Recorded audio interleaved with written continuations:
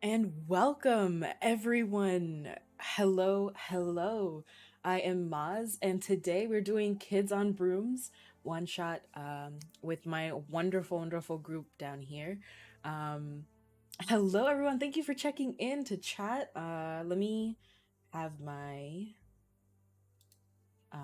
stream manager up so I can see y'all and say, how are you to y'all? Um, let's see real quick.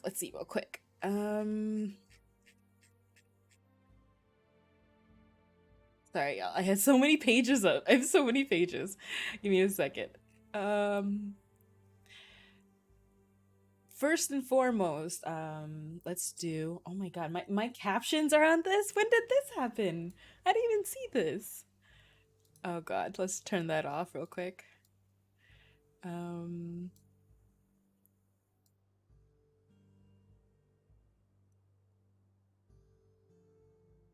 let's see if that works now. Okay.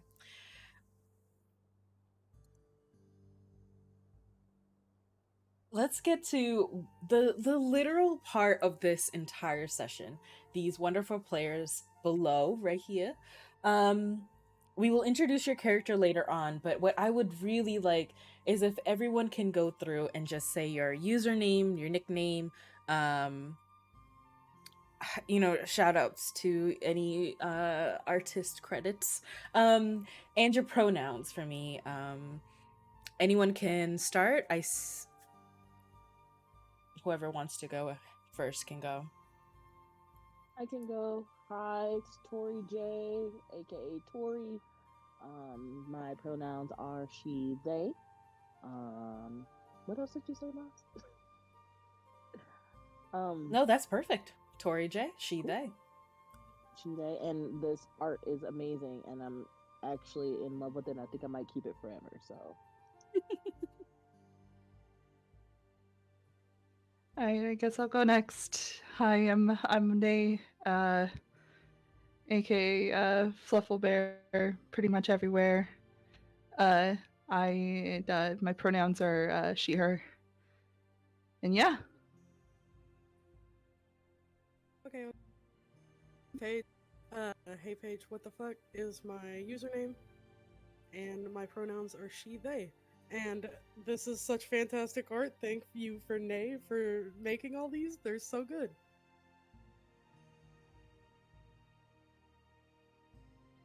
Hello, I'm so godly.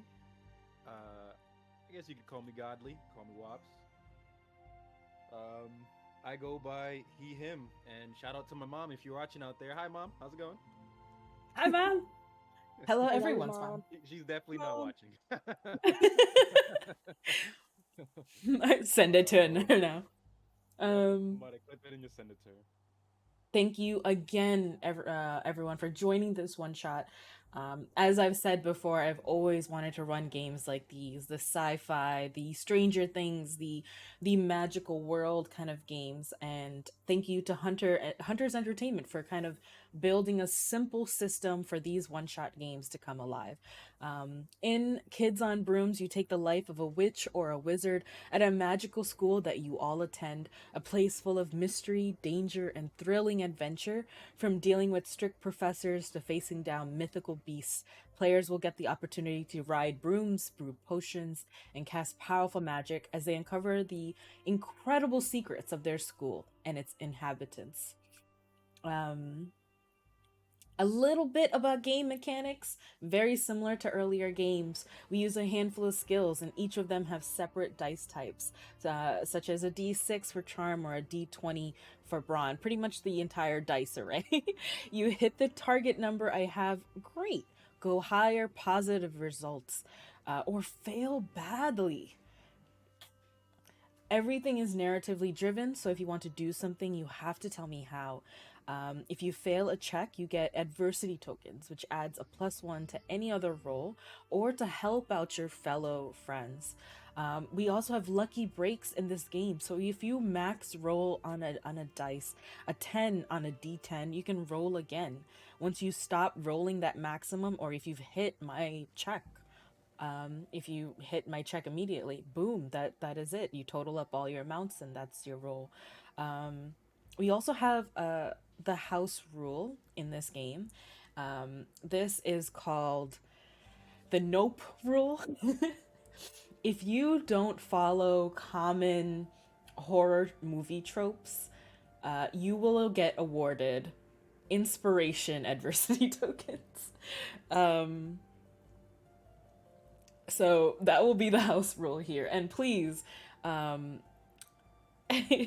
please. Oh, you know what? I did forget the channel points thing. That is what I needed to do. So let me do that real quick because Maz is tired and completely forgets stuff. Um, Actually, no, it's on here. Perfect. Great. So if you see the red channel points in there, you can award your players adversity tokens. You can award them an someone a reroll, or you can get everyone just prizes. Going, you know, like, you know what, they're going through a lot. Let's do it. um, so far, oh, actually, the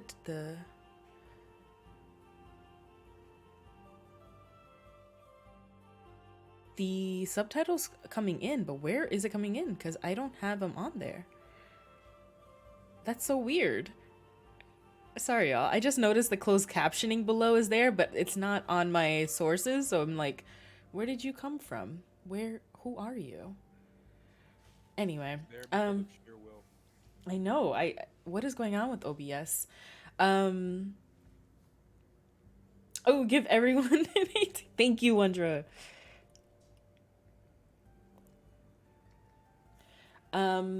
For adversity tokens for my players, I kind of put them on stream, and if I have a way to like portray in Discord, I would try to. But to see an update on how many adversity tokens you have, just have the stream up. And I think so far everyone starts with 3. But as we get started, quick safety check for everyone, slash trigger warning here. This is a horror one shot. And as horror one shot goes, this warning can include ghost, gore, violence, frightening, intense scenes, like immersive music, things that really kind of get you into that headspace. So, this is a quick safety trigger warning for everyone. But for everyone who is like understanding of that, please know that you can like step away for a second if you're something is bothering you. And for my players as well, please definitely message me on Discord saying like, oh, can we like fast forward this moment or something like that.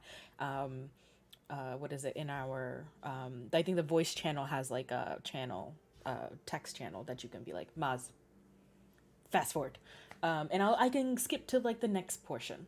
Now, as we get ready, let's get started. Everyone in chat, everyone on the voice call, are you all ready? Oh, I am ready. So Let's Overly go. excited. Let's Let's go. go.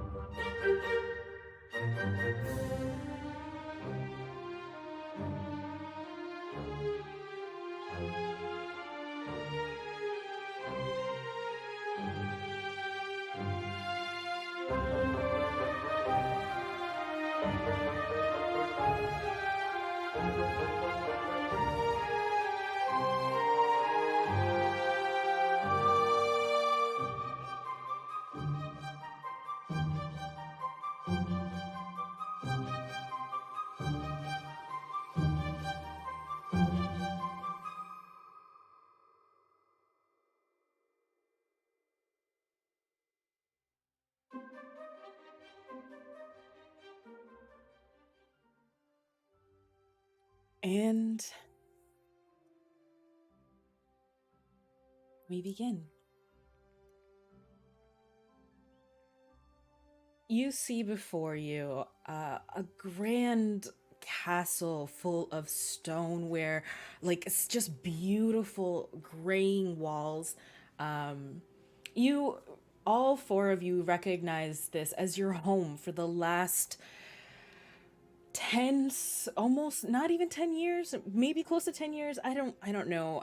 I think all of y'all started at the age of 11, so you've been here for a very long time.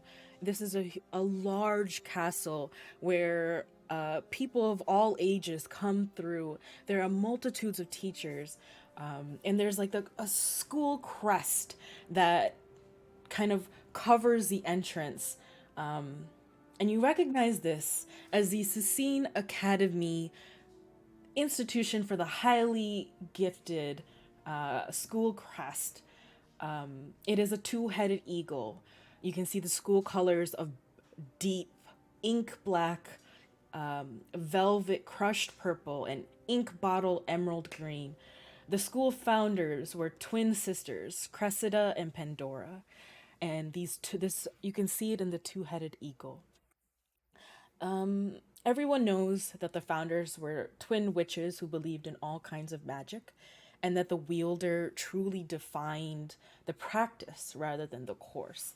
They believed education was the forefront of good decisions and a thriving community.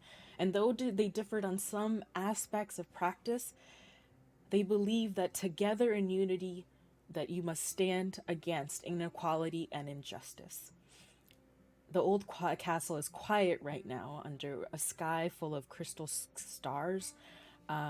You are all four in the academy hall where you have your study breaks.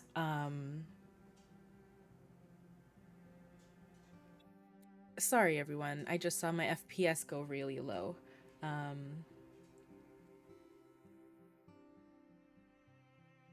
So give me 1 second to see if it comes back up. The teachers, everyone there, they all kind of congregate there for breakfast. There is food for everyone there. This is where people come together to hang out in this castle. And the light in this room, this is a huge, expansive room. The ceilings are so tall, and like incredibly tall. But what makes that height kind of less looming and frightening are these large crystals that kind of are grown. Where the founders had grown them on the walls, and now they are towering over you. And from within them, an enchanting light is what lights the hall all the way down. These magnificent long tables that go all the way from end to end, with a similar long table in the middle where all the teachers are seated. In front of all of you is this incredible window pane, gilded in brass, in shapes of magical symbols, runic symbols, all throughout, letting the night sky kind of pour in. This is the end of the Sanguis festival, and you all are enjoying the feast and food that is before you. As the dark sky was growing and growing in around you, deepened in like a slight maroon hue. For you all, it is the first week, the end of the first week for all classes for upperclassmen. However, this is kind of the first night for the underclassmen. The underclassmen come in a week later than you because of all their orientation, their first time, their class scheduling, the extra things that they require.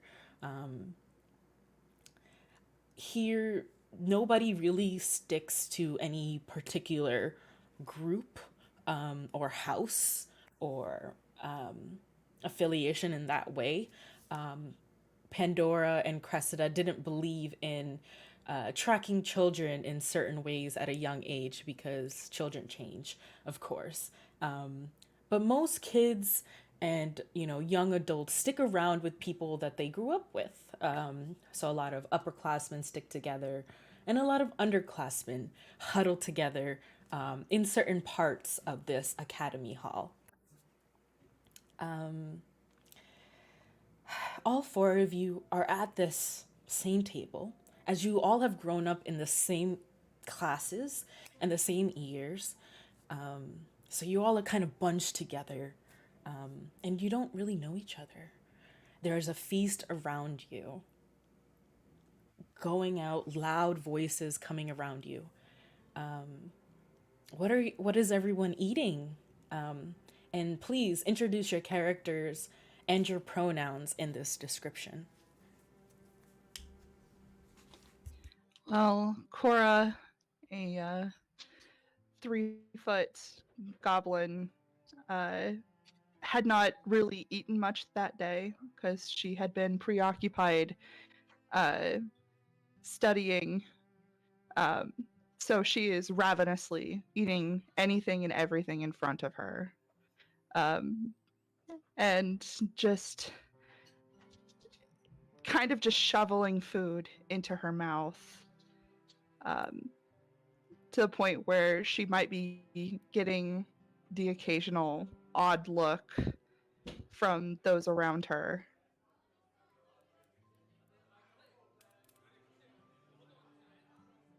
Rania is a 5'7"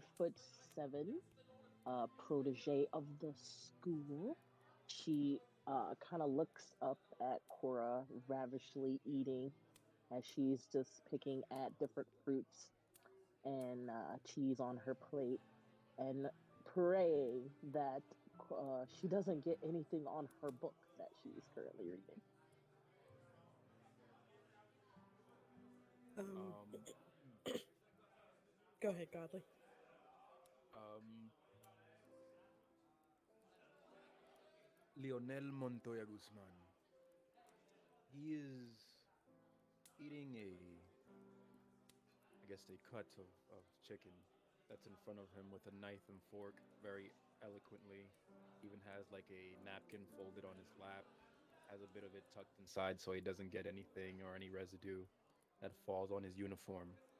And he also notices Cora just devouring this thing, but not disgustingly, just like, oh my God, does she not see that people are watching? And continues to eat, just looking down and continues to eat his piece of chicken with a salad on the side and drinking his regular, I guess, water. Um, Odette Asteria is just so excited about this whole festival. She loves all the sweets and everything that's around, and she loves Nay's or loves Cora's enthusiasm just for the food and everything. And she's just so glad that everything is going on and happy about all of it and all the decorations and everything. Cora would kind of notice that the others occasionally looking at her, and she'd swallow her last big gulp before picking up a roll off of her plate and offering it to anyone at the table. Is like, uh, anybody else want some? Odette will take you up on that offer. She's gonna take the role from you. Cora would gladly hand over the roll. Rania just looks up from her book and she's like, "This is interesting. You guys are cool." Before she looks back down at her book.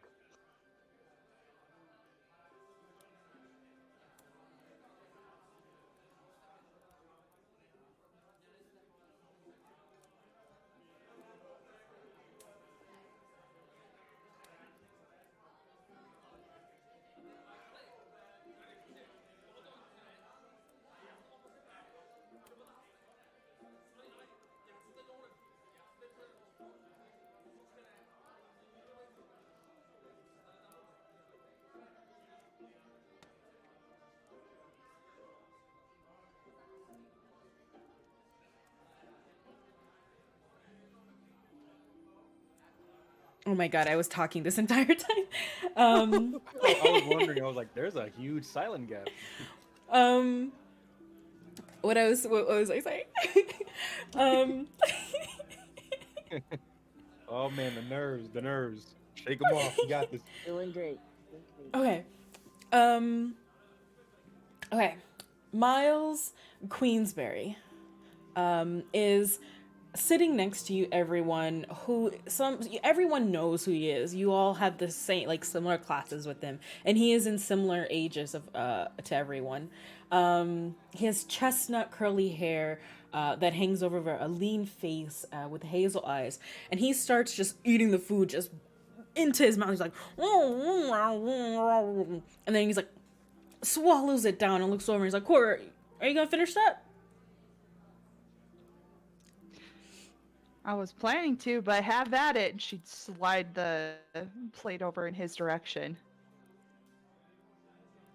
He like pulls it onto his hands, starts eating more. He's like, well, I'll be. This is such a good feast. I can't even imagine the last time we had something good as this.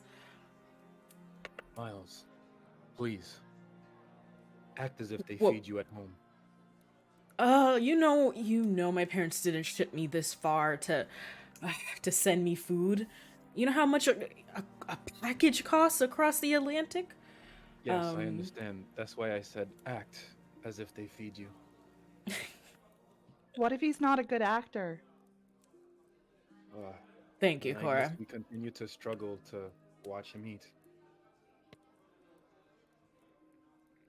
I don't care what he does as long as he just passes more of that fruit to your left there.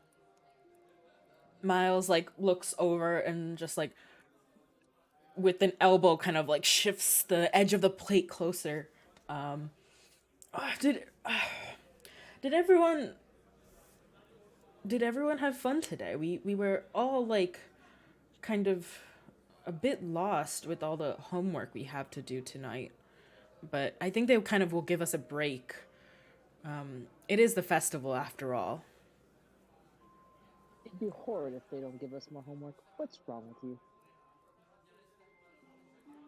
I've Did I actually just already hear you finished say quite some of more it. homework? You're not done yet? What's wrong with you? What was that, Leo? I said that I've already finished some of it. Hmm. So if you You're need always in your Nope. books. I And you're think always it's in your place. I think it's very strange that you decide to finish your homework so quickly. Me? Is it be- is it because you enjoy doing it?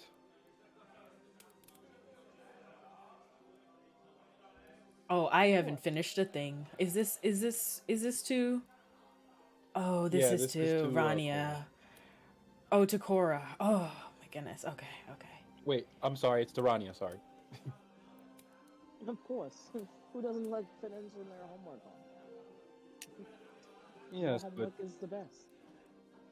that isn't is it fair. quite difficult to retain the information if you do it right away? You have days of break in between.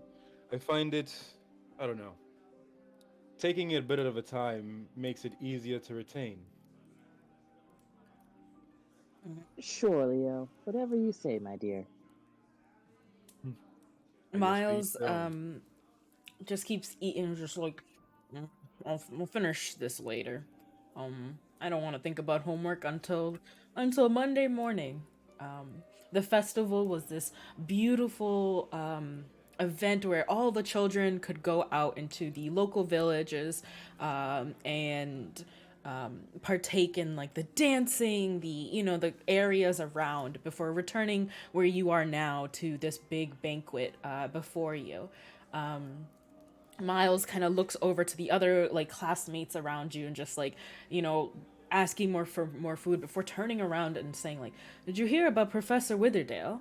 He got injured last week from another troll." How did that happen? I think it was bound to happen the way that he teaches that course. Who I cannot believe the headmistress hired him. He's just this bumbling little I don't know. I couldn't agree more. I mean, who decides to go fight full troll? I mean, it is troll defense, but It I don't think is. he defends very easily. I'm Miles sorry, laughs at Miles, that. but I'm sorry, Miles, but didn't you fail that class when you took it? It was probably because the teacher couldn't teach the course. That is kind of how I think of it, Leo. That's very strange. Rania, I remember aced that class. At least it was Yeah, but told. Rania aces every class. It's been 5 years of just Rania acing all the classes. I guess it's If the you type wanted of more outlook homework, you that could get you it have. done. I'm sorry, Leo. What'd you say? No, I was just simply saying that perhaps it's simply the outlook that you must have. I agree. The the voices around you are kind of getting a little louder, and you see the teachers kind of moving around. Some of them are still seated at their table. One of them is falling asleep, and people are just going around just checking in. And what comes before you is this almost standing 5'5", olive-skinned woman with like a goofy feel about her, and she has like a noticeable little birthmark on her cheek, and she hides it from view with like some curly hair. Her hair is just frizzy curly hair, big wide glasses, and you know this to be the headmistress Allegra Evercreech. Headmistress Evercreech comes over and says, "Hello, children. Are you enjoying the food?" Hello, headmistress. It's very good. Oh, Cora would good. just be able to put a thumbs up as her mouth was currently full. Oh, yes, Cora. I see you are enjoying this. Very well, very well. And Julio? It is quite tasteful, yes, but more of us seem to be enjoying it much more than others, and I gesture to Miles. She lets out this little goofy laugh and just turns and says, "You know, my times in Bosnia, all I could think about were the trolls. I would run around just grabbing things, eating the local villagers' food," and just starts getting into this rendition of her, pretty much her thesis about trolls. Not only does she talk about trolls, she has 6, 7, 8 editions of her adventures in, fighting trolls and giants, or at least learning about magical defense. What was that one's name? Oh my goodness, what was that one's name? You mean Zarek, do you Zafrodi? remember that one? And she's just talking to herself pretty much. Just loves the sound of her own voice. Just talking about another troll that she apparently met and defeated. And just turns to the person behind her, who's standing with arms behind his back. Zarek, what was his name? Oh, the wretched smell on the creature. Behind her is the professor for astral mending and the assistant headmaster, Zarek Arabel. He's tall and gangly. He has like pasty skin, with like tired dark blue eyes, thick eyebrows, and like defined cheekbones. He has straight hair that kind of like waves at the ends. And it's obvious from his face, the demeanor, his eyes that he is unfriendly. And you can see from his hands he has jagged like cuts on them all the way down. And he looks at the headmistress and says, "I wasn't there, headmistress. I wouldn't know." What is he the professor of again? Sorry. He is a professor for astral mending. Okay.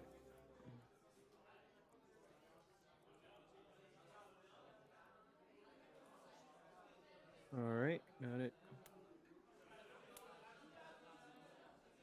Astroman. Miles kind Partner of kind of hears the conversation between the two of them, and being that she aced the troll defense, she kind of pipes up and she goes, "Do you mean the Zara? Is that what you mean, headmistress?" ooh, could you do a brains check of 4? I sure can. 1 second.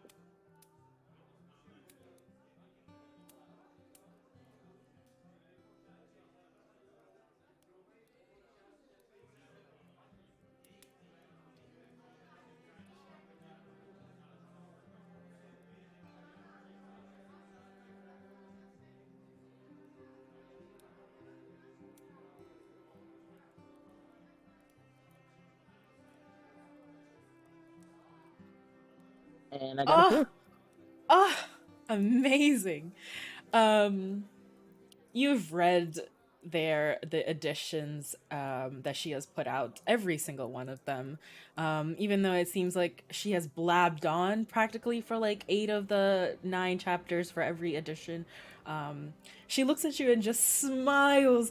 Oh my goodness, Rania, I cannot believe you remembered. What a grand fight that was. I was standing right in front, just ready to. And as she's just describing this fight, like as if she's on horseback, Professor Arabelle behind her just gratingly like sighing.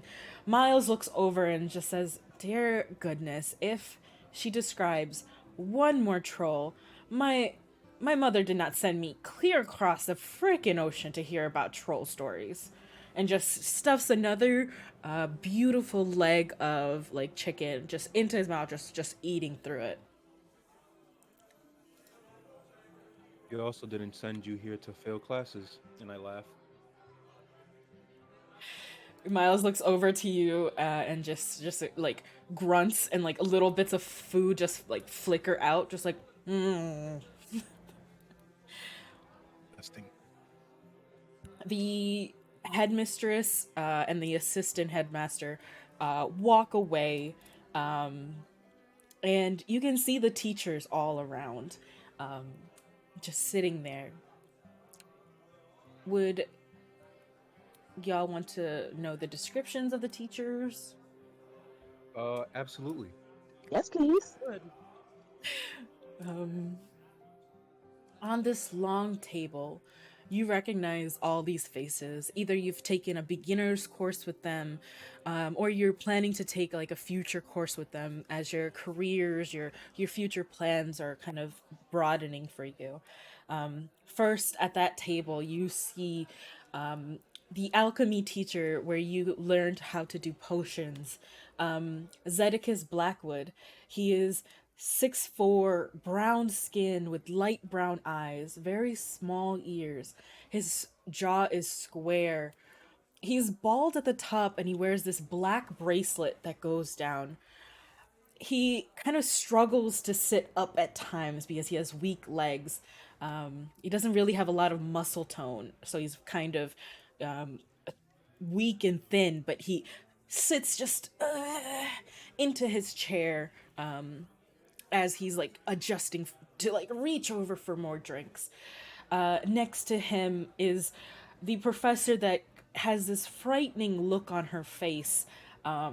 Sinistra Harkness. Professor Harkness is the teacher for demonology. Also 6 foot, really tall, black skin What's her tone last with name? Sorry. Professor Harkness. Harkness. Okay.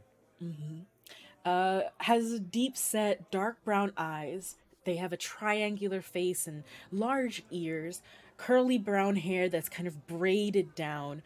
But the one thing that you can recognize from Professor Harkness is the tattoos fully covering her right leg and left forearm all the way up. She is kind of ready to go to bed at this point. Um, sorry.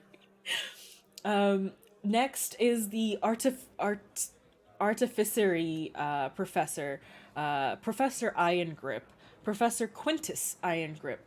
He's 5'2", very short, olive skinned, stern gray eyes. He has wavy eyebrows and wrinkles to match, ears that stick out, and like a cleft chin. He's also bald. He looks just like his eyebrows are always in this position, just like conniving. And but the weirdest thing is not even that face. It is that he wears this foundation that gives him the look of a corpse, and like dark eyeliner, like bushy eye,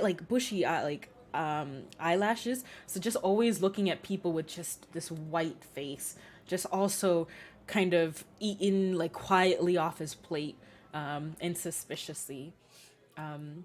Next to Now, him, which is the no? Which professor was that? that is the artificery Yeah. artificer. Yeah. That's the Yes, artificer. Yeah. artificer for a class. Awesome. Languages. It's the best Um, professor ever, of course. Artificiary. I'm assuming is the word. thank Artificiary. you. Yeah, yeah, I'm so struggling. It's a hard word.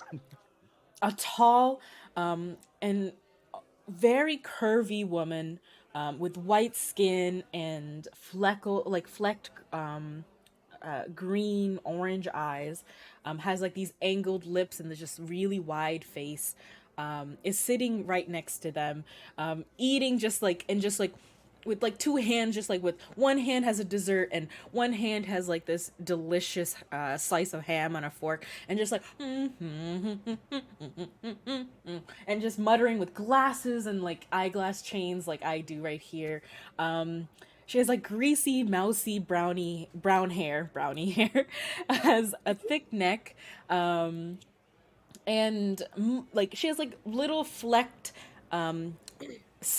constellation tattoos on her knuckles, on her like around her neck, and she seems just like really weak, but like in a adorable way. And that is your cosmic fascination or astronomy class. And this is Professor Endora Westfall. With her, she's muttering next to her the professor that Cora is familiar with. I'm sorry, what's her name again? Sorry, I was writing down. Endora, Professor Endora Westfall. Oh yes, I posted the picture of all the names on the Discord if you're interested. Professor Westfall is talking to a professor that everyone's familiar with, in some sort, Cora mostly. The professor for cryptozoology, Professor Nim Rosmerta, 5'1", honey skin toned, expressive green eyes, neat eyebrows. She has like fine medium brown hair and just self-sufficient. You can see a little bit like of feathers on her uniform and her robes, and she like just fur. You know, for anyone who's owned an animal, she clearly knows that she cannot escape it. So her entire like flecks of just animal fur, they're just talking to each other like back and forth while Professor Westfall just humming because they're so happy that the food is so good, as I do as well when I have delicious food. Sitting, oh yes, sitting quietly to themselves and kind of just, if they were drawing on the tablecloth, but mostly mapping certain things out and scrambling and writing certain notes, is Professor Lilith Brackwell, who teaches divination and arithmancy. They're tall and coltish, golden brown skin, big, stern brown eyes. They have like hollow cheeks, and seems very emotional with metallic eyeshadow going across. And you can see from even this distance, they have multiple piercings across their face. And in certain coordinated ones on their ears, that kind of seem useful for some reason, but you would never ask, because they would talk to your ears about the prophecies that they think it holds. Also on the table, completely asleep, the oldest teacher that you know, Professor Millicent Dawnseeker, who teaches ethics of the arcane. This is a class, of course, it just talks about what is ethical in the magical world. They're short and muscular, reddish brown skin, sunken dark deep blue eyes, large lips, with like a very straight nose. And she has like a large port wine stain on her chest that kind of comes out onto her neck a little bit. There's a large chair that someone is missing, and you all know this to be the chair of the magical phytology teacher, who teaches about plants, a beautiful centaur teacher called Professor Softgrove. He isn't here for now because he doesn't want to sit in a very uncomfortable chair being a centaur. He has caramel skin, cold brown eyes, and he looks similar to the native indigenous people of this region of North America. And he has black hair that comes down, braided with certain beads. The only difference is that he has just he wears like floral vests. He doesn't really wear anything for his like centaur portion, but he does wear like floral vests with Yo, really really nice shirts that are folded up on the sleeves. He's not here currently, but that's where he would have sat, in that large chair. um no pants, oh my cheese. that's what um I was saying. I was like, yo, this man's just letting it all hang. I mean, can you To find pants that fit a horse butt? can you Magically. um they don't they you know they're going to continue on, and hopefully nobody asks questions is kind of how they work. Two other teachers are also talking, muttering to themselves just about everything. The magical combat and defense professor, Reina, spelling differently from Ronnie, of course. Reina Arcadia. Professor Arcadia is short, slender, brown eyes, tannish skin. They have like luscious brown hair that's like streaked with shades of steel, like just gray going down their hair, and has faint freckles all over their face. And they're talking to Professor Meadowgloom, Professor Isolde Meadowgloom, who teaches magical maladies and treatments. They're very tall and also very curvy, with green eyes and a broad nose. They have curly black hair, with like little like smudged lipstick and pastel eyeshadow, and has what looks like a tinted glasses right at the edge of their nose. And they're just always like, why are you here in this medical wing? You should you be back at class? Kind of that look always, even when they're not even asking that question, they're just always like looking at you as if you shouldn't be talking to me. Sorry, what's this person's name? This professor's name? Professor Meadowgloom. Professor Meadowgloom. Okay. And don't worry, this is just to get you introduced into the world. And anytime you want me to repeat what their names are, let me know and I will tell you. All in the back are other classes that maybe you've been in. You see Professor Witherdale kind of like with his leg in a stretcher, kind of like, not a stretcher, but like wrapped around with bandages. He has a couple scrapes and he's just sitting there like, okay. He's very tall, but very, very thin. And curly hair, and has like a scar on his right arm, and it's like a long, messy goatee with like little food. And it's not because he's messy, it's just he's injured, so he's just sitting there like, okay, just here. Okay, can I have a spoon of that? Thanks. Okay. Oh my goodness, this hurts so bad. Okay, turning. Excuse me. And they're trying to move their chair, but their leg that's kind of in a, wrapped, hits the professor next to them, Professor Vin Devereaux, who teaches temporal shadow magic. He's solidly built, dark skinned man with sunken eyes, and he kind of has like wiry red hair, just like coiffed down, like really smoothed down, with a crooked smile. And he has like a mark up his neck that comes to right under his eyes, and he just looks at like Professor Witherdale, just untrustworthy, and just goodness, and just instead of moving his chair, he just gets up and sits somewhere else, not even helping Professor Witherdale. Just, oh, God. And there are a couple other teachers as well. The teacher for rituals and evocation, the professor for subtle mending, Professor Leomond, and for Professor Serafina, both of them just talking and eating. With the last professor, Professor Aylmore Onyx, who's also tall but more wide than he is tall.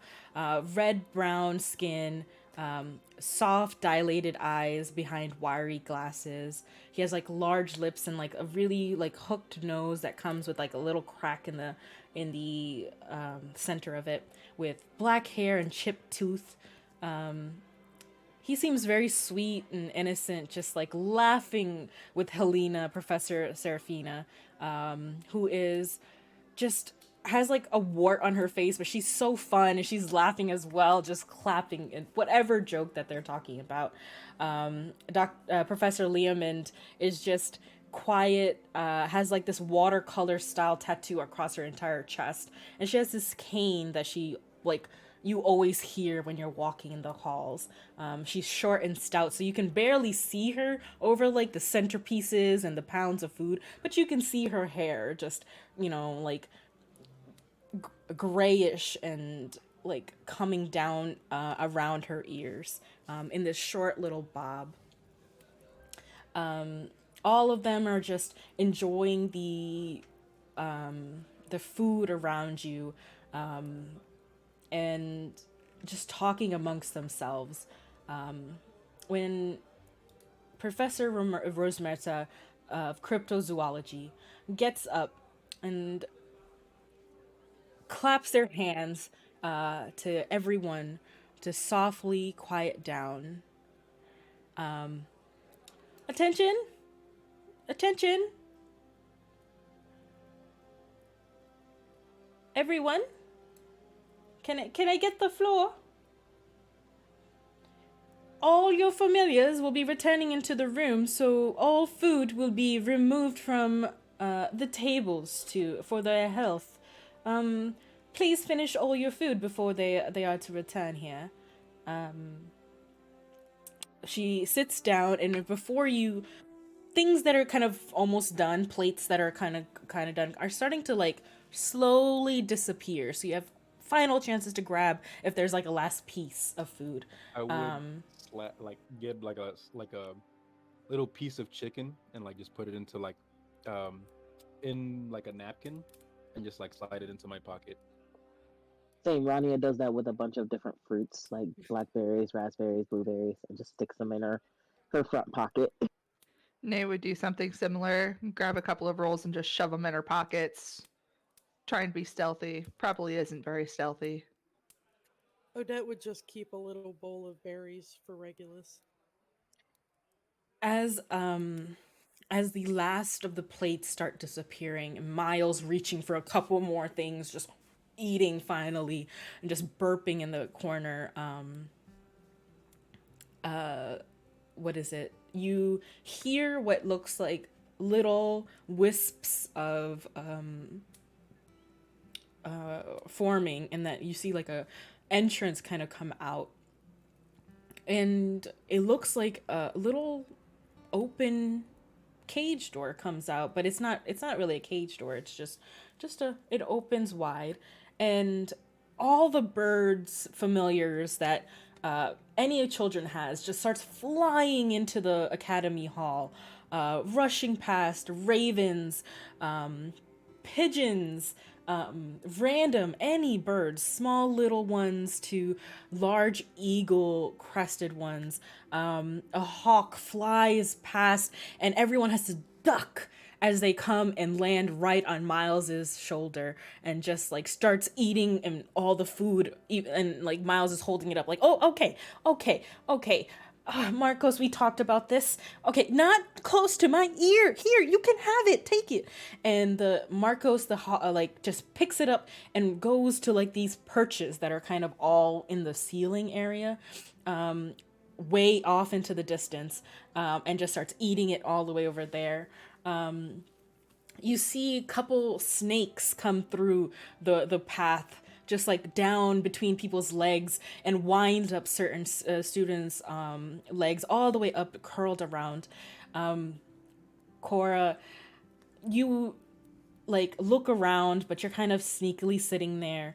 Rania, you see obsidian fly down, like beautiful ink black wings fly down straight, perfect, and land right in front of you, just looking at you, and just with a word that you can hear yourself but not everyone else can hear, just says, well, I hope you saved something for me. Of course, Obsidian. And she pulls out the berries and just places them on the table. Of course, they're Obsidian, all your favorite. Thank goodness. Obsidian just starts eating it just slowly, just like as a bird does. Um, you see little dogs bounding out of this little area, kind of coming around. You see little pets, and then you see what looks like to be this flesh colored, slinking thing coming around the bend. Their face just obviously perturbed, just annoyed, and just like has what looks like a face full of frosting, comes around the corner, hops onto Leo's lap, a sphinx cat named Amon, and looks over and says, "Do I have any frosting on my face?" Is that what you were doing? Eating pastries? Well, if they were to just keep it out for all of us, maybe we would get a chance to eat some. And it just starts licking it like all over. Next to you two, a black barn owl has like is soaring around Odette, trying to land but is kind of bothered and just talks to Odette and says, "There's too many noises. I don't want to sit here, Odette. Do you wish me to come?" Regulus, you can come and get these berries that I saved you, and if you want to perch up there, you can. Will we talk later? We can. Just stay close so I know where you're at. Of course. He flies down, lands on your shoulder really gracefully, grabs a couple, and flies to join the other birds perched away. It's quieter here. For everyone, they're kind of greeting their familiars and holding them close, feeding them, talking to them, bantering with them. But Cora didn't let little Ozzy go. Ozzy was still around their little neck, completely quiet in the sleep, and it curls out, a little tail comes out behind Cora's big ear, and Ozzy yawns as he like climbs up the hair and right on top and says, "Can I come out now?" Sure, buddy. "What do you have to eat?" Well, sadly, bugs and crawlies weren't exactly on the menu tonight, but we'll be sure to get you something tasty on our way back to the room. "Okay. It's nice and warm here. I can't wait till we're asleep again.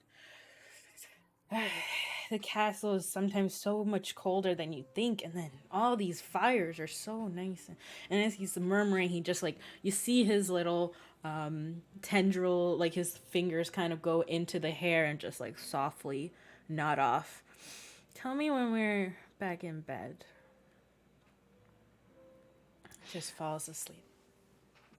Cora would just chuckle lightly as to not wake him. Um, at this moment, the familiars are all looking at you. Regulus kind of looks at Odette and says, "What? There's too many of them out here. How do you even think here? I don't even. So many noises, even in the owlery. There's too many birds." But he's just thinking to himself. But when he turns to you, and you can see, like, since he is an owl, his head like goes 180 and just down, and says,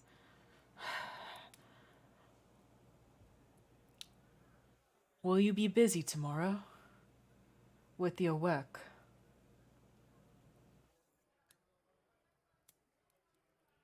Sure how busy I will be. Hopefully not much. "No, you and your homework." Amon just like curls up around Leo and just says, "My goodness," just grumbling, and looks over and just has like a little evil laugh and just,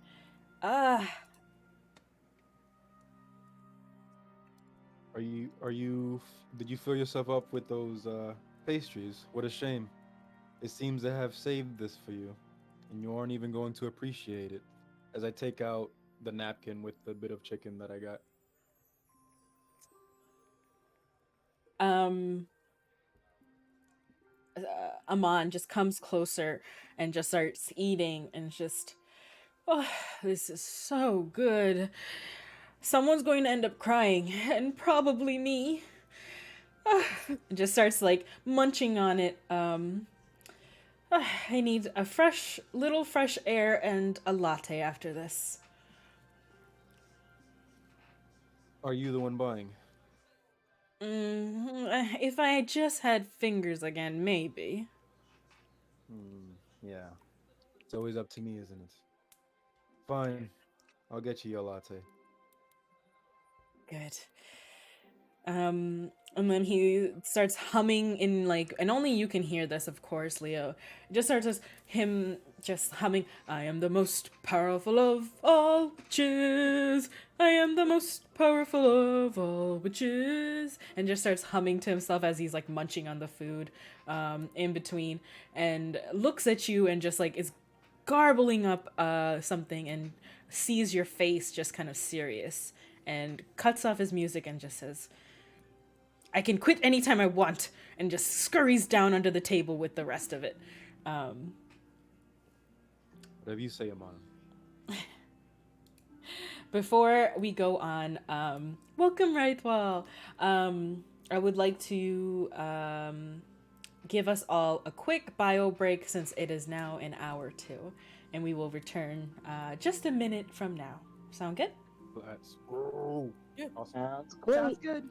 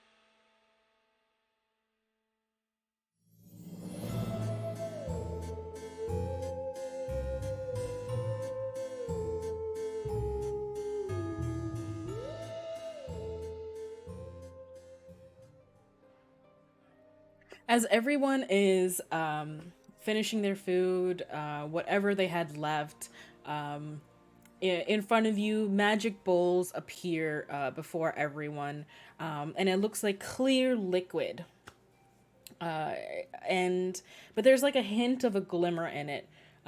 Miles looks for it and just starts like washing his hands, and it starts immediately sudsing up, like as if the water just interacted with his skin, and just like pours it again into like puts his hands into it again, and just like when he pulls it up for the second time, the water that rinsed off the suds is slowly drying as it comes down, and before even the drops touch his sleeves and wet them, it completely dries up. And he's like, okay, all done. As soon as he says that, his particular bowl of clear liquid just vanishes with all the traces of everything he's touched that evening. At least you clean up nice, Miles. Got to, bud. Well, do you feel better? Your fingers are probably less sticky. I know that was a pain.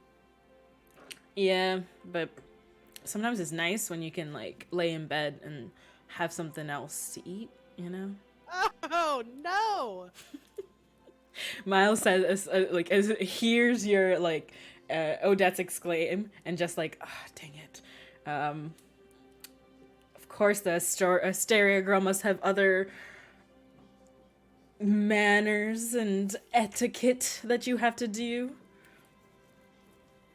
I would like to think that I'm not crazy about manners, but the thought of you munching your fingers later in the night, you're touching door handles, makes me worry for your health. We have magic. We can just. Someone cleans them in the night. You know that. You can't magic away pneumonia. Cora would nod at that, kind of horrified at the thought. Next to you are a couple of like other students.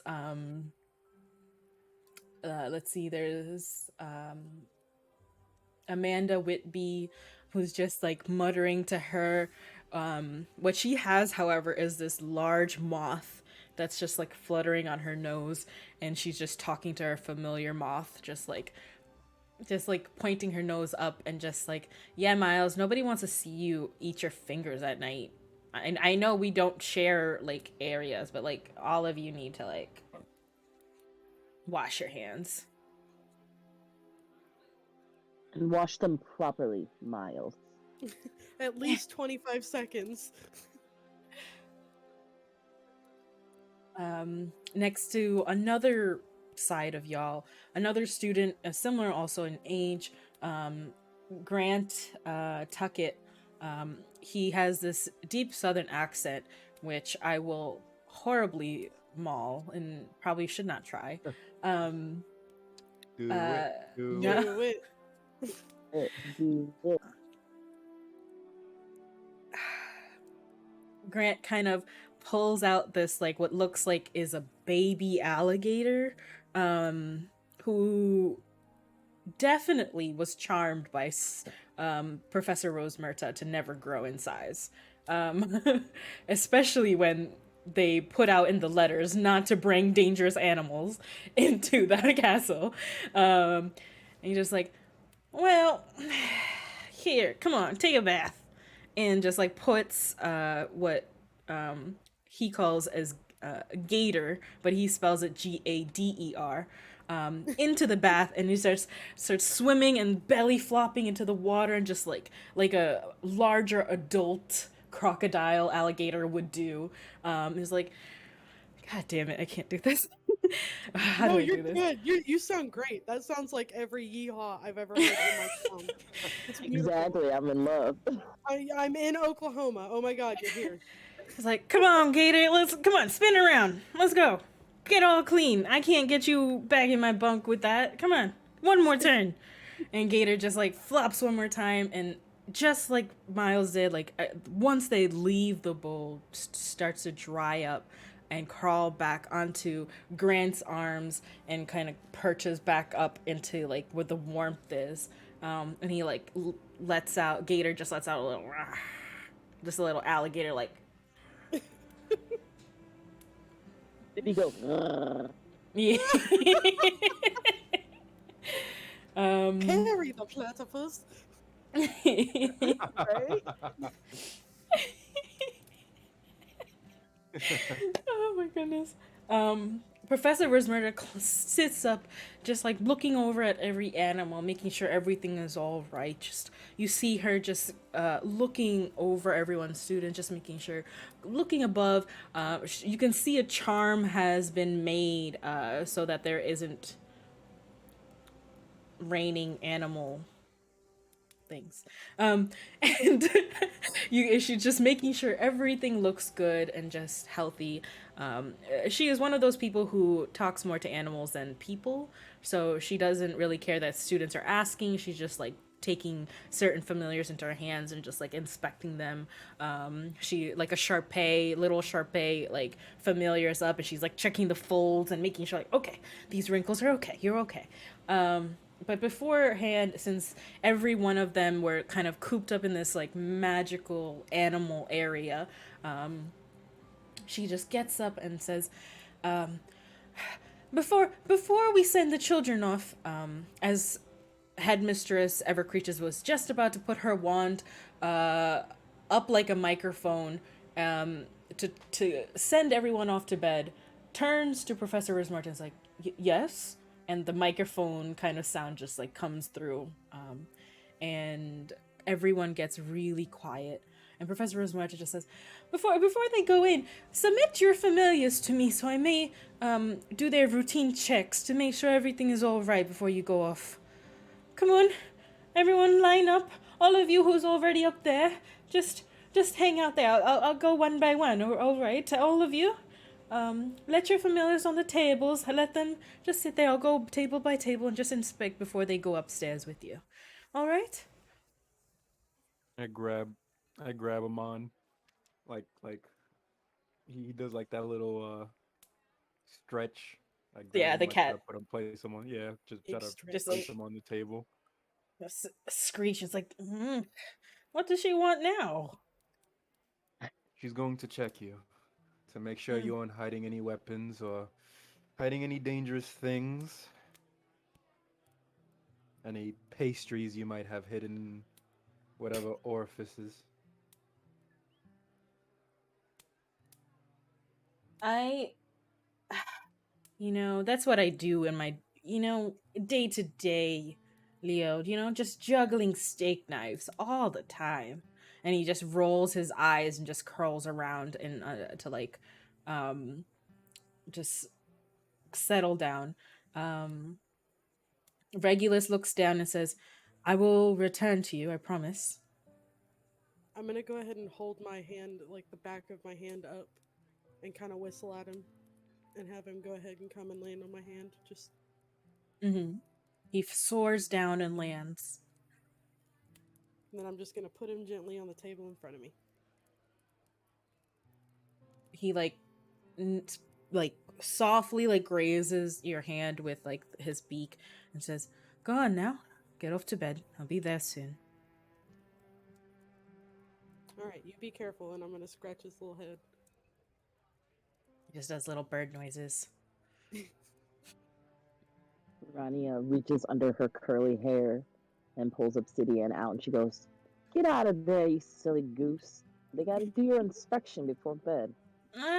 Why do you? This was tangled. Ah, and just squawks at you just a little bit. It's like, oh, and then he kind of falls on a little because his legs kind of a little trapped. He's like, okay, we gotta talk about this later because you might need help. Did you Just clearing tangle all these my tangles. hair again? I didn't tangle anything, okay? Yes, It was you tangled when I did. got in there. No, you silly goose. I I brushed my did hair this nothing morning. wrong. Okay.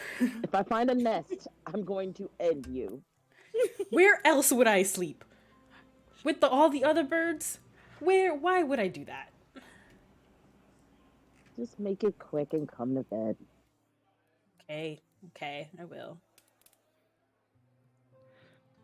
Cora would try to look up at her head, and realizing she couldn't actually do that, she'd take a finger and start gently poking the lizard lump on top of her head until she'd feel him move about in some form of awakeness. Ozzy kind of like does the lizard kind of like, wait, what are you doing? What's happening? Kind of, oh, I'm in the air. There's cold air. Oh, kind of like face, just judgmental eyes, just like looking around, like, what's happening? And just like, wait, where are we? Where are you setting me down? It's cold. It's cold. It's cold. It's cold. And then so finally like settles down next to what was like the warm bowl that's like left on the table. Just like, okay, this is nice and warm.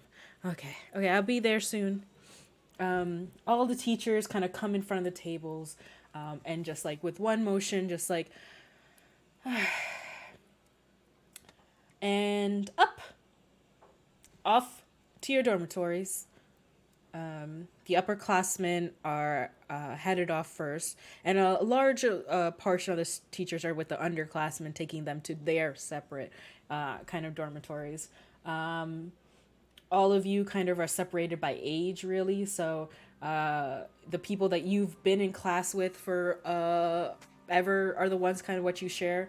The dorms are co-ed. There's like just beds like lined across like around certain areas, and it just depends like where what age you are, really. The lower floors of the castle are where the dormitories for the underclassmen are, and you go higher and higher above, depending on how old you are, and as you're like walking past all of these like halls, you walk by what you are familiar with, the corridors to the alchemy hall, the corridors to the magical phytology greenhouse that's like at the center where Professor Softgrove actually even sleeps as well. It's like a almost literal like forest within a house. And another wing that you see, actually you see Professor Devereaux kind of standing in front of, and you see this like glistening warding magic over it, and it doesn't make any sense. You don't really know why, but it just covers this corridor that you're familiar with that opens up into this big room, and it's called the Sanguis Lunae Hall. And all of you are familiar with it. There's like the stained glass ceiling, completely gorgeous like work all throughout it, and it comes from the ceiling all the way down into a window, and it's just a beautiful opening hall. And you're not sure why there's warding magic, but you're just past that there. And you crawl slowly but steadily through the maze of stairs. For those who are in wheelchairs, the stairs turn into ramps. And for those who are struggling, the stairs kind of help them go up. And you come to your dormitories. Poster beds with beautiful curtains come down in either purple or green, like back around, all the way around, like a winding circle. And here you are. Here everyone is ready for bed. Well, as soon as I can, I'm going to immediately just wash up. Um, is it one of those things where it's like the washroom, like the I guess uh like the washroom or whatever is like separate from where a person sleeps? Mm-hmm. It's Okay. like if it's like a circular room area, the central area is like a group bathroom, like in dormitories in Yeah, yeah, or yeah. in a college kind of thing, where you kind of walk to the Hmm. bathroom. So I would go. I would grab my like I'd grab like a toothbrush. I'd grab my soap. I'd grab my towel. I'd grab my change of clothes, and start heading there to freshen up to get ready for bed. Yeah, Odette would be doing this pretty much the same thing, but she would be hovering around her a little bit longer, waiting for Regulus because she doesn't like to not have him in the same vicinity. Cora would be getting Ozzy's little bed area ready so he could already be napping while she's finishing up her daily routine.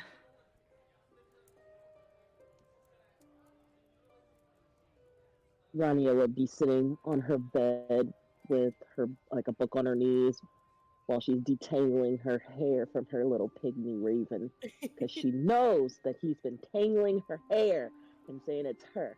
So she's like slowly brushing her hair out and waiting for him to come back. You see, it's getting later and later. And one by one, this is a lot of animals. One by one, you see a couple of them coming up to the other ones. You see Grant and Gator kind of curl up. And the other students who haven't, their familiar hasn't come up yet. They just go to sleep. And it's getting really late. So the teachers are going around. Okay, lights out. They'll be there. Everyone now, go in. Right now, the person who's talking to you is actually Professor Serafina, who does rituals and evocation. She's like, come on, lesson, tuck in, all of you. They'll be here, looking over to Rania, Cora, and Odette, saying like, they'll be here, Rosmeta has a lot of things to finish up. Come on. You too, Guzman. Get straight to bed.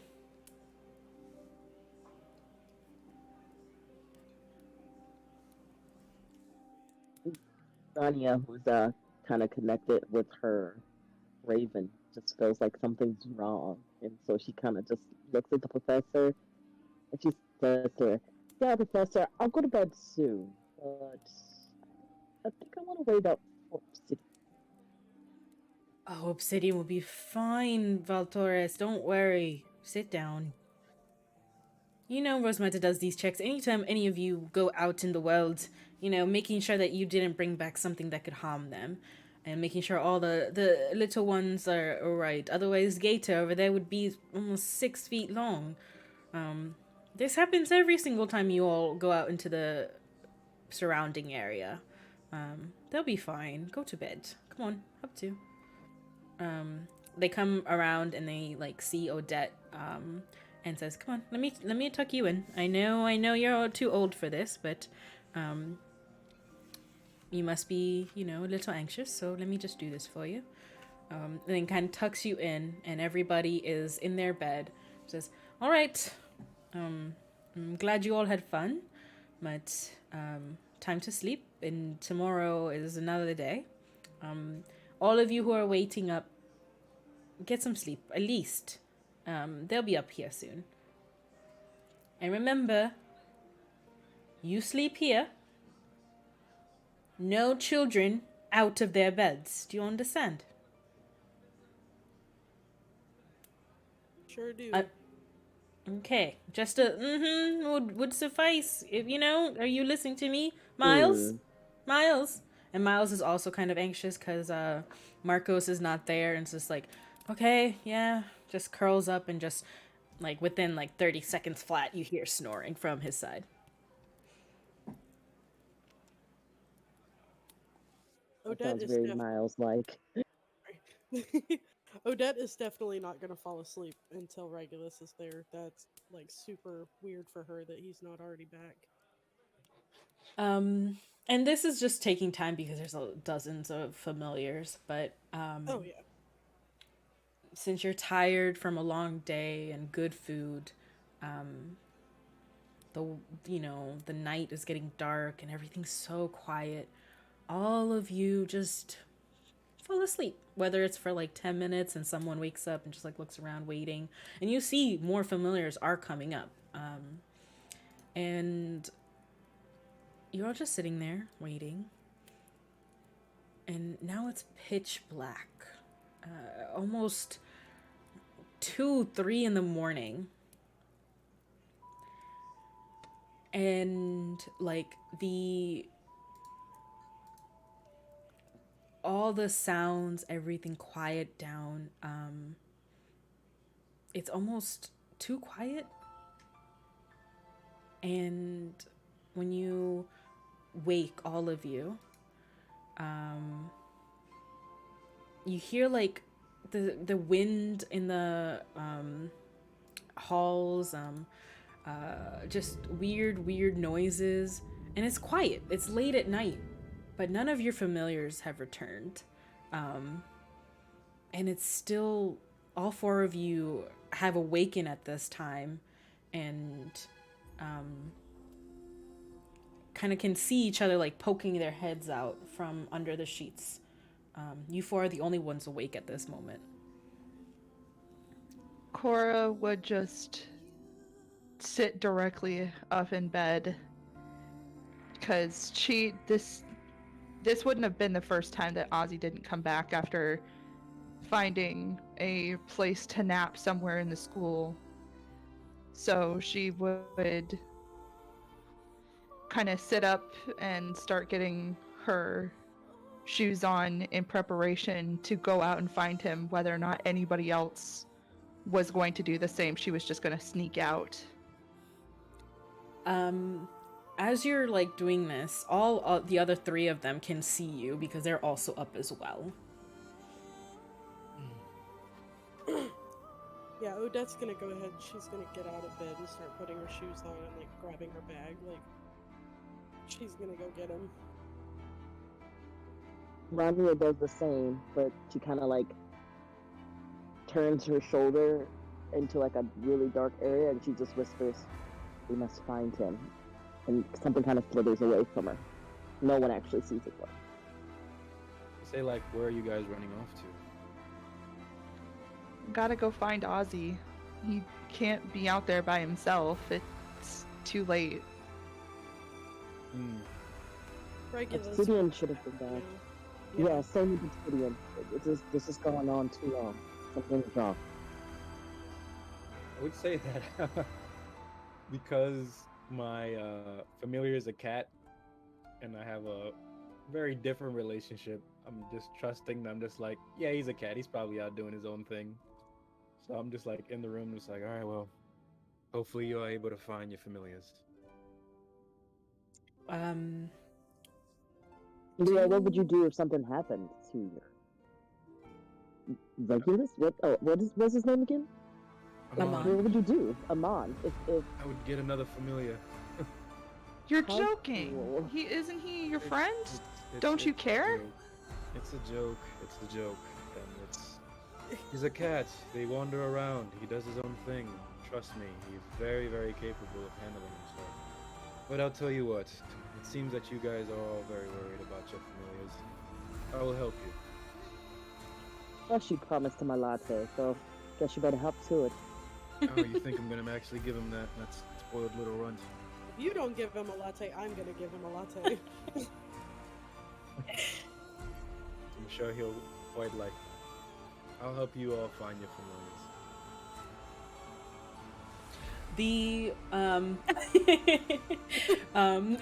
The doors to your dormitories creak almost too loudly, and you can hear distantly there is what looks to be the patrolling suits of armor that you're familiar with. They're walking around, through the halls, and if they were to catch you, will bring you right back here to your room. So for every moment out of here, you have to do a flight check, and I'll tell you when, to see how sneaky you are from this point. So I was wondering if I can spend a token because of the strength that I have to check my surroundings to see, like, as we're wandering about, I want to check my surroundings to see if there's any peering eyes, any like guards or sentries that are walking around to see if students are sneaking out of their rooms at night. It's Yeah, because I have the intuitive feat, and it says the GM must answer honestly. can do it. How many adversity tokens is that? It's one. Okay.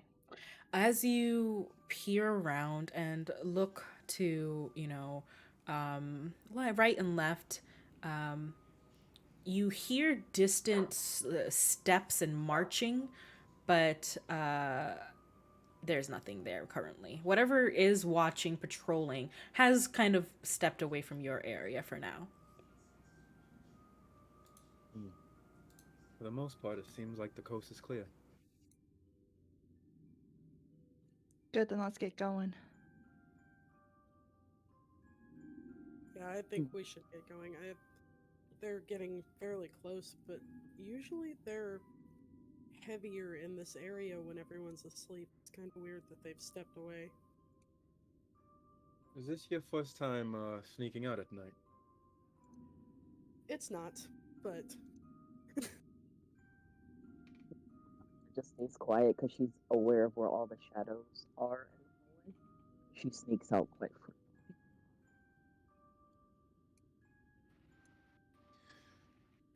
I remember my first year here. These halls seemed haunting a bit. Yeah, if you're not careful, that's something might hit you. Just be careful.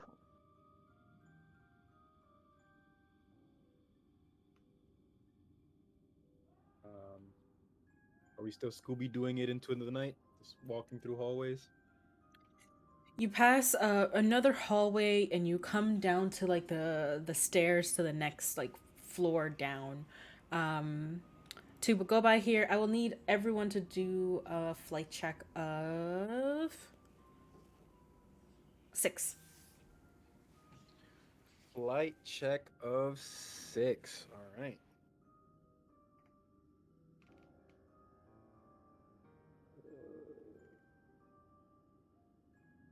What do I? Oh, okay. What was that noise?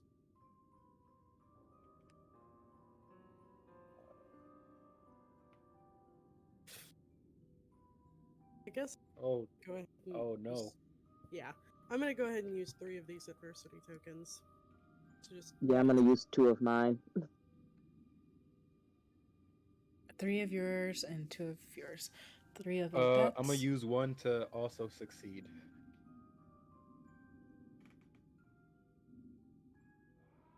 2 of yours, Rania. Correct. Oh my goodness, Nate. And he one said of I got no Leo. issue. Nothing. No issue here. Not a single Um, issue with the sneaking. Boots of elven So kind on that one. That's what you get for being small.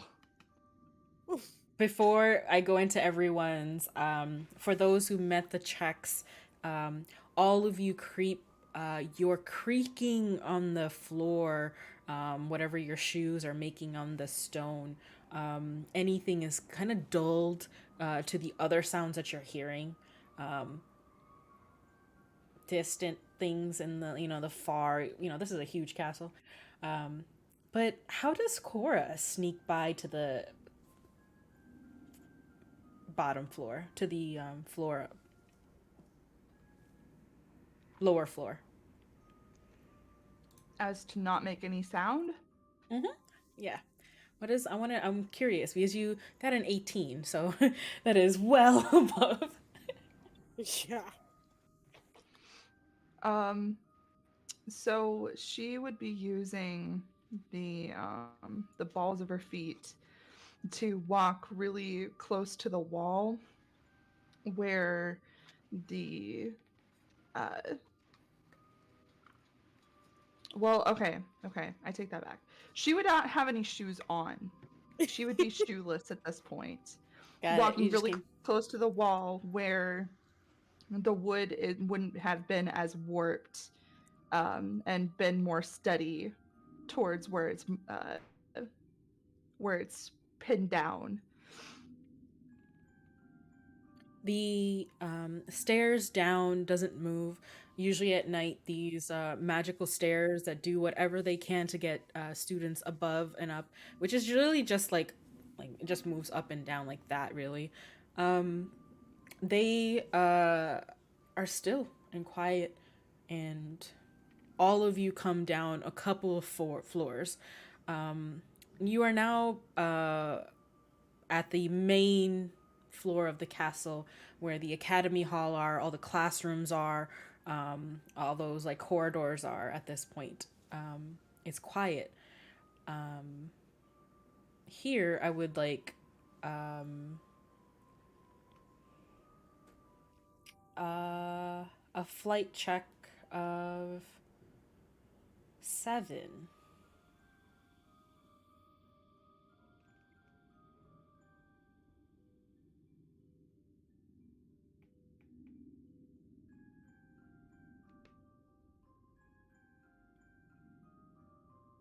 All right. Flight Oh, check. Okay. I'm gonna get Bro. wrecked. Question: are we using our plus for Yes, yes. non-magic? Oh well, let me roll again. Hold on. Yeah, yeah. 'Cause You're if you have a stat, Cool. if you have a oh, stat okay. for flight, use that one. All right, Godly. all right, chat. Lend me your energy. Come on. D6. You know, it actually makes sense. So, ooh, I got a 6. All right, you Yes. know Roll what? again. Nice. Oh, you said roll again? You got a 6 out of 6, right? Yeah, I got a 6 out of 6. All right. Sorry. Let me. That makes more sense. I got a 9. I was like, why is my stat so low? And I was like, yeah, that would explain Oh, it. Stat my God. modifiers for the win. Amen. All right, I got a 6 and a 4. Let's see. So, as you are all coming finally to the first floor, you know that there's more patrols on this floor. You can hear the clinking of armor kind of around, walking, just sharp sounds coming. And let's see, really quickly, I am.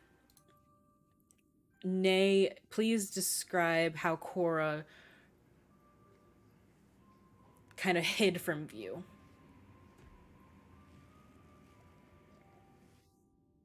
So, can you describe the corridor a little bit so I know what's available to use?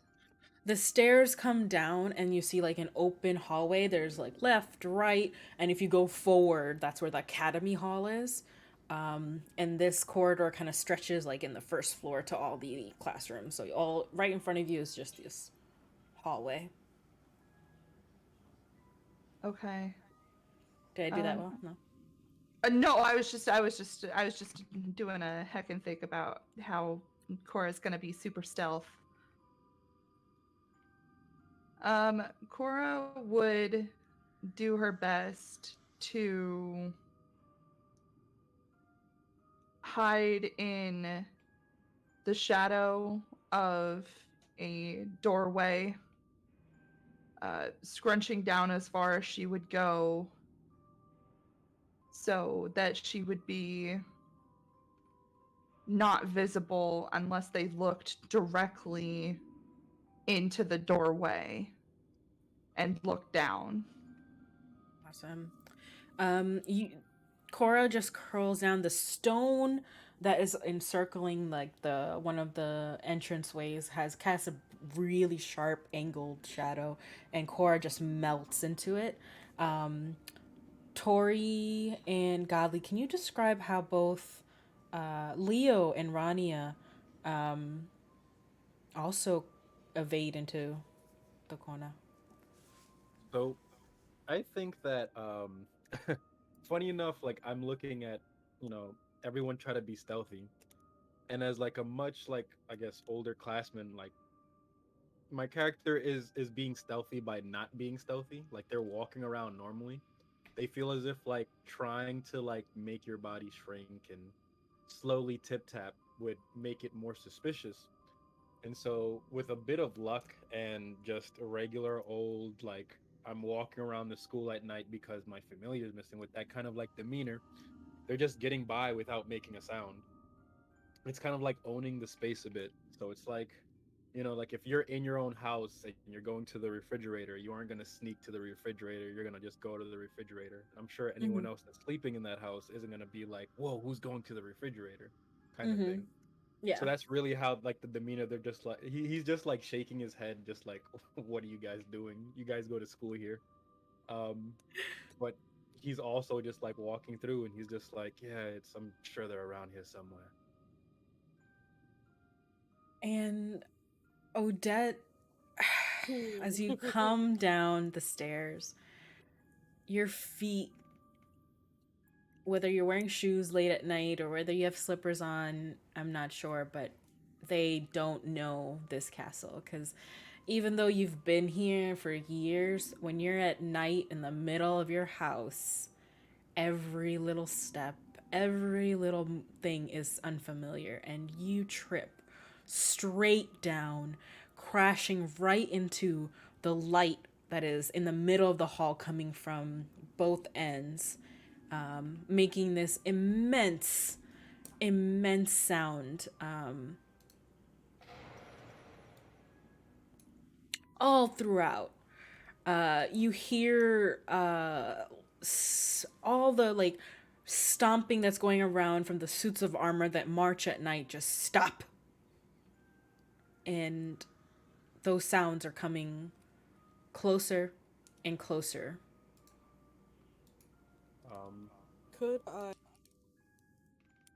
maybe with brains, I guess? Could I grab the set of pens out of my bag and throw them as hard as I could down the hallway? That would be a brawn check. Oof. Okay. wait, so How high? I'm going to make it a 5. Ooh, who okay. busted their ass again? Me! Odette. Okay. It was I! And It's this is pretty a par planned for the course. decision, so not a snap decision. So y'all could help with this if you wished. So could Rania, since she kind of just stepped back into the shadow, could she um kind of pull Odette into the shadow with her as the crashing kind of like masks where they are? And You would have to kind of like you have to understand. There's stairs going down. You see like the doors. Then there's like a hallway with 2 entrances on both sides. You all have like got into the shadow, and Odette just flung themselves right forward. So, and because it was a 1, they are pretty far away. So you would have to do like you have to get out the shadow, go to like the middle of the hallway, and pull them back to like get them back. But for right now, you rolled a 1d4 plus 1. You got a 2. Oh my I goodness. I wouldn't mind using my other 2 adversary points, I guess. Okay. Well, Green, we actually, need them tokens. you can I you give her gained one as 1. well? Yeah, I You would. want to? I can give a token. Okay, so you have 1 token from Cora, 1 token from Rania. What did you roll again? I should have probably made it like 1 minute because it disappears from the thing so fast. It was a 2, 2. 3, Yeah. 4. And does anybody have a strength or anything that like any adversity token that you give is actually a plus whatever? I want to make sure. No, I don't got anything like that. Maz, I Would don't mean to pause you, but unassuming is this count? from Silent Hill? This theme? No, it's I don't know. It's a mix. Oh, it is actually. It is. Ah, look at All right, that. just all right. Sorry. Um, you're fine. Unassuming really quickly. Let me look what that is. Um, no, that's I think it uses for yourself. Yeah. Um, Okay. yeah. Ooh. Um. I want to try to see. Can I use a spell right here? Yes. I want to use a spell, like a ventriloquist dummy, Hmm. and I want to point it to a different, to make a kind of like a different sound on that side of, like far away, to try to see if we could, to see if I can deter to where the sound is coming from. Great. What class do you think this could be under? Let's Um, look at the professor. I think this I would. could be rituals or evocation, but I'm not sure. Let me see. Let me see. Let me see. I had. No, I had it up here somewhere. Oh yeah, because I went to this. Okay. Should be here.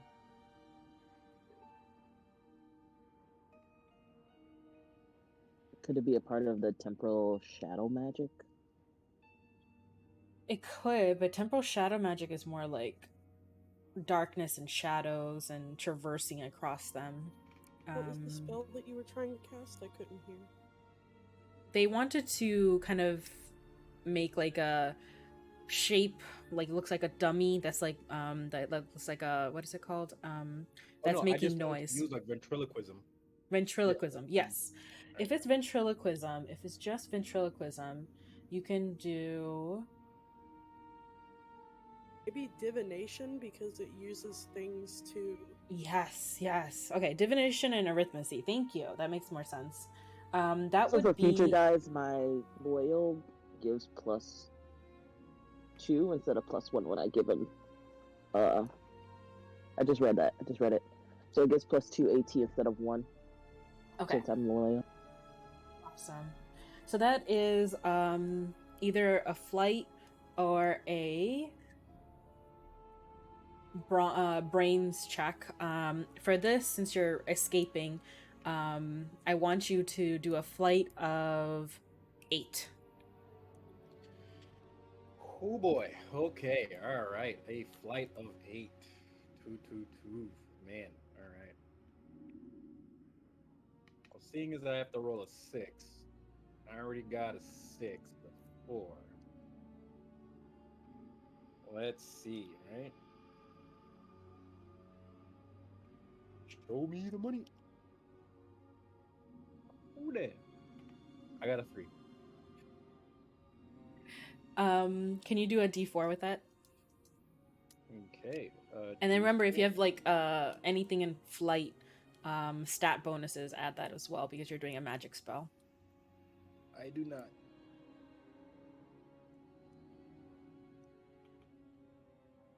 Oh shit, I did it wrong. Wait. Oh my god. The All dice right, and I maiden's got a not happy today. no, no, no, no, not at all. All right, Okay, so before I I got a forget, 3 and then a 1. you get an adversity token for trying. Um, Yay! out of your wand that you pulled out, beautiful black with gold coiled all around it, um, comes this image of what looks like a traveling wind that's going to like the nearest object, which at that point is a painting that's like hanging. If you're standing in front, there's a painting on this like corridor area, and you hear it starts just belching a song that like was in your head or something that was in your brain just like at that moment. Maybe it was like your homework or something that you have to remember, like in this course of, and just starts like muttering something, and it completely worked. However, the ventriloquism is weird because it doesn't look like the painting is talking. It looks like there's just a sound in that hallway. The marching gets louder. To that right is where the sound is now playing. Odette, are you all right? Yeah, I'm fine. I hit the one spot on the stairs that is messed up. So Good job. I think we should continue moving. Let's go away from the hallway that you made the sound down. You four come to the left-hand hallway. You pass the academy hall. You're in this stretch. You see quiet, empty classrooms all ahead, and you see the familiar glimmer in the distance. And that is the Sanguis Lunae Hall, like, just a glimmer, and it flickers for a second and fades of the warding. And then comes back up, flickers again, and the warding just completely, like, as if like little glass shards just like breaks and then comes down. Vanya looks at them and she can kind of tell they're wanting to run through that. And so she speaks up and she says, "Now, I know everyone's seen that parody of our world that they call Pater. Don't be stupid. Let's not go through the ward." Again, I'm not a I don't first know year. enough about it. But what if they're behind there? Like, wouldn't we be remiss in not looking everywhere we could possibly look, even if it's warded? It's typical horror 101, guys. Like, obvious answer is always going to be the worst possible answer, but if you think we can make it without getting caught in the ward. Nope. I'm trying to see something real quick with my stuff.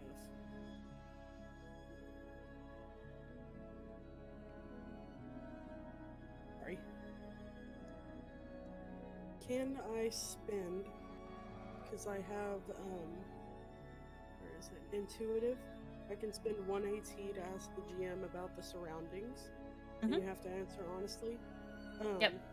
And I'm also, my favorite class is rituals and evocation, so I'm assuming that a ward would maybe deal with some of that. Could I use that to ask, like, what the ward will do if we walk through it, if I can figure that out? To know, like, what it is, like, what the ward is? Your intuition looks at you, like, from your classes, and it just means that the ward is down. Nothing happens if you were to go through it. It's just whatever was there, it's just down. The hall is open. Oh, we're just dumb. So it looks like the ward is down, guys. I think we can just walk through it. I don't think it's going to do anything. Cora would need absolutely no more convincing than that and just start walking forward. I would let everyone go through first. I kind of stand back with Leo and just say to him, this is going to just lead us down a path of absolute shit. I see how it is. Use us as meat shields. I'm just gonna go in, so watch my six. I mean, worst case scenario, we just get caught some adults and we explain to them that our familiars never made it back to bed. So. Have you been in this castle after dark? Absolutely. Again, it's not my first year. Well, then you know about the ghost. And they're not the best sometimes, so yeah. Are you talking about One-Eye Willie? Him among the few. He's the most docile. But I'll proceed if it means I can find a figure behind you all starts coming closer. A shape unfamiliar. It looks like the marching is now louder and louder behind you, and you can't see the shape, but they're coming close. That does not sound like One-Eyed Willie. Absolutely not. I think we should get a move on. Vámonos. And I move forward. I ain't staying next to that marching. I walked in I was like right behind Cora as she was walking in. Heck yeah, not alone. I got you. I ran to catch up with the two of them. We have our clear two duo teams. I like it.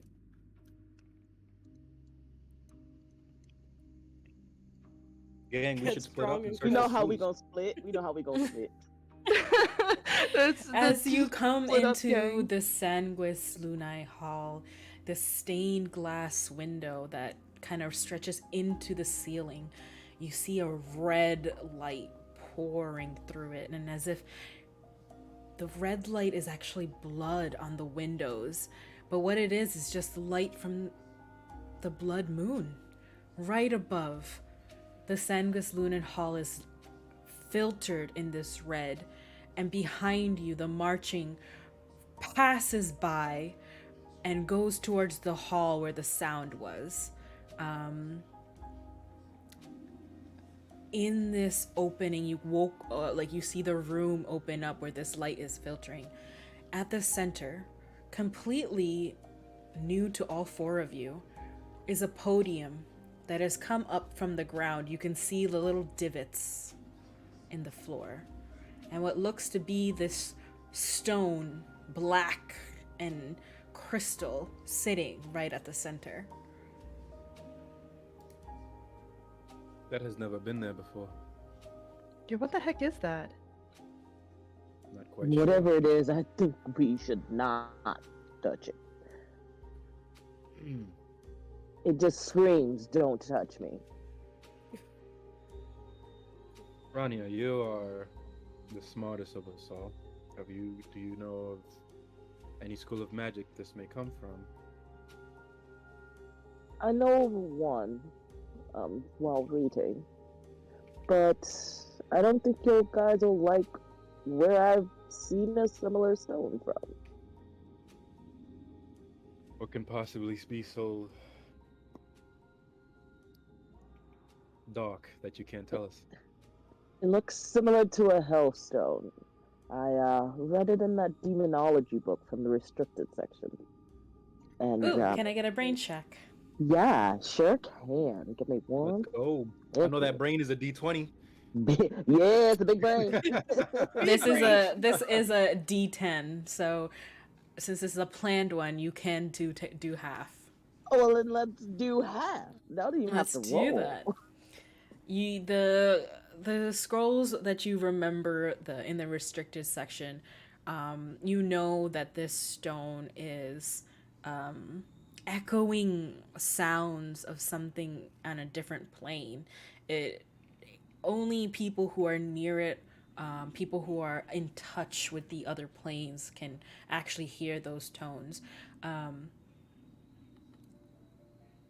Possibly where your familiars could have gone.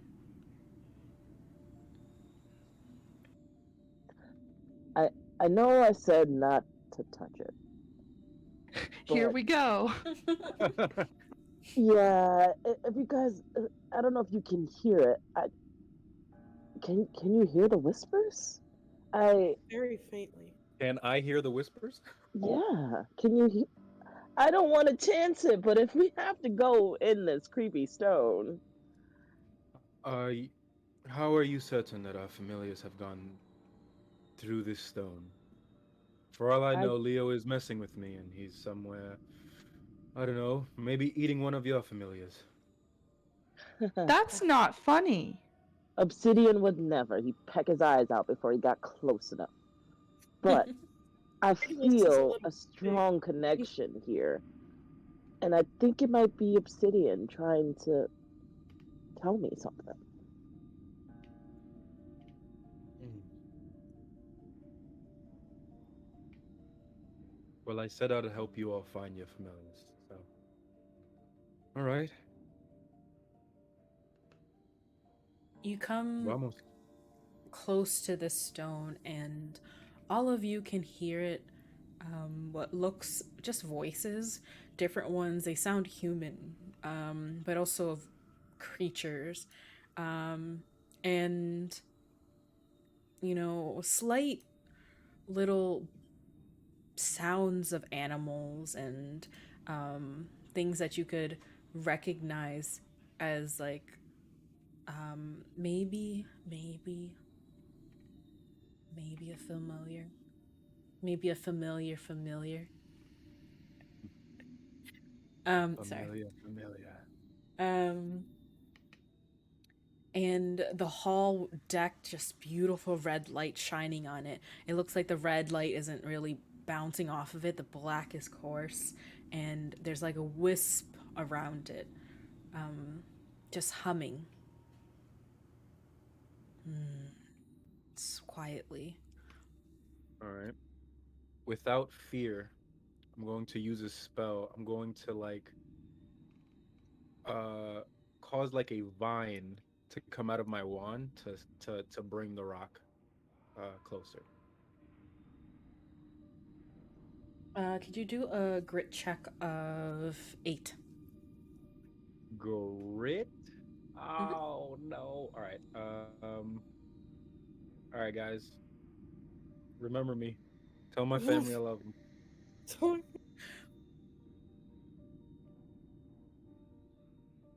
You said grit, right? Yep. Okay. All right. So let's This is use the magical lowest. phytology, so it's either charisma or grit, and I don't know if you're like I do. charismatically I telling am. this I am vine just like. charismatic.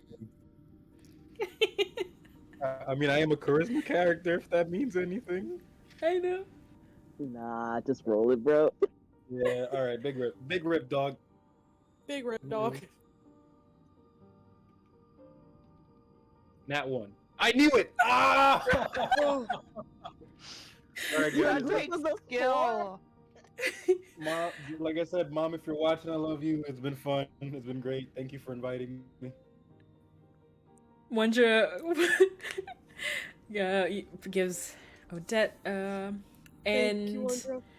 everyone please do a grit roll of 10. 10? This is this is a snap decision, so you can only help each other's. Oh, and Wonder gave Godly a reroll. Okay, before we do that one, before we do the grit roll, Godly, please re-roll your grit check. Thank you, Andra. I appreciate you. Pray for exploding dice. That's what you need to pray for. Come on.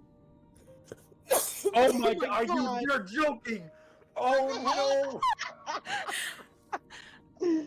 That This is is amazing. supposed to happen. This is supposed to happen. That's it. The fate This we is supposed tried yep. something with. We're going in.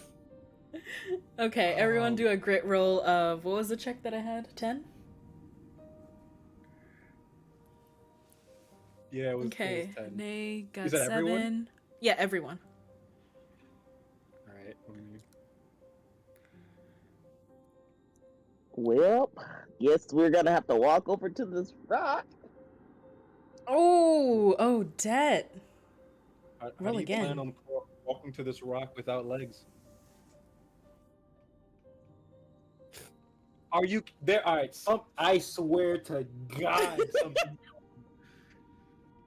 That's another nat one. Godly, one more time. Re-roll this one one more time. Wondra got you this re-roll.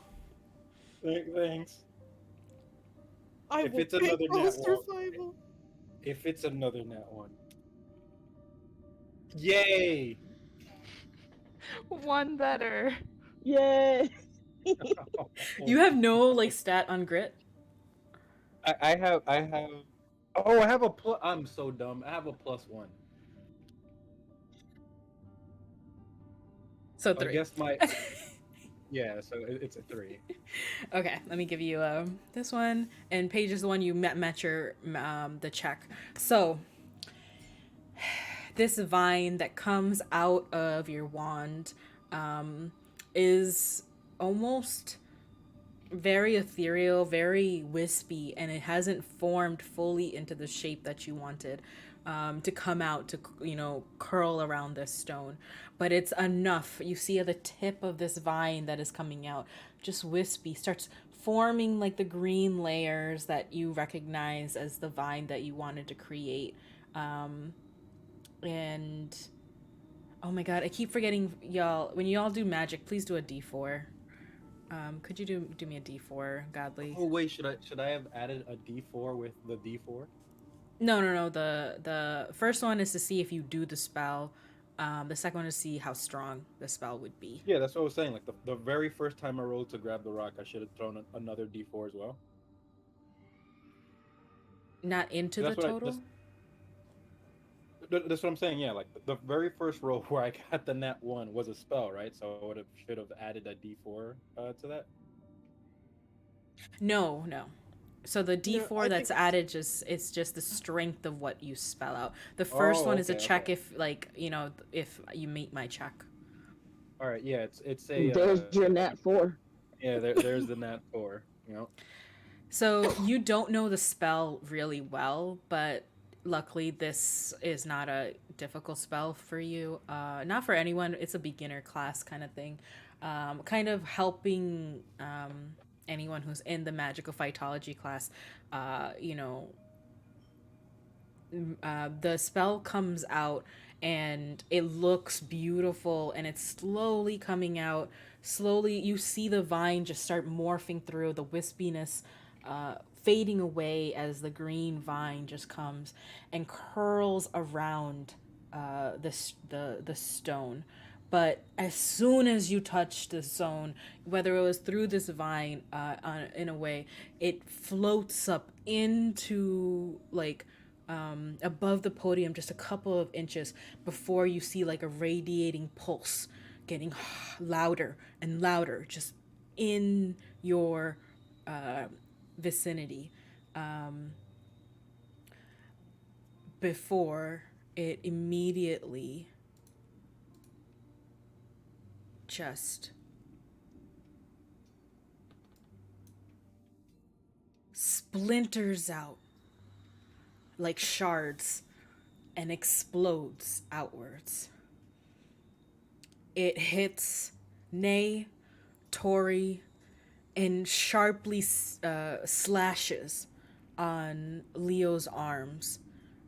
Odette is able to like fall down backwards, and like the shards around them, crystal like little ones, just shred into little flicks of dark crystal powder, still touching Odette but not harming them.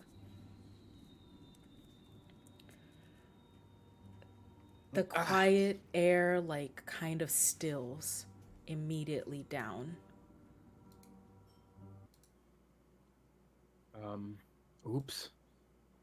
Are you guys okay? I have a cut on my arm.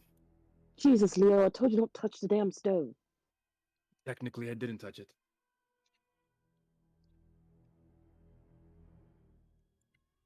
I can see if I have anything in my bag that can help. When Odette looks to her bag, she notices something easily noticeable. Her hand, reaching for her bag, goes through something. And right below her is her body. And she can see the shape of it through her fingers.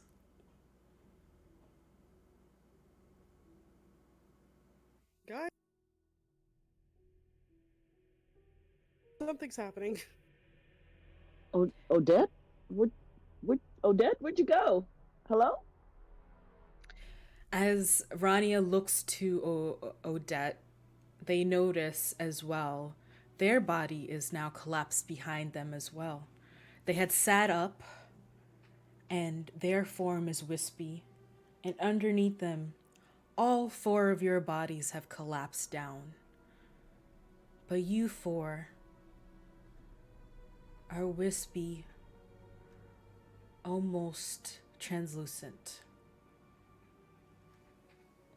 Don't be alarmed, but I think I've killed us. I don't like this. I don't like this. I don't like this. Relax. Calm down, you two. I think we're just in the astral plane. Yes, What that's what I the was hell was that stone? thinking. Well, you said our familiars would be there, and I don't see our familiars. You're still in the same room, and the bodies around you are just looks as if they just fell down to sleep. Um, the small little cuts on Godly's body are just little little things of blood are there, but they're not harmful. And before you, the stone had cracked and crumbled all around you and powdered around Odette. But before you, the podium, empty of the weight, falls down slowly down into the ground. And as it falls down, what looks to be a door in a wall that never had a door opens up, and bright red, murky colored light comes in. You see a shape come closer, and it's only a second before you hear it. And it looks to be someone running, clutching at its chest, running hard, breathing so louder and louder, echoing, coming closer and closer to the entrance. A ragged Professor Witherdale stumbles out of the door, just to the edge of where the red light that's filtering in from the ceiling. They seem confused and they are badly injured. When Professor. they are like looking up, they don't see you. They don't hear you. Oh, very good. But their light looks up and the light is like hurting Professor Witherdale's eyes, so they're like blinking through. And they're walking towards, and the podium's already down, so they are walking past and they kind of phase through Leo's body and just like walks past. Ouch. They're coming closer up to the like stairs, up to the, like the where the you came in from, and behind them, you hear what sounds like wet, messy, slimy sounds, breaking and breathing, and right behind him, long, monstrous limbs reach out from the door, pull straight at Professor Witherdale, and I yell grab out. him by his feet. I try to yell out before that happens, and I'm like, Professor Witherdale, behind you. Oh, let it take him, Leo. He's an idiot. Why did he go through there? He's No a one should. professor. The Yeah, but limbs he's. pull him back, and there's a I short tr- scream before it's abruptly cut off, and he disappears into that open doorway. Nope. God. Holy crap. um, The door would disappear afterwards completely. Nope, the door's still there. we have to try to get help. How? Do you know how to walk in an astral body? I immediately start trying to jump in back to my body. You kind of like lay down into your body, and you're like, you kind of get up to see like if it worked, but you just split up straight forward, just like, oh, wait. Hmm. Has anyone taken astral mending? I believe that's one of my classes this year. Has Perhaps, Professor Professor. Aberdell taught you anything new? Or should we just try to swim in our little body forms to find help? Okay, well, maybe you know something that might be able to help. Not my expertise. I mean, I've read a book or two, but if you ask me about demons or potions, I could help. Maybe Professor Devereaux knows. Or there. I have astral mending as a class. Sorry, I was trying to pull up my class list. Wait, so you know this form of magic. Is there anything that you can do? Moz, what exactly, with it being a class, how far can my like thoughts of this go? Because I know classes don't teach everything, and it's not my like best class. Mhm. Can I get a brains check of 8, please, for that?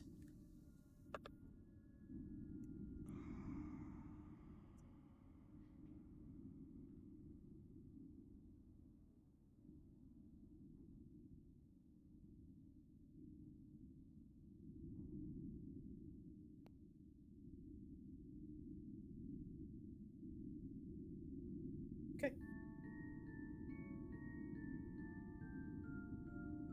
You know that with this course, you learn how to uh, break or repair breaks of the astral plane into this plane. However, this is um, not astral. Uh, what is it? Astral Mending. mending. Um, your bodies have released their souls, and you can see it. You are all ghosts in this plane, and as this portal opens up, it is something from the astral plane, but it's not something natural, not something that you're familiar with, something possibly that the stone was protecting.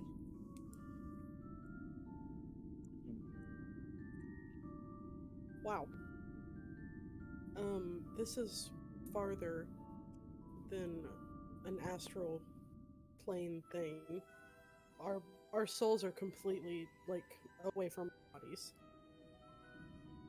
Is there anything that we can do in our current state that doesn't involve going into that door? I don't think there is. And into the door we go. Look, I don't know if you recall the scary monster thing that just took away our professor, just so happens to be on the other side of that door. Kind of feel like death,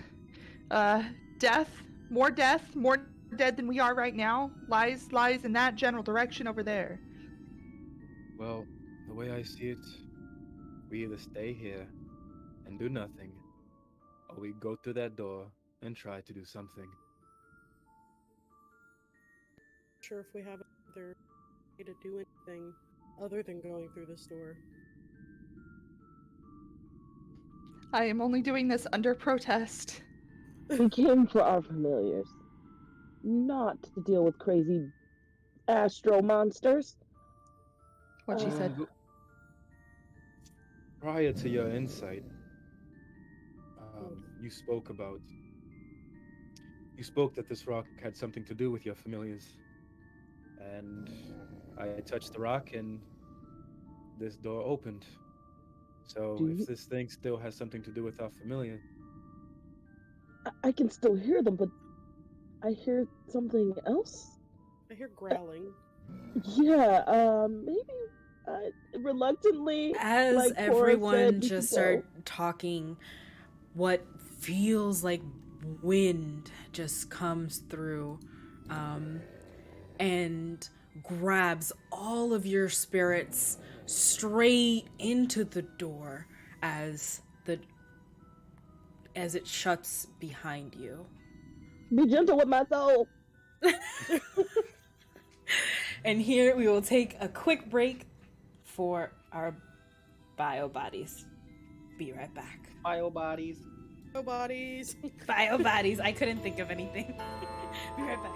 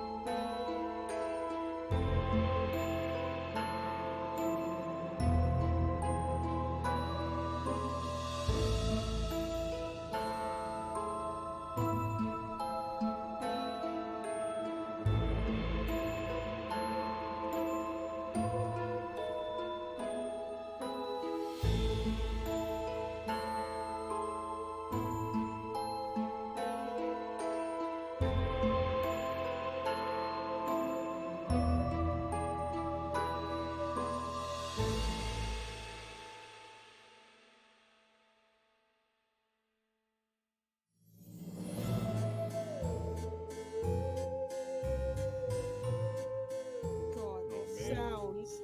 I guess like roar. Are you guys hearing sounds? Because I'm straight up not. Yeah, I hear all the Yeah. sounds. Yeah, because I hear checked I hear the music, obviously, you- but like when it comes to like the growls and stuff, no. Now? Try putting the volume up on the stream. I mean, on the Discord, maybe. Yeah, that might Oh. help. Yeah, See, I this would, but I the can't do that, actual but music is like very loud for me. So like if I want to be able to hear you guys, I can't turn the stream up too loud. Oh, weird. Yeah, okay, I put okay. all you guys up and put like the music and stuff like a little bit lower, so like it blends well. Same. Okay. Welcome back. So that growl wasn't my stomach.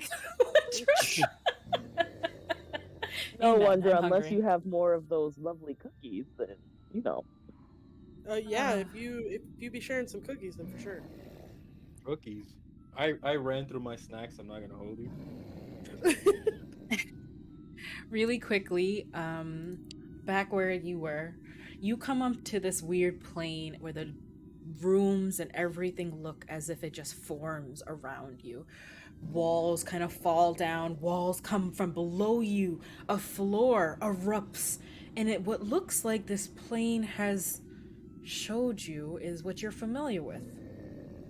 Halls and classrooms, doors and rooms. All four of you are at the start of one hall, and there's a door at the end. Am I able to grip my wand in this ethereal kind of version of myself? Like, do I still have my wand? Yes. Okay. So our wands Uh, lost their souls too. Oh, I'm gonna try to see if I could do like a super just low level magic to see if we can do magic in this form. What will you do? I'm going to, I guess, do a version of just prestidigitation to see if I can just cause like a spark to come from my wand. Nice. That will be I'll do a fight check of 4. Thank God. thank God. If I get a one, just know that, just know, like We're whoever's manifesting in better charge of than a this, one. whoever's in charge hates me. All right, there you go, there you go, there you go. Hey, Oh wait, that Players is. be Oh yeah, that's Mr. warned. Regular. If you do magic and your checks are wildly higher than what I have made, you will create something far larger than you think you have created. If you're fighting and you do a really high check, that means that you can actually harm someone. Oh, Here, no. a spark comes out of your wand, and then, as if this wand fire is alive, starts licking at the air and the oxygen rich environment around it, and it just starts burning around you. It lights up the entire passageway and starts eating at all the oxygen in the room. All the heat you can feel is on you and your crew of friends? What would you call your group? Yeah, acquaintances. Acquaintances? misfits. Huddle of Misfits. acquaintances. I should have stayed in bed. It's like a group of crows. It's a murder. It's a tiny murder, but it's a murder. A small murder. You know what? I like that. We're a murder. We're a small murder. A small murder of misfits. The door at the end rattles quickly. Just a quick rattling before it quiets down. Ooh. So the room's on fire, correct? The fire went out, but it's like on the walls. You can see it, and it's now just like covering the walls. The four and the the floor and the walls, and then the door at the end rumbled, and it just quieted down. But it's not on fire. It's just the walls. Well, our magic works here. Well, Safe at to least say. it's warmer. Way to try to send your eyebrows off, Leo. What the heck? I'll try to tune it down next time. Or maybe just don't. Don't. Be Yeah, lucky. I guess I didn't. don't use fire in here anymore. That was intense. I tried to just simply cause a spark. I don't know what happened. Cora Got a would dumb just me. start walking down the hallway towards the door without saying anything. Ronnie would see this and go, "Cora, where are you going? We don't have a plan. Don't just wander off. That's how people die in these types of situations." But, I mean, I don't know about you guys, but staying in a place that currently has fire on the walls, it seems not smart. So there's door this way, and she'd point the direction of the door at the end of the hallway that seems to not be on fire. I think that's a solid lead. Um, hearing like the complaining because of what I caused, I would say that Leo is gonna try to use a wind storm to blow the fire that's on the Goodness. walls. What? I am immediately falling after Cora towards the door. You gotta Same. treat aggression with aggression, guys. Come on. Nope, time to go. Use aggression when running All away. these old curtains and cobwebs and Can I get a flight check of 8, and please add a d4 to this. I think we'll do that just to help y'all out. So whatever your flight plus d4, let's do that way so that y'all can y'all are upperclassmen. Let's just give that boost. And that's everybody, or just godly? Godly for the magic spell, and then everyone does a flight check. okay. Okay, so you said I'm doing a flight for the magic spell, right? Yeah, flight plus d4. Yes. Okay. What number did I say for a check? So I got a 2. 8. Yeah, thank you. And 2 plus- I'll use an adversity token to boost my stat there. And then the D4. I got a 4. 2 and a d4. No, you got a 4. Well, for you said roll a flight thing, right? For the Yeah, for the flight thing I got a 2 I rolled a D8 and then I rolled a D4 after. And I Yeah, got we're a gonna 4. add it this time so that you get a boost. And okay. is there any stat stuff you want to add to this before? Like I said, I'm just trying to blow out the fires, so no. I'm not gonna add nothing. Okay. Leave it like that. Out of your wand comes this almost hair dryer kind of sound, and it does nothing to the fire. Behind you, what looks like the fire kind of is like growing and kind of reaching out for you, because you're probably the only thing left full of oxygen, as the room is now almost out. Paige, Nay, Tori. I said 8, right? And Tori, you said you wanted to use an adversity token? Yes, because I rolled a 7. Great. Tori, you get to the door, but Nay, please describe to me how you escape this room. Run like hell.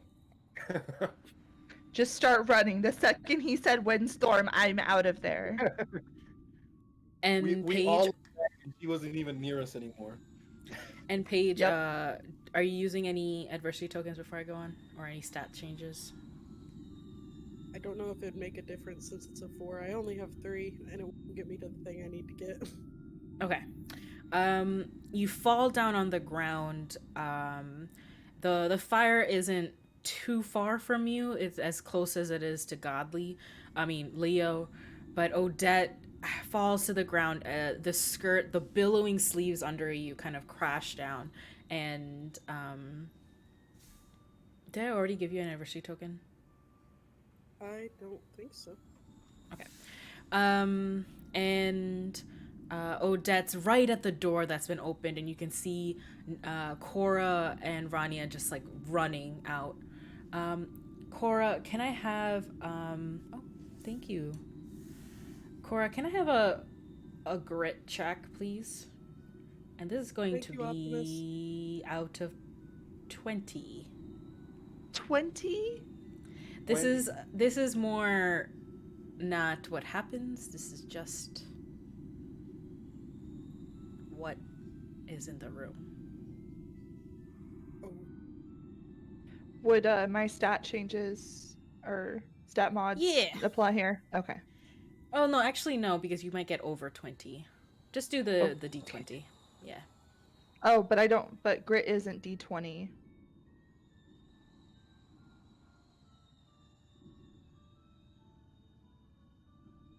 So am I just rolling a d20 for grit? Yeah, no, just do a d20. Let's do a d20. Gotcha. Just do a d20. Yeah. Let's go there. I was asleep, y'all. Oh my goodness. Nice. Wow. nice. In front of you, the room is gilded gold. You see like the peeling wallpaper and what looks to be what the castle might have looked like, but at the center there is something glittering. A chest. First instinct, don't touch the chest. Second instinct, it's shiny. Don't Like, on be the a other mimic. hand, Don't be a mimic. Rania If- sees her debating with herself about this chest, and she verbally says, "Don't even think about it, Cora. I know you like shiny things, but don't touch the damn chest. Have you not Cora- learned your lesson so far?" Cora would look at Rania with big old puppy dog eyes, like, why? Could you roll a d12 for me? Me? Yeah, Cora. Yes. Got it.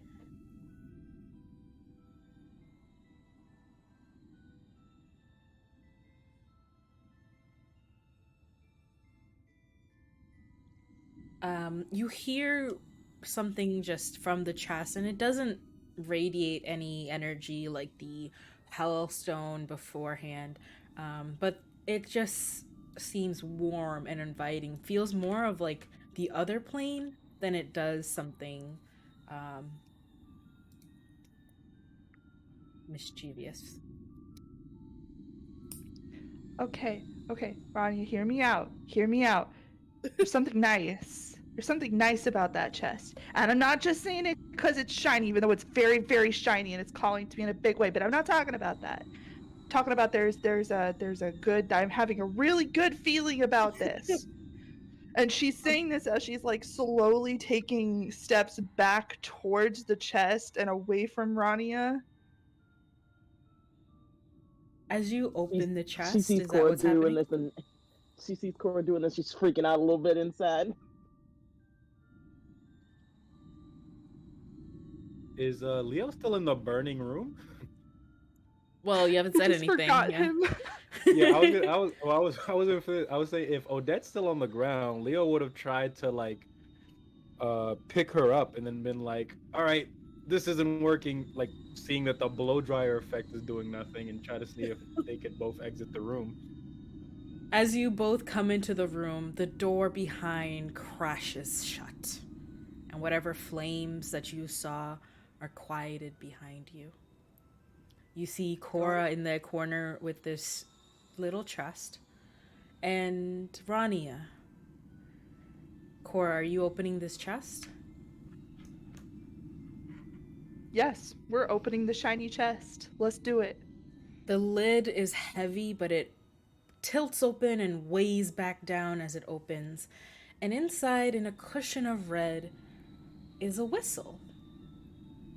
A signal whistle. Would Cora instinctively know what this does? Give me a brains check of 5.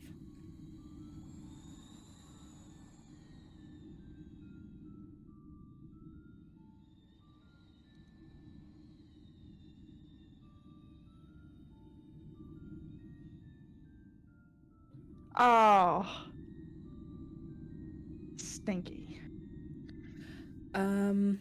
Could I do a brains check to maybe help her?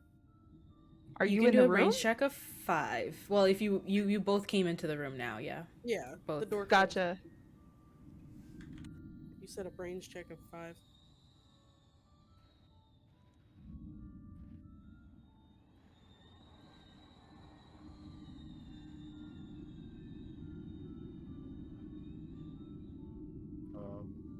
Okay.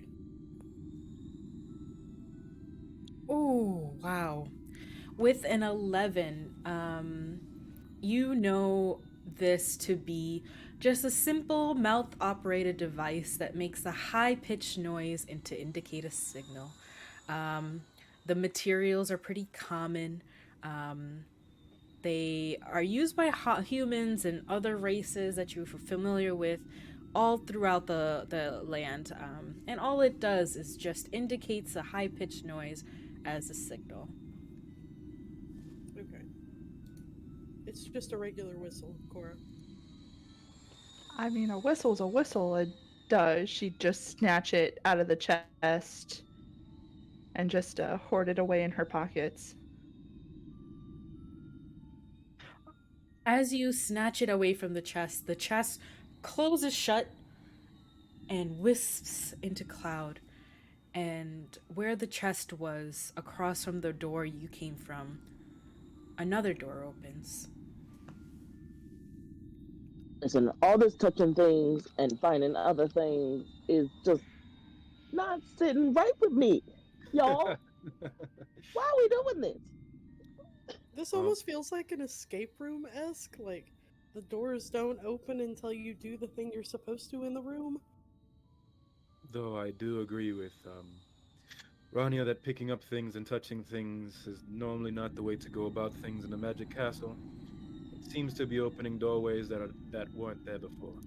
And if we are to find our familiars, um,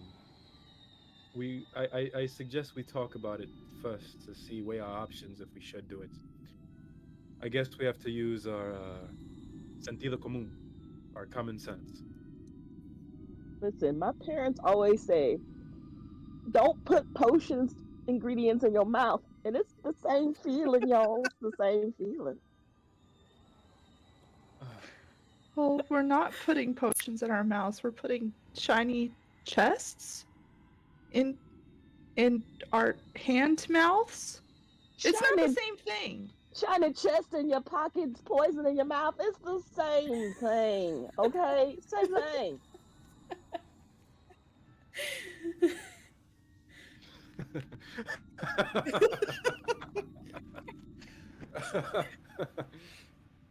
uh, sorry, I was laughing at what Optimus said in chat. Um, well, from now on, we weigh our options to see, but we keep trying to move forward. And yes, let's question to see if we should stop picking up random things. I've already learned my lesson the hard way. I'm gonna walk normally to the door so I don't fall.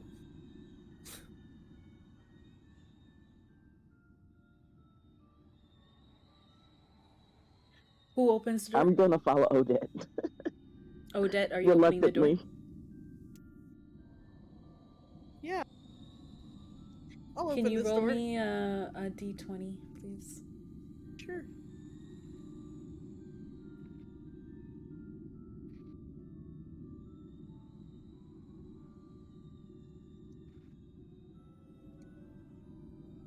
Ooh, Oh, yes. Excellent. The door opens, and as all 4 of you come in, shuts behind you. The walls kind of come through, and you see a room full of white wooden mannequins, completely Nope, devoid of nope. any distinguishing features. The door locks behind you with a standard lock and like what sounds like a magic wisp of an arcane lock. And at the back of the room, a glittering like matte white chest.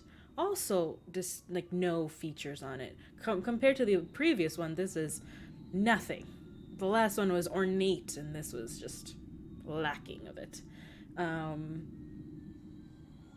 So, DM, I want to use um my intuitive uh feat and spend a point about the mannequins. I want to know about the mannequins. I want to see if my intuition picks up anything about if we start moving, are these what mannequins does your gonna start intuition pick twitching? up? What is your intuition picking up? Um, well, I'm just using that's why I'm asking. I'm according to the feat, like the you can spend one adversity token to ask the GM about your surroundings, an I NPC know, or the but what like. were The you GM will. picking up? You said Oh, your intuition was picking up something. What was that? um,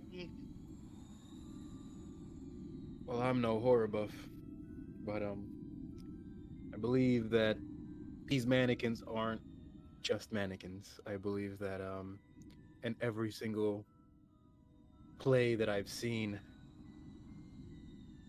these things tend to move either when we are looking at them or not looking at them, or when we pick something up. And if we're going about the way we have been, the minute we see what's in that chest or move towards that chest, these mannequins are going to start doing something.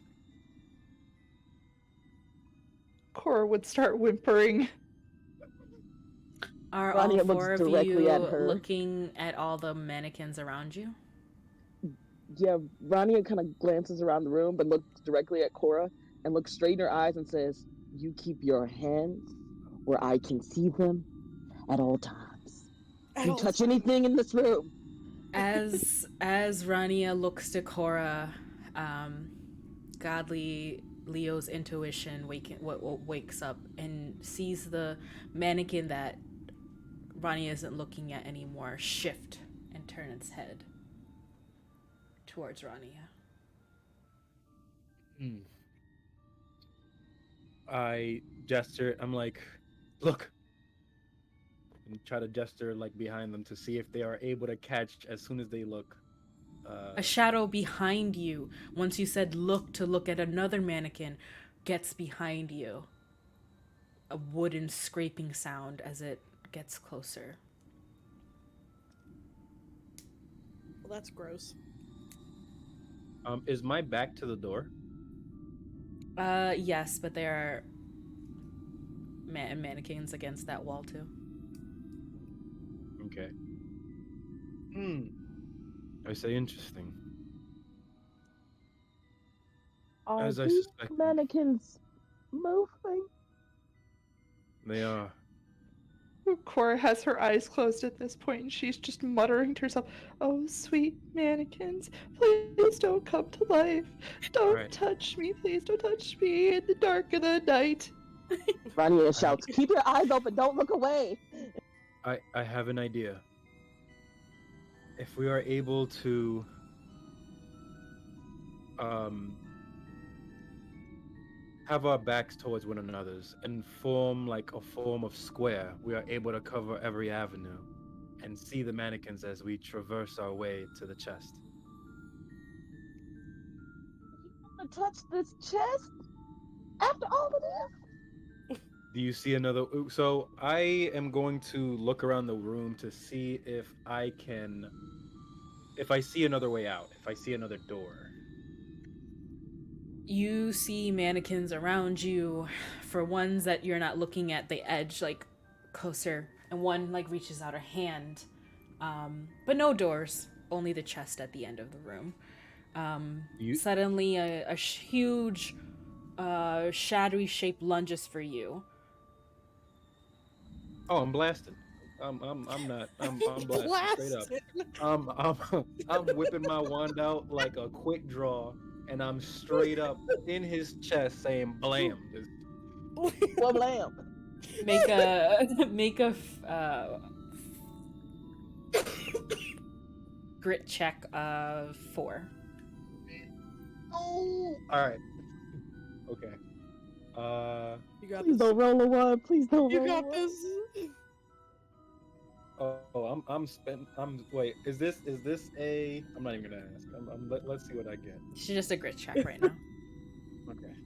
I'm so nervous. Oh, it's a 4. Oh yes. The It's a 4. mannequin, you met my check, so this will count. The mannequin freezes in shape right in front of you. Just staring at it was enough. And your eyes are like going around, and you see like 3, 4, 5, 6 mannequins behind it frozen. All 4 of you are just moving, or are you still in the same spot in the beginning of the room? I think We reluctantly going towards this chest that I don't want to touch, but we going. we going. I'm still going with my thing. Like this thing lunged at me. I'm still trying to straight up just send it to a different plane of existence. So I think we should do the thing where we all like back up to each other. Yeah, all 4 of us, like a keep eye in the whole like room. like hook on like on our arms. Like we hook our Yeah, arms. like around your elbows. Yeah, and then we I just don't think walk. you'd want to do that with Cora, because the height difference might be a I thing. will So she'll just literally grab pick onto you your up. elbows. Just grab the shoulder, Oh, around the yeah. shoulder, and just... Yeah. No, I I just like put the my idea hand that on we top still of her do that. head. Oh, I wish I, I had like the art idea and that we animation still for do all that. of this.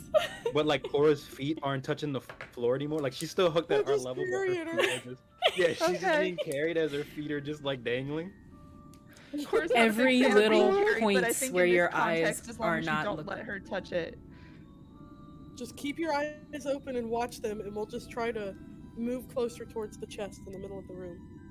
As every one of your eyes leave a mannequin and go on to another, the new one freezes, but the old one moves and lunges a joint forward and closer and closer as you are edging closer and closer to this matte white chest at the end of the room.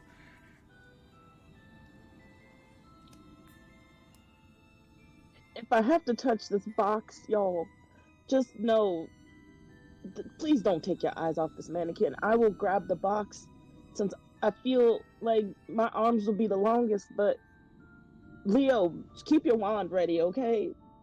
Oh, I have my wand like even though like I'm gripping like I have my wand like up like just like pointed forward. As Yeah, like soon as holding it out anything while you're gets holding close, them.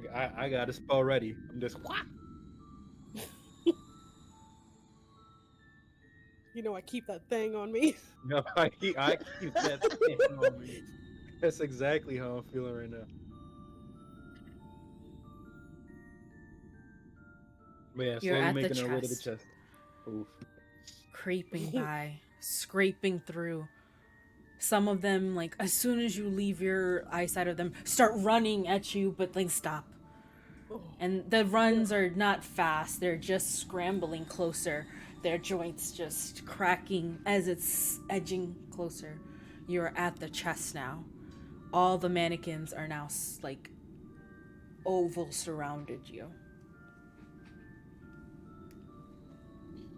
If something grabbed my arm, I might lose it. I might lose it, y'all. Okay? I just protect me, okay? I'm gonna reach for this box. Odette, don't let them get me. I'm not gonna let them get you, don't worry. I have your back. Just I'm go. gonna have to put you down, Cora. You gonna have my back, girl. You gonna have my back. I'll try. I'll try. All 4 of Rania yours goes to open the back. box. Oh. The crate chest is undistinguishable and matte, but as Rainia lifts the chest open, all the mannequins freeze. Strings on the chest tighten, and all of the mannequins straighten up like puppets. And when the lid falls behind, all the mannequins fall to the ground, limp. The chest opens up, like a door, but it's on the ground, right on the floor.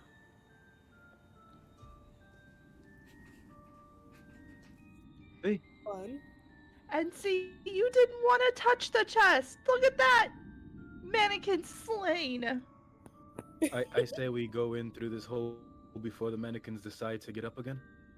I think we I should. agree. I agree, but I read too many books, y'all. I can't be having this. I can't be having this. Rania, can you do a d20 for me, please? Okay. I still have I'm my one. shaking my The boots, first y'all. I'm shaking mannequin my boots. that pops up is getting stricken. I'm still dead on the, and I'll just blast it. I'm just blasting. Yeah. That's stuck in my head now.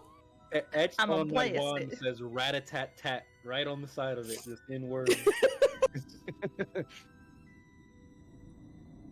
When you step into this hole on the ground that looks like a door, it's not as if you fall. It's as if you step into a room and literally the world just shifts so that the floor is meeting up with your foot.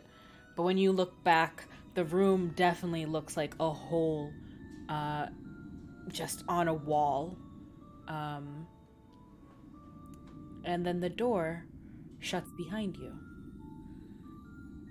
But Oh, when that's you not good. turn, more mannequins litter the walls, and another undistinguishable chest at the end. So hold on. Let me get this straight. So she went through the door. The door now closed, and she's by herself in that room. No, all of you went through that room, that hole, right? Oh, okay. We're I all thought it arm was. hooked. Oh, okay, yeah. I thought just one went in and the door closed, and then the mannequins were like, "Yep, we up again." All right. We back up. We here. Let's party. These Not a mannequins kind are of not party the I wanna. ones that No. you saw in the previous room. They're all littered around the room again. And for all those who looked away just at the door when it closed, they turned their head awake again. Sick. Okay. That is disgusting.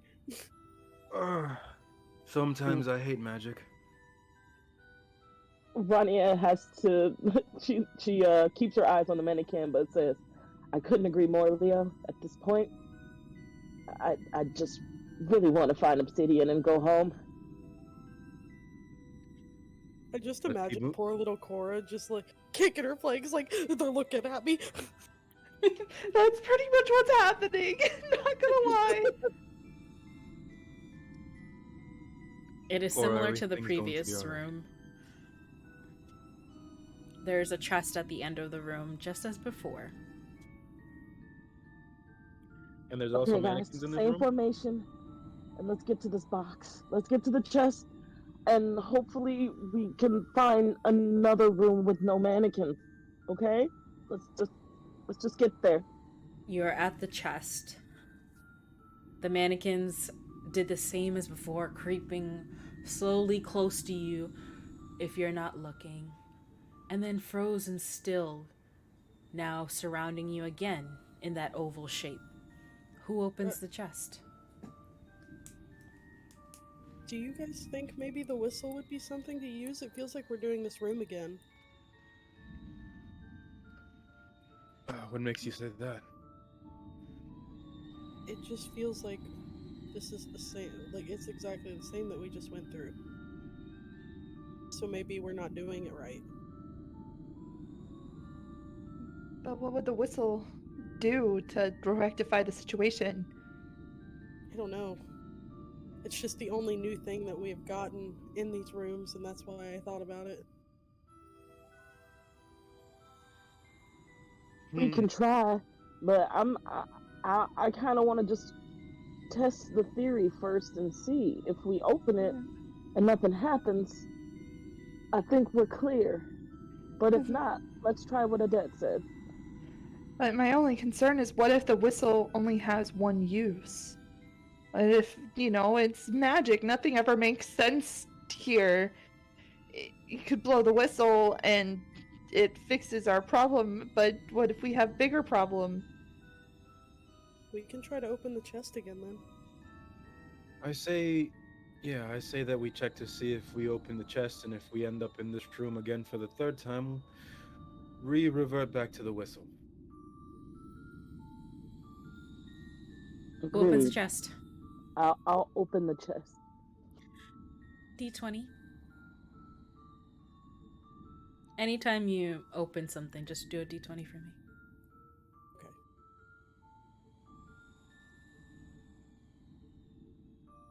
Oh my god. The chest opens, and as before, the lines straighten up, and then as the lid falls, the lines get lax, and the strings and the puppets, mannequins just fall to the ground.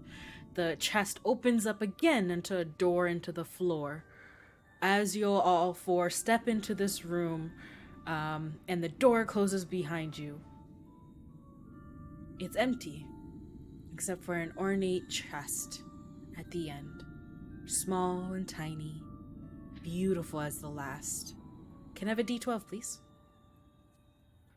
Mods, is it Everybody? shiny? It's super shiny. Is everyone doing a D12? Yes. Just one Okay, person is fine. I got it. Yeah, I should stay away from rolling dice. Awesome. Okay, thank you.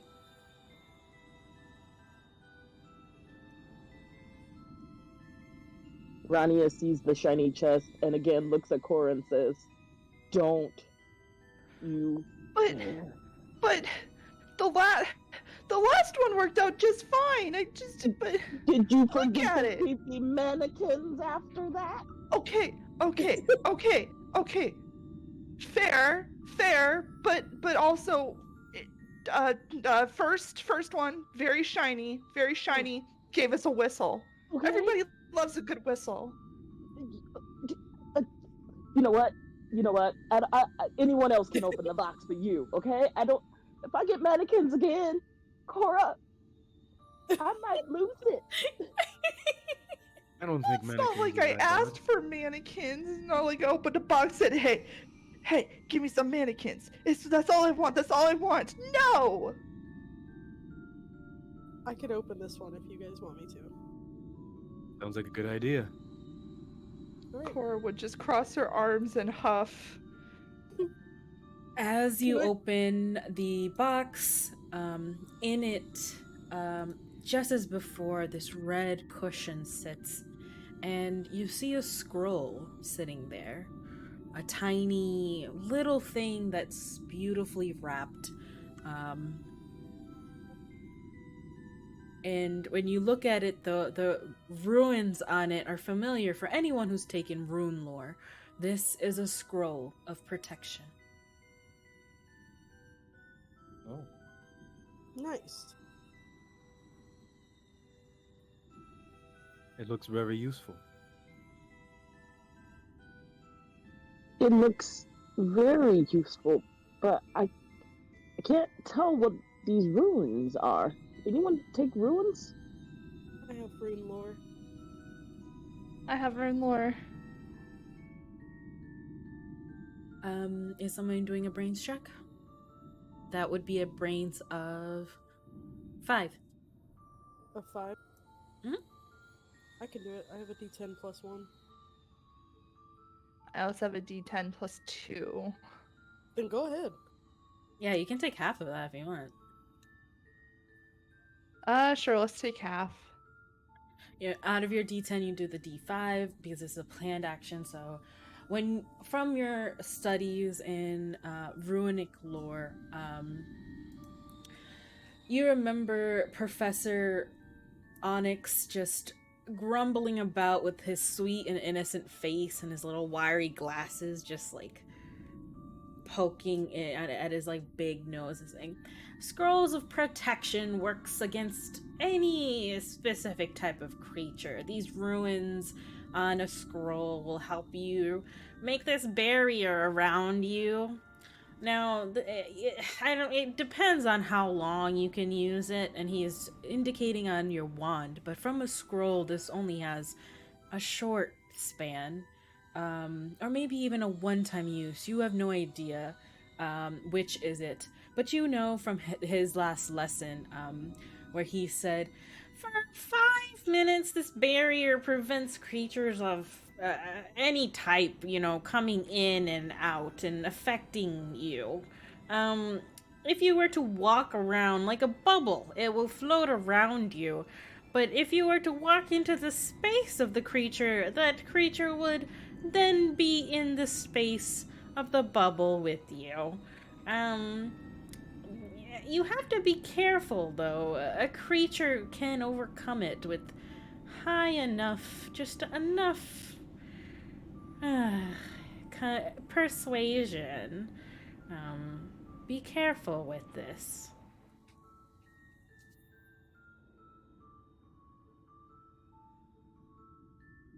I. Are, so, did Cora tell everybody what that was? I want to make sure before I'm like, oh, I can just put it away in my bag. Cora would relay that in a not so flattering impression of the professor. He's adorable. He is adorable, but Cora falls asleep in his class. Rania says to Everyone does. if this works against monsters, and we still have to find our familiars and the troll professor. Oh, Can we use my it understanding. against that? From my understanding, once we open one of these things up, a way out appears, but I don't see one yet. And I start looking around the room. But as they had opened it up, once they took the scroll of protection out, a door did appear right where the chest sat, right in front. Oh, there it is.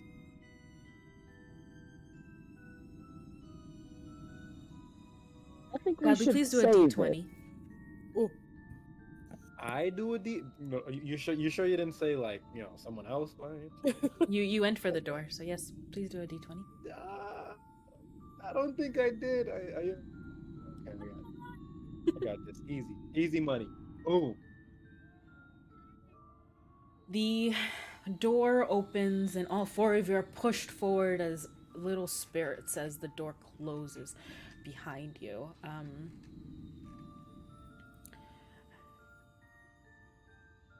There is an empty room, fashioned fully and completely out of stone. This force pushes you all inside the room and locks the door behind you. At the back of the room, there are 3 red arrows painted on the wall, pointing down towards 3 holes about 8 inches in diameter each.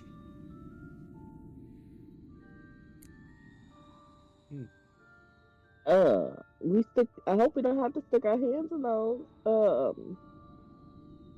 And I don't vote we split up at all.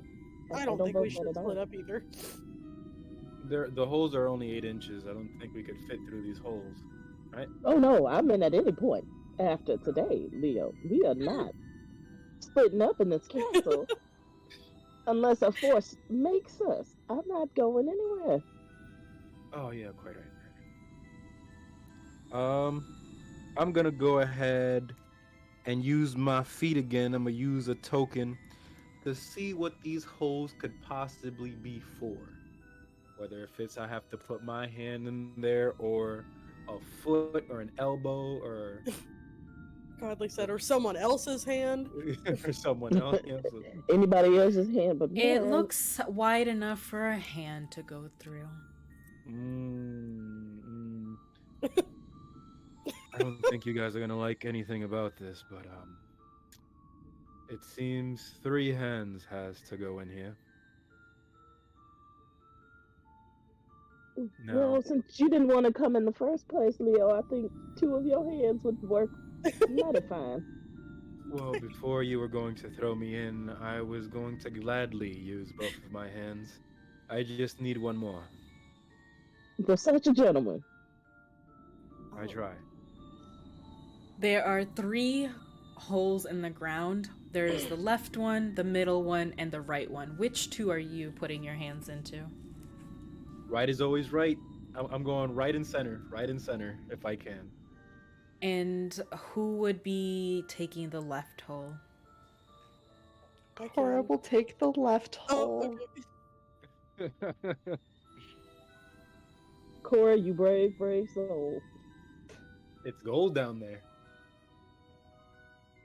Your There's Chipotle gold? orders down there. There's gold?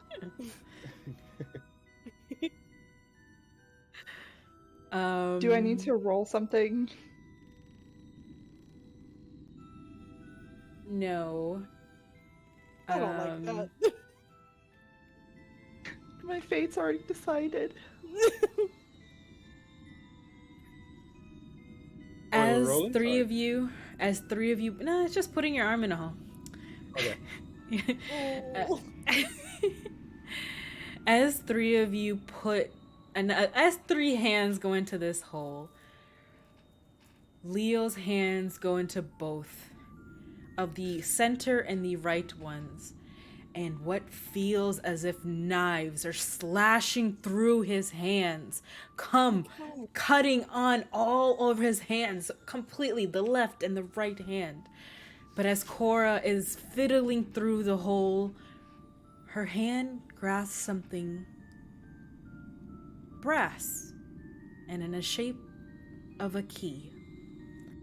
Can I have a grit roll from Godly, please? OMG. Man, I'm the my luckiest goodness. person today. I'm just the luckiest sort of guy. That's like what, the second or third time you've been cut up? And this is why we don't stick our hands in random holes. I know, but I was gonna let y'all do it. That'd be mad rude. The no Be mad factor works rude. again.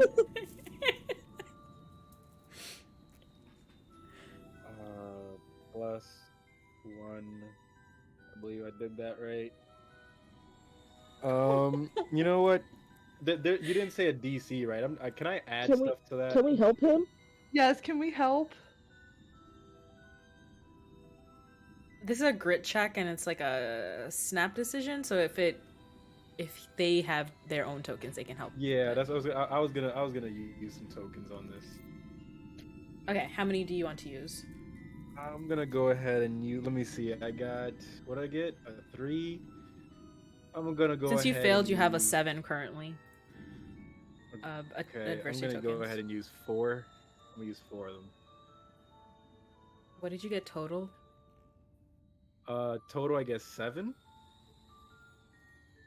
The DC was 12, and you said 4 that you're using. 1, 2, 3, 4. Oh, and Optimus is giving you a token, so you had total was a 7, so now it's an 8. Luckily, whatever you are feeling, because it's closer to the DC check rather than like getting a 4 and the DC check was That was 12. That was the idea. Yep. The pain and the aggravation, like all of it, is intense, and you feel it as if it's so real. A door appears behind the holes.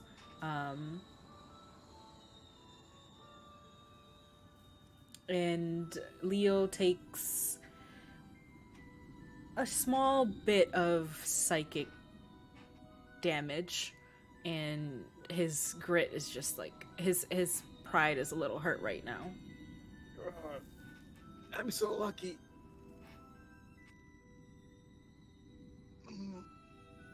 Can I pull my hands out of these holes? You do, and once you do, your brain looks at them and can see fingers missing. Oh, that's wild. The door at the end has a keyhole.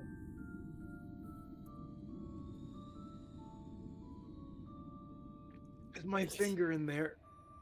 did I leave my finger in the hole? I don't know if you want to stick your hand back in there to find it. Yeah. It'd be smart to not put our hands back in there. I'm not going. I guess I know my body still has a finger. Fully. Fingers are overrated? You can always wear mittens if you get cold. Yeah. I just know that when I go back to my body, I'm hoping that I still have use of that finger. Magic has strange happening. So, yeah. hmm Maybe we learned our lesson about sticking our hands where they don't belong. I mean, one of us had to do it. I'm glad it was me. With that They'll said, appreciate you. Cora would look at the brass key in her hand and say, "Well, it isn't gold, but it looks like it's functional. It looks like we could use it." I hope it was worth a finger.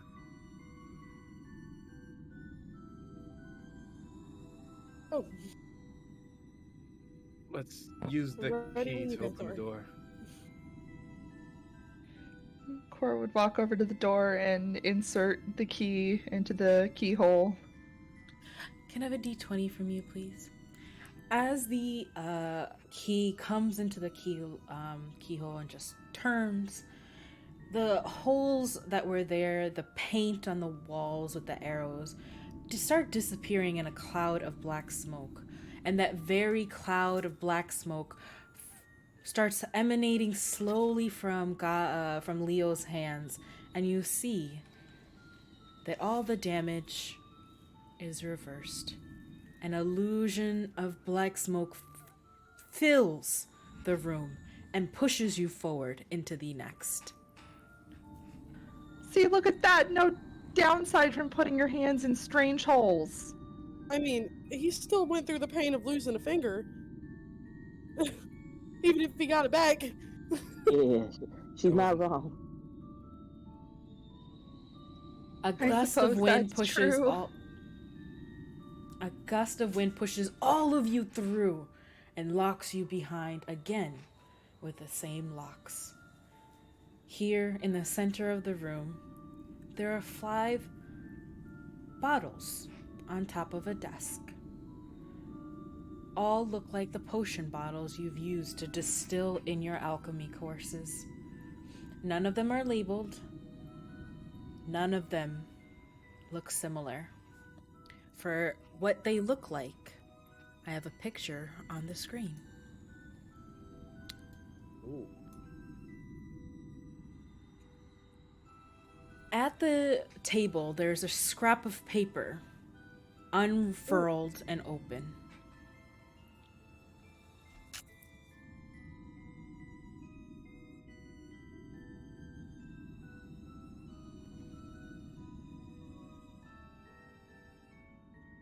Wait, where is this picture? It Okay, is on here. OBS on the stream. Oh, it just popped up. Yeah, I see. Okay. All right. Not really a fan of the one with the skull on top. I mean, it could Tanya just be kind of looks around to see if there's a cauldron nearby. There's nothing but the desk, the bottles filled with random things, and a piece of paper unfurled. Rania I walks read over the to the piece of- desk to pick the paper up so she can read Yeah. it.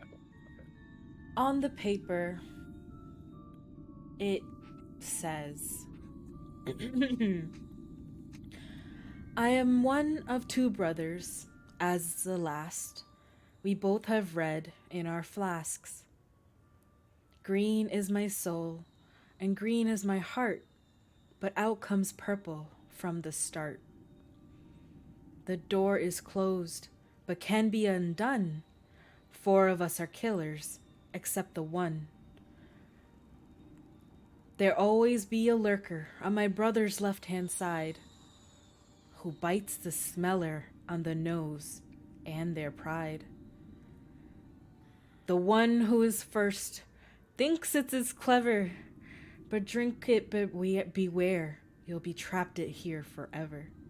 Oh my god. None of us are friends, except the former of the lurker, who is friend to all, come hell or high water.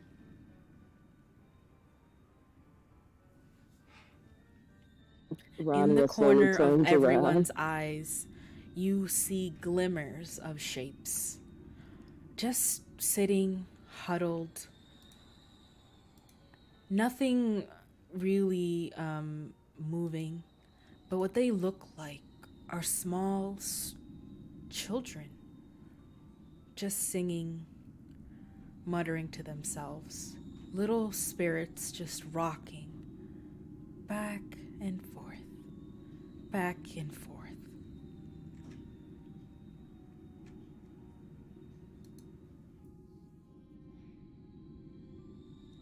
I'm So, just trying to Mimi, find words. So, can you explain how the colors of these bottles are set up? All of them are very similar in color. They all look black. Um, and that's what you can see on the outside. They're all black tinted glasses. Okay. all right. So this is the only idea that I can think of right now, just to help us a little bit.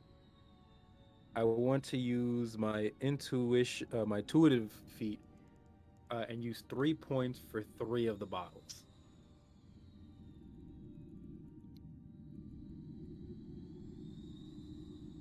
The three of the bottles might kill you. Maybe don't do that.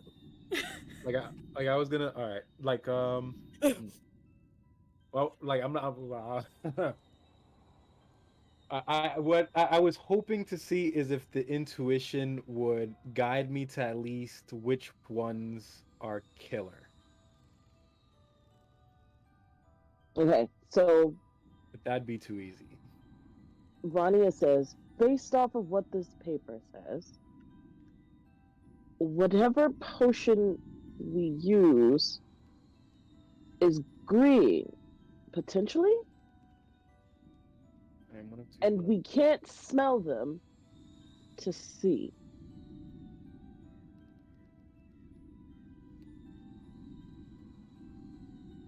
Trying to go through the. I'm reading the riddle, trying to figure it out. I'll read it again for the chat just because I shared it on our player notes in the Discord. I am one of two brothers, as is the last. We both have red in our flasks. Green is my soul, green is my heart, but out comes purple from the start. The door is closed but can be undone. Four of us are killers except the one. There will always be a lurker on my brother's left hand side, who bites the smeller on the nose in pride. The one who is first thinks it is clever, but drink it beware, you'll be trapped here forever. None of us are friends except the former of the lurker, who is friend to all, come hell or high water.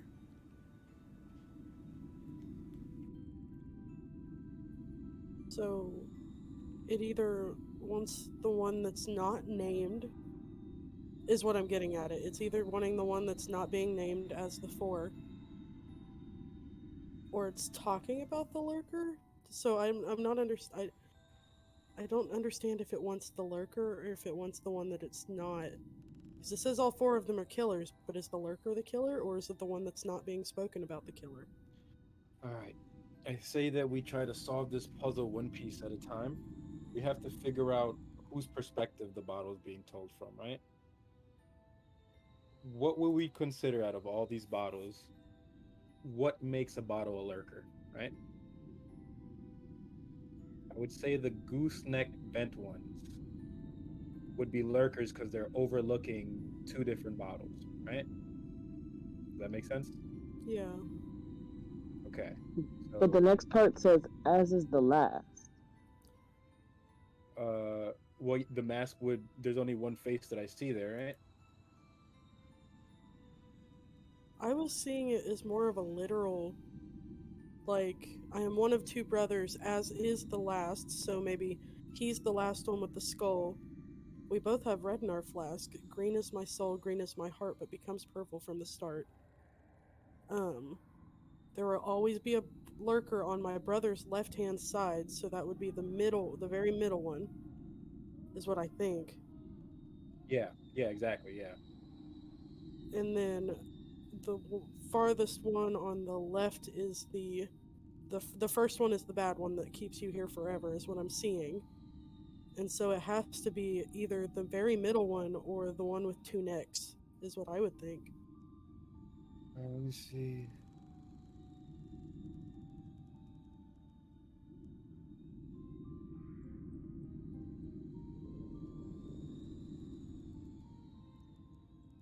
I might be completely wrong. I am not the best at riddles. No, because it says I am one of two brothers, as is the last, right? So We can't drink it, but if we were to pour As some you out, come closer, one little teacup comes into view right in yeah. front of all 5 bottles.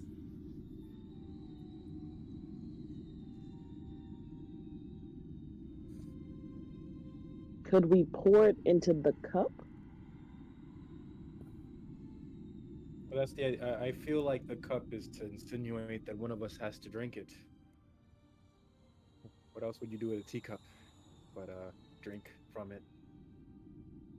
But could we just pour a little bit of the potions into it and maybe it would show the colors if we needed them, since the bottles are so dark? But I don't know if we can pour it out of the teacup after they've been poured in.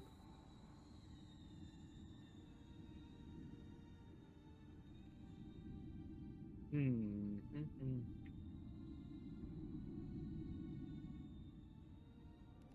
I'm just sitting here rereading this riddle. Yeah, Which one are y'all pouring? We haven't decided yet. We're trying to decide. Okay, let's break it down again, like Leo said. The last must be the skull, That's what I would take it as. but it also could be the first, depending on which direction. Just exactly how you see it. That's how it's like laid out. Got it. Okay. So the You're skull not like is the viewing it last. like it's right in front of you. That's how you view it.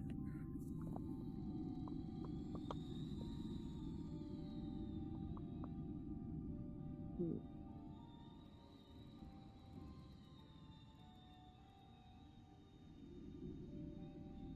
I feel like it's the middle one.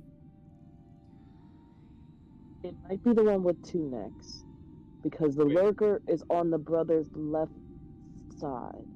Yeah, but so this but is the the other lurker's thing friends too. all. Sorry. What it's because they said there's also the former of the lurker, like the two bottles, like the two brothers or whatever, or the I would say the two ones in the middle, one pointed left, one pointed right, right. And there's a lurker on my Wait, what? brother's What one? left hand. What's which one's pointed left and right? The two bottles, like the one the second to the second to the left, let's say. That's The just one two bottle with lines. 2 necks. It's not Yeah, two well bottles. the bottle with two necks, right? Um, and it says there's like we're saying that the lurker, huh? Can like the last one also be a lurker? Because it's also kind of like overlooking the bottle with two necks. That's also on that bottle's left hand side.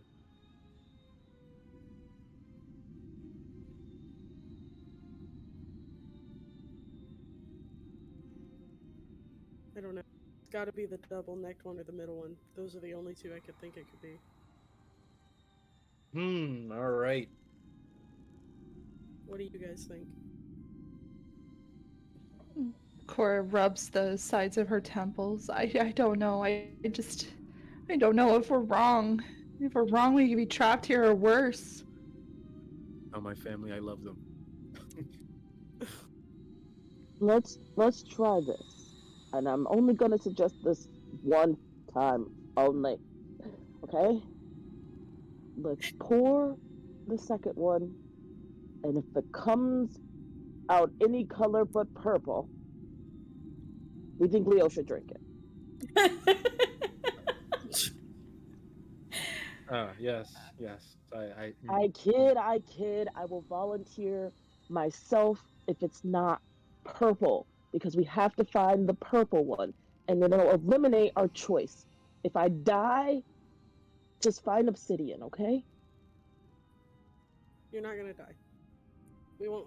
I, I'll do whatever I can to get you out of here. I'm not gonna let you stay. Well, you can't stay here. So let's just shoot You for the middle one and try. Okay? Agreed? Cora would nod begrudgingly. Yeah, Odette's not happy about it, but she'll shake you're it. pouring the double necked one into the teacup. Yes. As you pour the double necked one into the teacup, what comes out is a shade of red.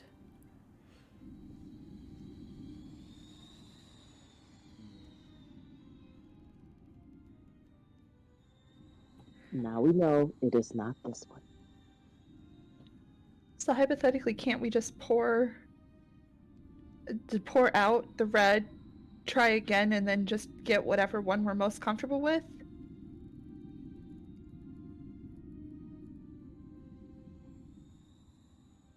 I think What's the next one you pour? pour the middle. We know that the brothers both have red, and the one we just poured is red. So if we find the brother, it will be purple.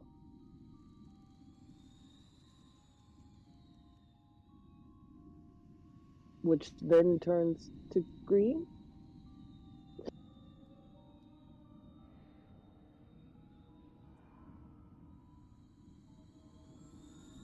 Which one are you pouring? Tori, are you still the one up there pouring them, or do you want me to pour it? I choose. What should we choose, guys? The middle one. I think the middle one. We choose the tiny middle one, and we pour it in the cup. In the teacup empties out as you come to lift it, and out comes just clear water.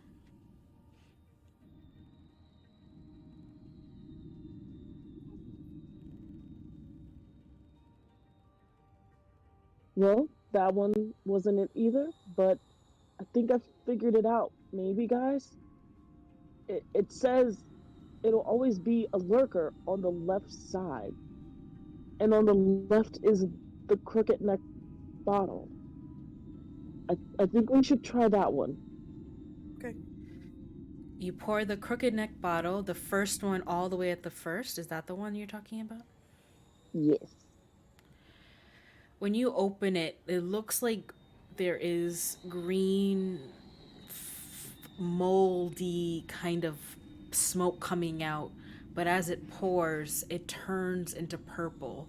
And as if it's bubbling and boiling, the cup melts the edges as it pours. Cool.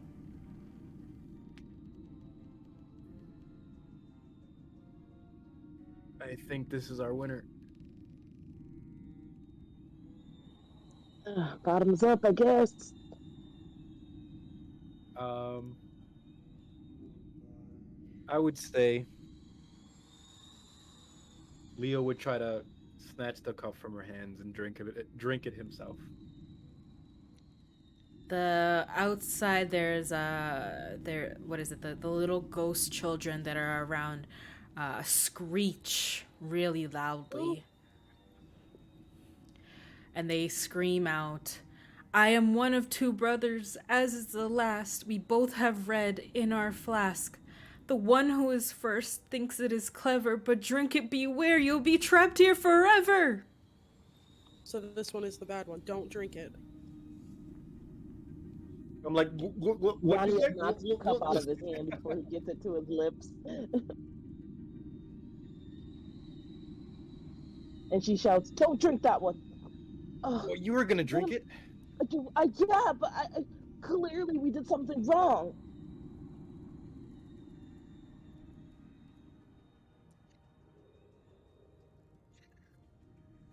Will the ghost children respond to me if I talk to them? They just as soon as that happens, they shudder back in their corner and just rock back and forth, just repeating the rhyme to themselves, kind of looking, scratching at the walls. Are they scratching anything specific on the walls? From what you can see, they are trapped here.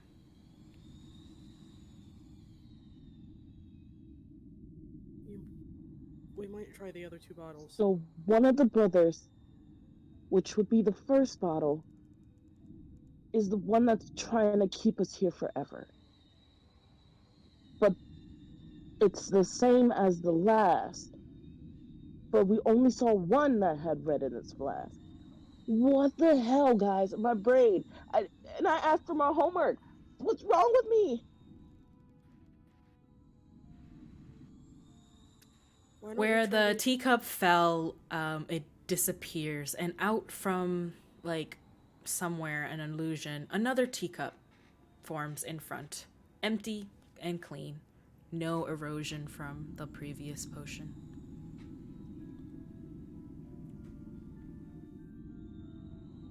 I'm having a small brain moment right now. I'm gonna walk up and pour the fourth bottle into the cup to see the color. The fourth bottle opens with the cork just and a small wisp comes out. And as you pour it into the glass, the wisp that's foaming up and coming in slowly frosts you on the nose. This is the lurker.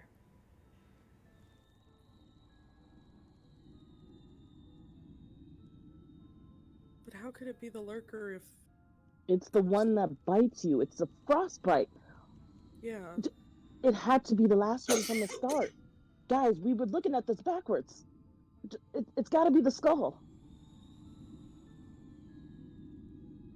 But it has a skull on it. It would be the most clever backwards trope ever. Don't drink the skull when it's actually the skull. Was just a scary bottle. Are you pouring the thing into the teacup? Yeah, I pour it in. Yeah, I'll do it.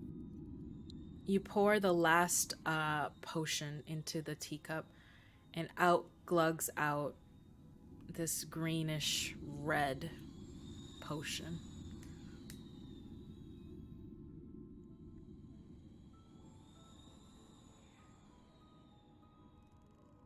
I guess I'll go ahead and drink it. Oh, Dad, don't. I said I would. I'm gonna do it. It's Your okay. nose is already frozen. It's okay. It was just a little nibble. It's fine. No, I'll volunteer myself, okay? Let me just do it. I'm just gonna do it.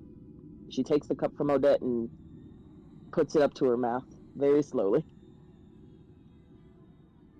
Around you, a little girl is singing a song, and she comes behind you and tries to pull at your robe, whatever it is that you're wearing, and she whispers quietly in like a little lullaby, "I am one of two brothers, as is the last. We both have red in our flasks."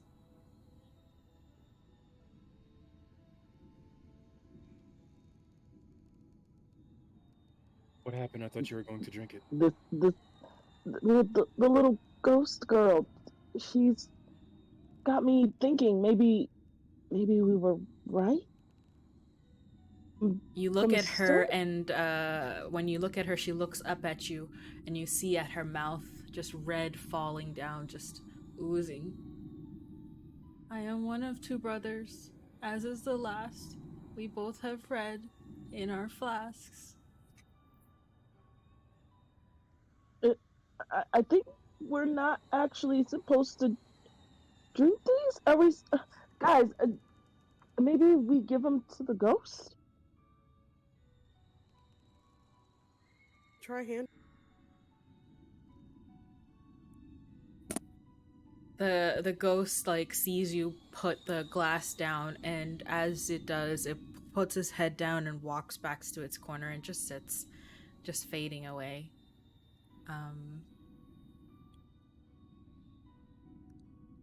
Can Rania do a brain check of 10? Sure. Is this a one that I It's a can use snapped half for? one. It's a Okay, so I snapped have to one, roll. yeah. Okay. Yeah. 1 second.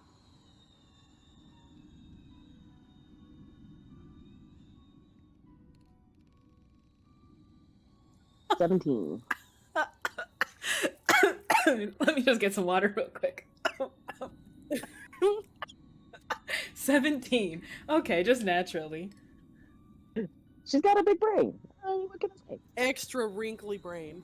I will take this from you just to give you some information. Looking at the rhyme, you notice it says, "I am one of two brothers, as is the last," and this is the same potion of the goose-necked one that you had. What it meant when it said green is my soul and green is my heart, it meant that the potion looked green when you make it, but when you pour it, it just turns purple, which is the second one that you poured. A lurker on my brother's left-hand side. The one of two brothers, as is the last. The last one is the one who also had red and is the brother, and the lurker was on the left-hand side. The lurker is the one who bit you on the nose. But one of them is the friend who comes come hell or high water. It's the middle It's one, guys. the clear one. It's Yeah, the it has to be water. the middle one then. It's gotta be the water. Guys, I think I got it. I think I got it. I'm gonna try, okay? I'm gonna try. No one try to stop me. She pours the middle one into a new glass because she threw the other one on the floor. The new one had appeared, and crystal clear water comes, and you can see on it a reflection. It is definitely a potion, but this is beautiful, clean, crisp, and you take it to your lips. And once you take it to your lips, do you drink it? Are the kids Yes. reacting at all? I will No. drink it. You, as soon as it touches your lips and forms to it, it refills back for the next sip. Guys, it's this one. Everybody drink it. Everyone drink it. I drink the skull one. No, I'm just playing. Only you. I'll drink the middle one then. Cora will too. As the last drop of the sip passes Cora's lips, it doesn't refill anymore. And behind the table, a door appears wide open. The kids turn to you and look at you before rocking and saying, "None of us are friends. Who is friend to all? Who is friend to all, even though none of us are friends?" Were they talking about us? Are the potions still on the table? All the potions disappear in a wisp of smoke. Rania, could you do a d20 for me, please? Oh, I didn't like that sound bit. This sounded like someone walked on my right side. Ew. Oh, naturally, really, really. Can I help her in Can any way? I have a quick question? This is I planned a really big thing, and we might go over. Is that okay with everyone before we keep going? Ooh, I do have, unfortunately, D&D tonight at Brandon's. What time? Yeah, what time do you have to go for that?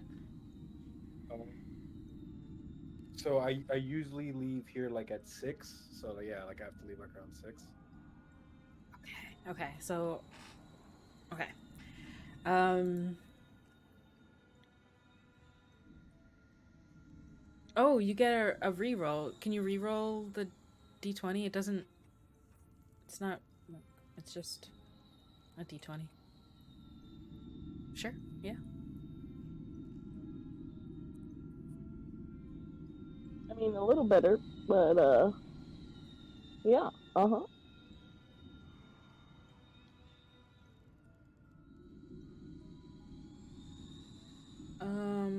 Sorry, y'all. I'm trying to think really quickly because we're coming close.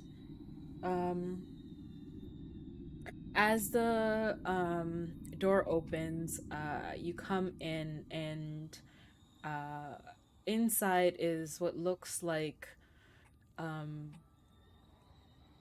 a large carousel that almost completely fills the room.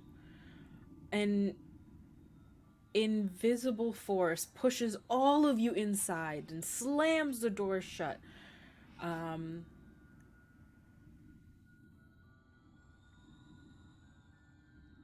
yep.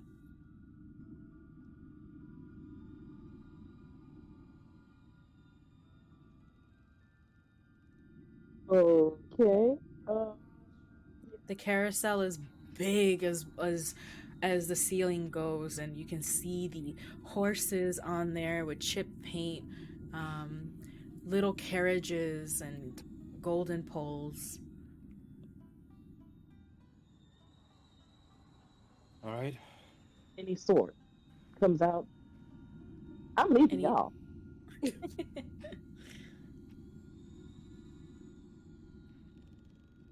There's no room for anything else in that room except for that ledge that you step on to get on the carousel right in front of you. What? There's only one thing we have to do, guys.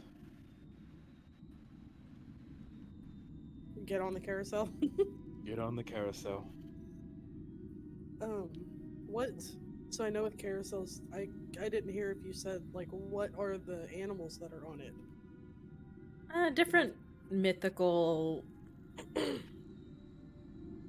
four-legged creatures like horses. But Can they're we pick just the one we want to be on? yeah, you can pick the carriages. It's like a carousel that you see in carnivals. I'm gonna ride the griffin.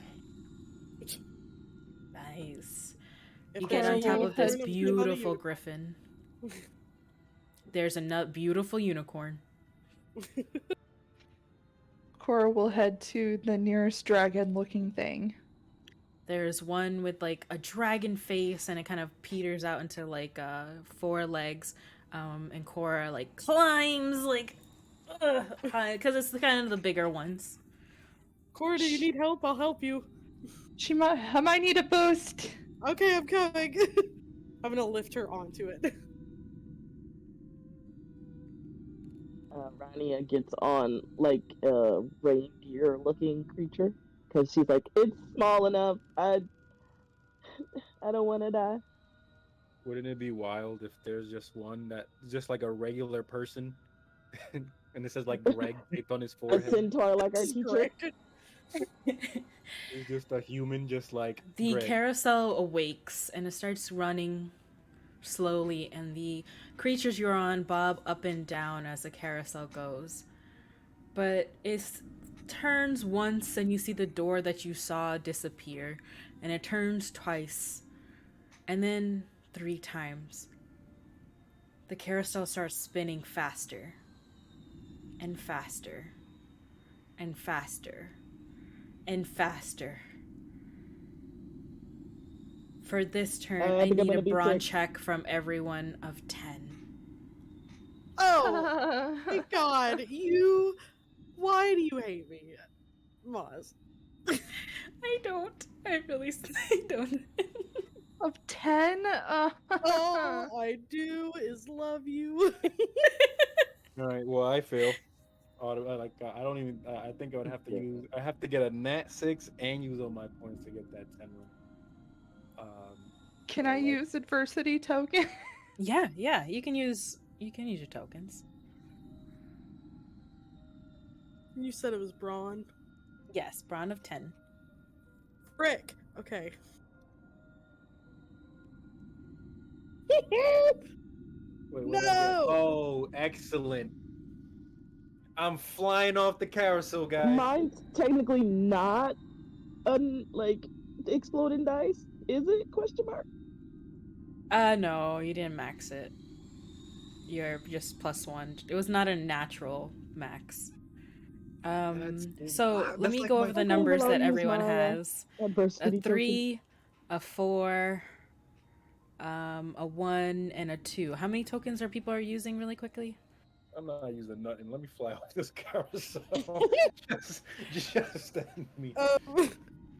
Will it even Why? make a difference for me to use adversity tokens with a Yeah. 3? I'm gonna run to the bathroom, but Yeah. I'll be right back. Be right back. Okay. Bro, that is my like 4th natural 1. What is going on? Oh, Where dude, are you? you have rolled way more than 4 natural ones this game. You know what's crazy too? I've only been using like the back line of stats. Like man. I would have known. I would have Listen, been like, screw it. okay. Grit is clearly gonna be important. Brawn is gonna clearly be I important. should have just made a hard ass big muscler. I should've just been a Bodybuilder hunk wizard. dude. Neck thicker than my thighs. Like, I'm thinking wizards. All right, let me get ready for this wizard battle. then Let me go everybody ahead could and have just put this caught these on. fucking hands. Right? Nope. I'd Listen, rather if we catch could that throw ball. hands, I'm throwing hands with Ghost, okay? I'm throwing hands with everything. The mannequins, everybody getting hands, okay? Everybody getting hands. I don't give a fuck about your kids. I will punch them too. Fuck them kids, okay? Fuck them Fuck them kids. kids. Okay, so could I start with Paige first? We have 3. Are you adding any adversity tokens? Is this the final one? Yeah, I'll add a couple to make it a 5. Hopefully, I don't die. Okay. Tori, for Rania, it's a 4. I'll use 3 so I can at least get close to 10.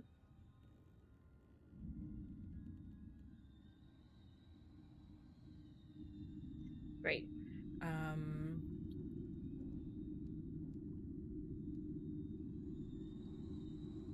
God, this is why I hate this, because I You're right, forget the Wondra. math A already. hand to the face is what I will lend. Straight to the face.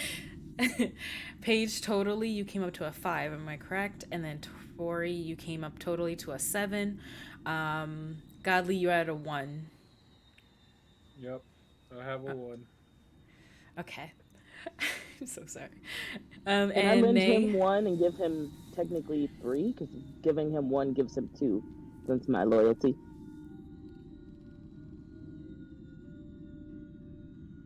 You can't give adversity tokens, but you can be like your strength. What in a way is this, like, what do you do in loyalty terms that kind of makes this work? Well, we're kind of like set next to each other, so I see him kind of slipping off of his uh carousel ride, and I kind of like stick my leg out to try to keep him like close to the bar. Okay. So how many did you want to use? Just 1, which will give him 2. So 3 in total. And then Nay, your result was a 2. Did you want to add anything? How would using adversity tokens to help me with the lowest low roll? Oh, it will just make the whatever hurts you less. Okay, yes. Yeah. Let's do that. Let's do that. So if you don't get that full 10, at least you won't be like a 1. I can dig it. How many would you like to use? Let's use 3. Hey, Coming even up to a 5 with... Okay. Cora and Odette with the 5 get pulled from the speed of this carousel and pushed out completely off the carousel onto the ground. Godly, with the help of a loyal acquaintance, maybe now friend, you crash out as well, hitting your head against the wall a little harder, but not detrimental. And with that help that Rania did, you were able to stable yourself a little bit more, Rania, but you also did get flung out. The carousel comes to a halt, and all of you get an additional adversity token. Yeah, Around you, the walls are peeling wallpaper, and what looks as if it becomes almost translucent windows.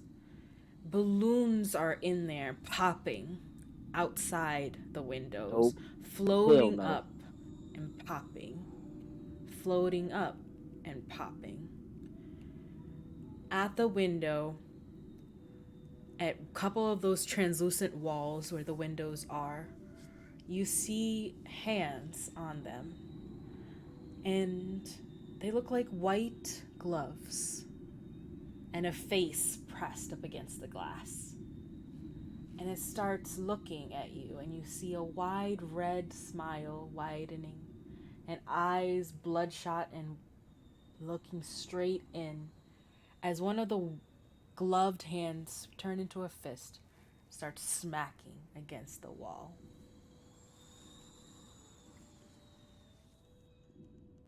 Rania immediately starts to look for an exit because exactly. I can't throw hands with this damn clown thing.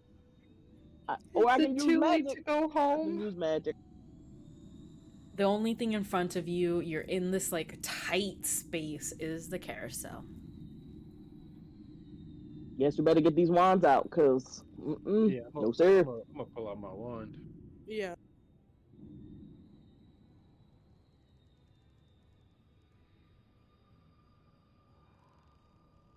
Rania has a defense spell at the ready. Okay, the ready.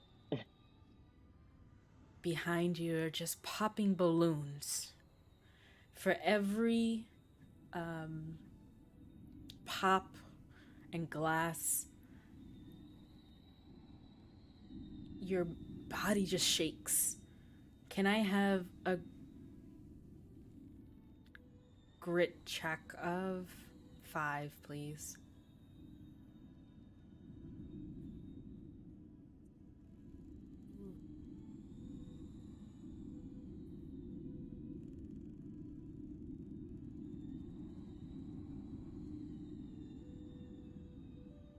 Damn.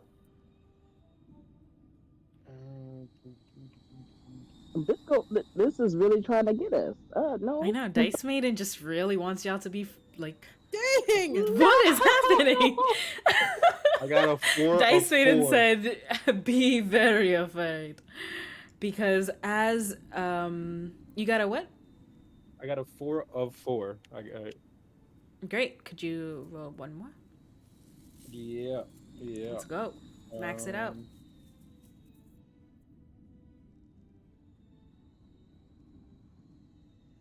I got another 4 of 4. You made my check, so you won't have to roll anymore. But for everyone else, the fear around you is tight. For any further checks that you do just standing here, not on the carousel, you will get a -1. The more you stare at this clown, the more you hear the popping behind you, you get a -2. I will immediately close my eyes and Yeah, I'm not gonna look at look this thing. and get on Uh, the carousel again. For Leo, however, you don't feel fear or any of the things that they're feeling. You only feel the same eeriness and you hear the same things, but you don't feel the goosebumps on your neck. so wait, so where is this clown exactly? So there is a carousel in the room, and it's like Uh, all the way to the edges of the walls, and the walls kind of turned translucent into windows. oh, and he's like behind this window. Yeah, he has his like face in, you know those when you have like a face pressed up against the glass and he's just like smiling and just Hmm. breaking. Hmm. Um, I since I'm not, I'm gonna say like I'm gonna be like, please, I stopped fearing clowns when I was a child, and I'm going to try to see if I can make these translucent windows darken with the spell. I'm gonna try to spew ink from my wand to Awesome. see if I can cover his face. Can I do a flight plus since it's like running away or obscuring yourself in a way. A flight plus a d4 please. Yeah. No problem. Um, And Rania hearing that Leo is putting ink around him, she remembers she's been in the class where she can control the shadows. So she's like, "What? Why have I become so silly? Shroud us with shadow. Maybe the thing won't see us anymore." So she tries to shoot a powerful shadow spell. Awesome. Do a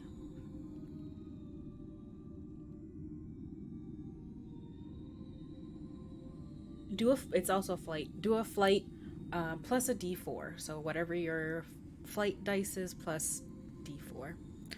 Godly 1d8 is a can I add 4. anything to that roll or Yeah, no? a d4.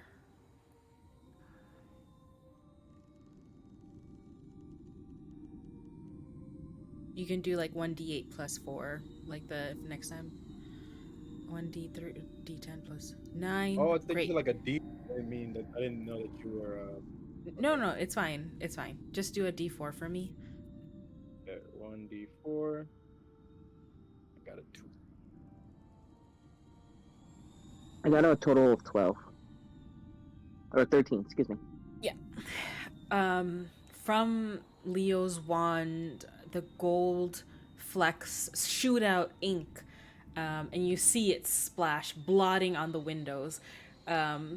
But every single time it shoots out and comes onto the translucent window, the what looks to be a bloody clown with hands on moves to an open place where they can see and starts banging, just crawling around on the pane, trying to see.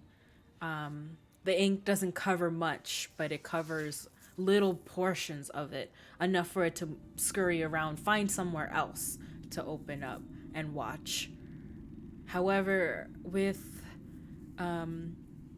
the silverish wand that Rania holds, a cloud of thick smoke pours out, and heavy as it layers the ground and starts covering all around. All of you are now blind, but the clown now cannot see in. in front of you, you feel the bump, if you're not already on the carousel, of the edge of that ledge that you have to climb onto for the ride.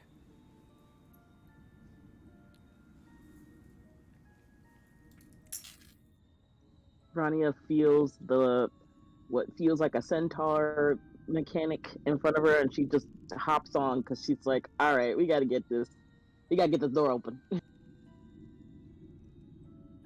Cora's just hanging on to one of the poles because she can't see to climb up on any of the animals on the carousel. Can I grab Cora and put her on one with me as I'm getting up? Sure. Can you do a brawn? Of course, pretty small, but it's also blind. You're all both blind. I'm gonna say a 6 of brawn. You can get a D6 with your D4. Yep.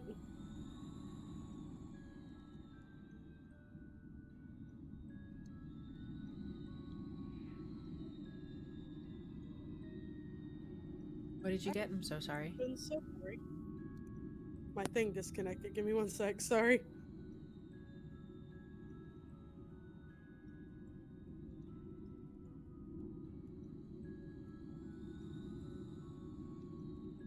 And then I'm gonna add one with an adversity token. Great. You haul up Cora into your arms and you get them straight onto the ride.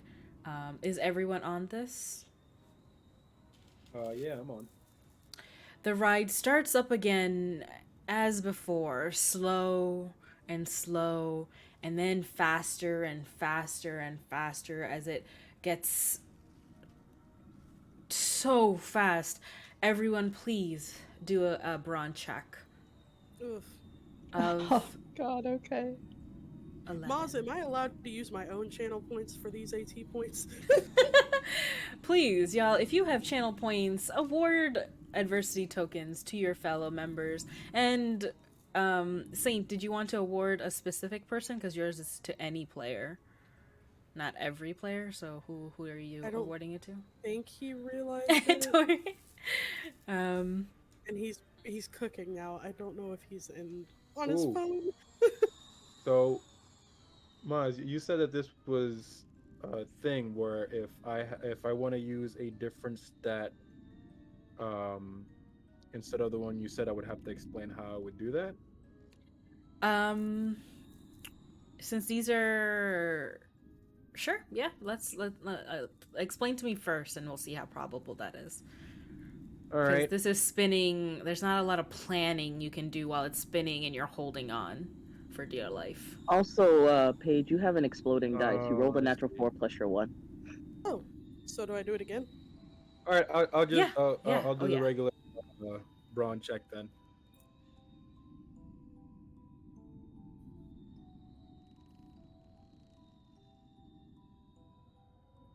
And Rania's gonna try to use her brain check. She realizes now how the momentum of the carousel works, and so she kind of anchors herself in a different way to hold on to the centaur since she's on a different creature this time. Cool. Can you do a brain check?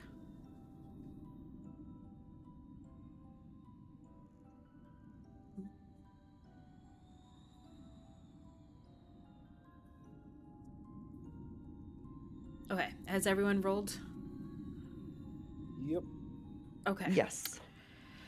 You got 1d4 plus 1. That was a 1, so you got a 2. But you had a 5 earlier. That's a 6, 7. Nay, you got a 6. Tori, you got a 10. And Godly, you got a 3. Godly, Leo, Odette, and Cora, because of the smoke blinding them, got flung straight out all the way back against the wall again. And Leo, because he is larger than the rest, his body cracked against the wall that now is a window pane, and the clown sees the little crack and just starts angling around as if it is like trapped between this glass towards the other side, and just you see it squeeze against this wall to leave this wall and come to the wall where Leo had cracked the glass and starts banging on the crack. However, with Rania's foothold, the they are the only one to stay on the carousel as it slowly comes to a halt, and a secret compartment in the middle opens up, and it looks like a door.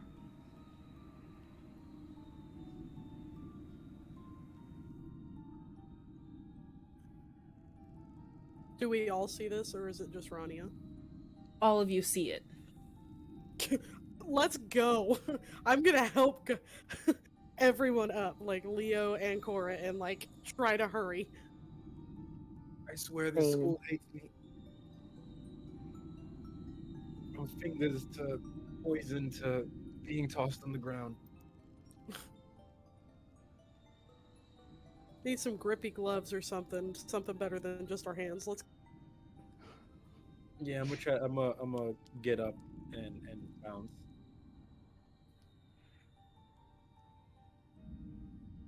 Armageddon out of here. Armageddon out of here. I'm gonna use it Cora's because that on was board cute. with this plan. All of you go into this little hole. But as you walk in, what you thought was floor disappears, and all of you fall straight down. I would like a grit check from everyone, please. Frick. Okay. Again, you can always use your wand. Yeah, I was gonna say I'm going to go ahead and use my wand to try to cast a floating spell so I don't just slam onto the ground. Can I have a flight check of that, please? Actually, no. This would be fight. Let's do a fight check. You said a fight check? Fight check, yes. Okay, because I would like to like cast some kind of like air, so maybe that would like soften the blow. Yeah, let's do a fight check. That makes sense. I have 12 now. Cora did not think to use magic, so she's just praying that her ass isn't damaged from the fall. Wow.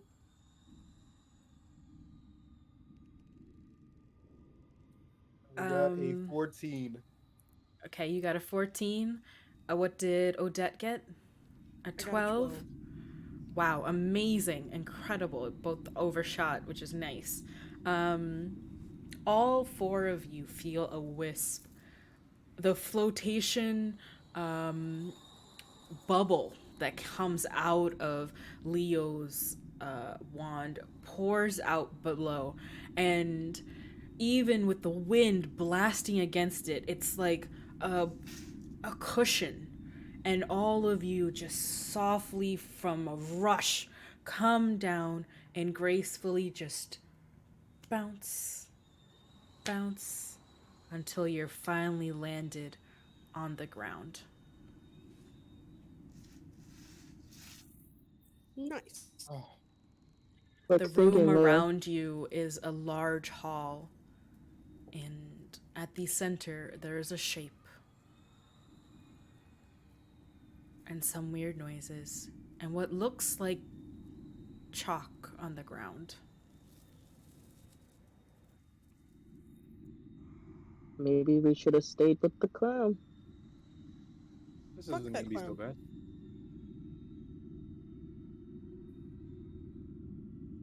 What can I tell what the chalk symbols are? They look familiar. But from this dark area, you would need a brains check of 12 to know exactly what it is. If you get a 6, you can maybe with the light in the room. Does it help that I am like my favorite class is rituals and evocation? It means that you have higher like stats that you can add to those Okay, I wasn't checks. sure if it like changed like, Yeah. oh, you've been trained more in this to understand this a little better. Yeah, so if you made the check, you would get more information than other people would. Um, but you would still have I to like kind of because of the lighting and there's something on the ground. yeah, like I only have for Could be stone brains. I have dust. a D10 plus 1, so I don't know Okay. if it would. I definitely can't make a 12. Should I try for it? Sure.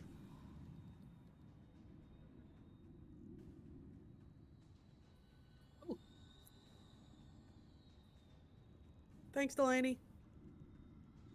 Thanks.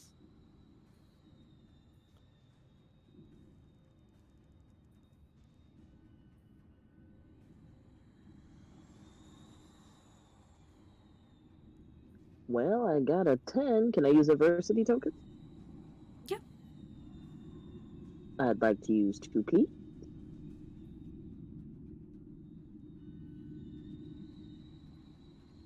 Your eyes kind of glimmer at it and you know what this is. You kind of are familiar with it, especially in your classes. It covers your shirts, your vests, your skirts, and it's always in the other items of the materials required for every school year. That is runic chalk. And that there must only be a summoning circle. The shape on the ground kind of writhes, and the hulking thing over it grunts quietly.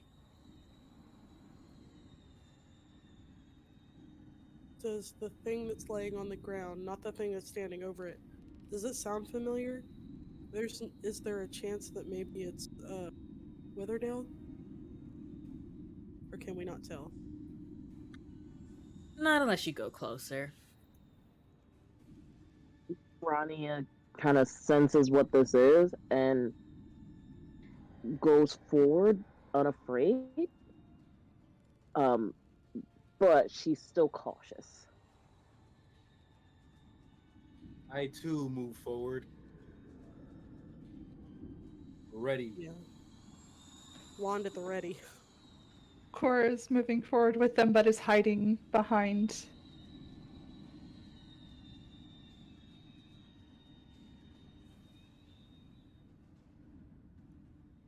Rania turns around and she's like, it must want something. It's not hurting what's in the circle. Maybe we can try and, I don't know, like, extinguish it? Vanquish it? Yeah.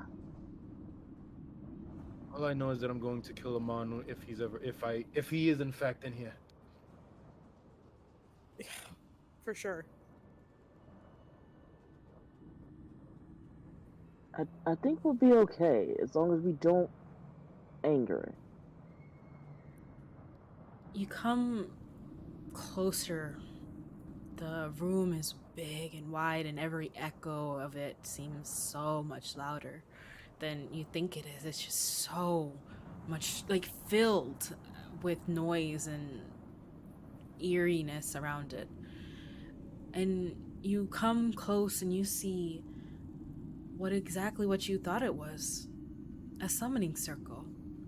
And all around the summoning circle were different creatures, all in little cages, and you see what looks to be shapes familiar to you. But at the center of the summoning circle, you see the little bandages that wrapped around a broken leg and what looks to be a creature. This creature is about 10 feet, with 6 crab-like legs and short little tentacles coming out of this little bulb. They have What is yellow that? orange skin and a bloated body. The head of it, you can see from just a little angle, has more than 2 eyes and a mouth filled with teeth. But what is at his mouth is Professor Witherdale's head, Oof. open, as this creature is eating its brain.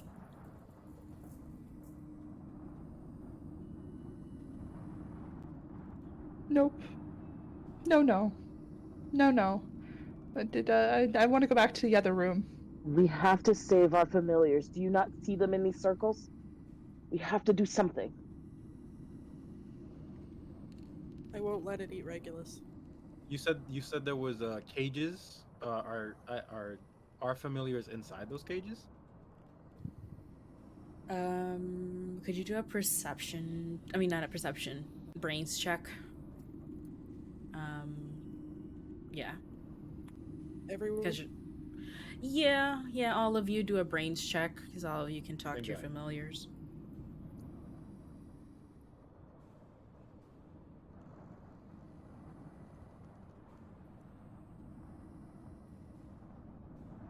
Ah, I like it. I'm pinche madre, bro. Damn. Dice Maiden is not being nice to me today. What was the number I chose? Did I chose a number yet? I don't think you not did. say You did number. not. Oops, I forgot to add my +2. Ew, what the Oh, nah. So let's see. Godly, you got a 3. Nay, you got a 10. Got it. Okay, perfect. You hear in your heads these words and this voice. And it's a droning voice as you try to reach out to your familiar minds. And Amon, if he is there, you cannot detect it, Leo. No matter how much you try, you can't hear it. You can't hear his voice that sounds like he has knowledge of years and sass of more. And Regulus, if he was searching for you, or if he was reaching out for you at this moment, he is not currently. However, Obsidian is loud, and Ozzy is loud. Constantly just yelling out in their voices, quiet to all, but only to the ones they wish to hear. Cora. Rania. Rania. Rania. Obsidian's voice is loudest, but of course no one can hear except for Rania.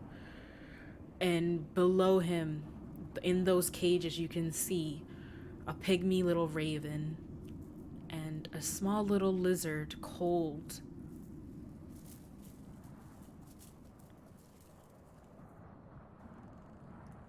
As we have to break these summoning circles. They're here. I don't know if you can hear them, but they're here. Ozzy's in there. We gotta get him out. He can't stay like that. I can't Are hear you Regulus, sure? but I'll do anything I can to help you guys. I'm sure, Leo. I can hear Obsidian screaming for me. We need to get them out. We have to find a way. Cora's like on the verge of tears as she's like darting her eyes around trying to figure out how to get to him. All right. The only The thing. Wait. creature in front of you is still eating away at the professor's brain.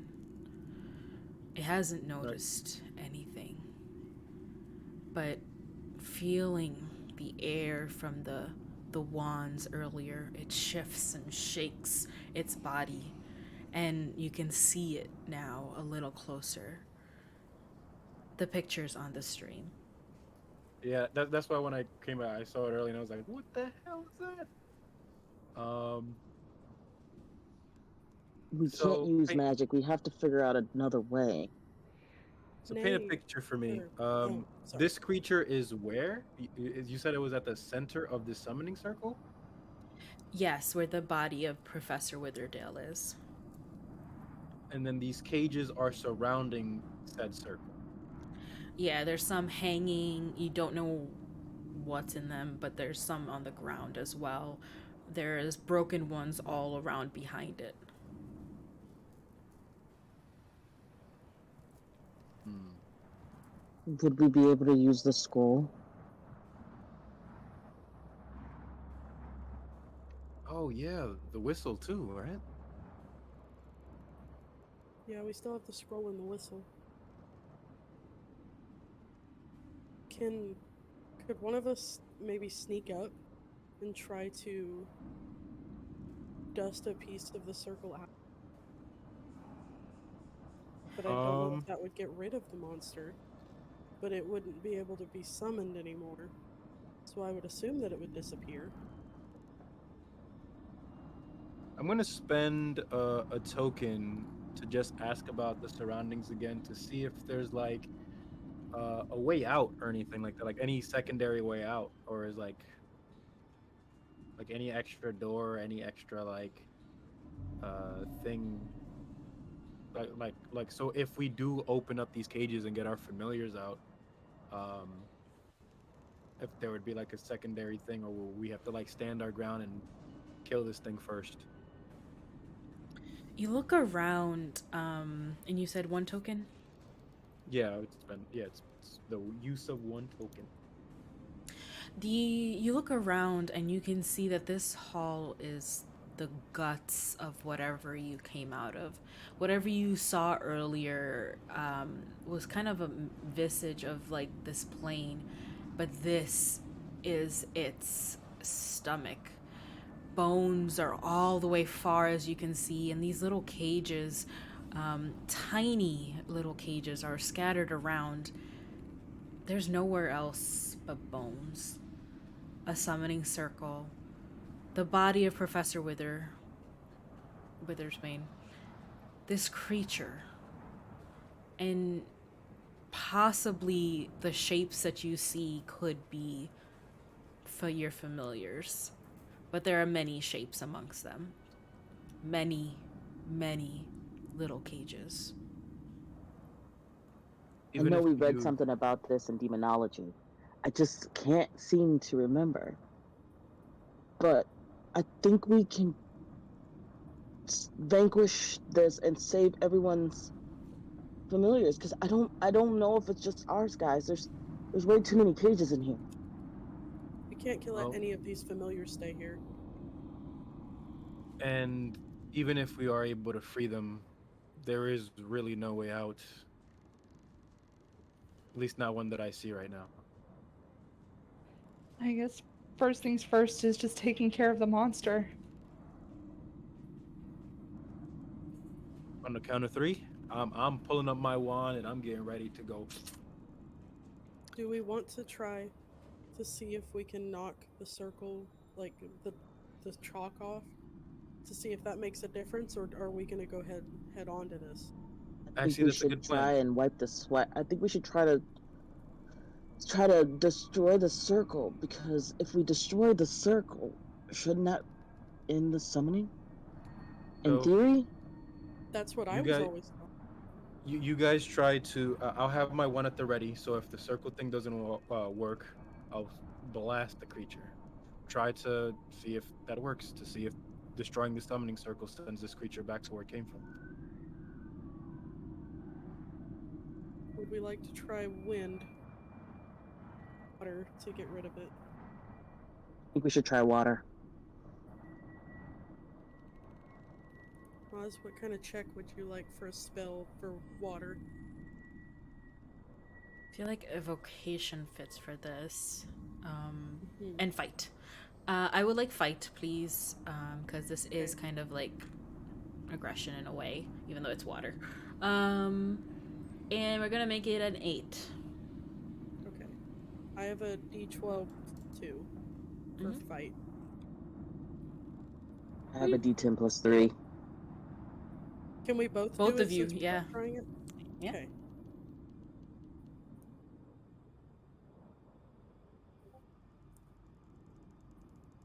Can I use 4 adversity tokens? I also want to use 4 adversity tokens.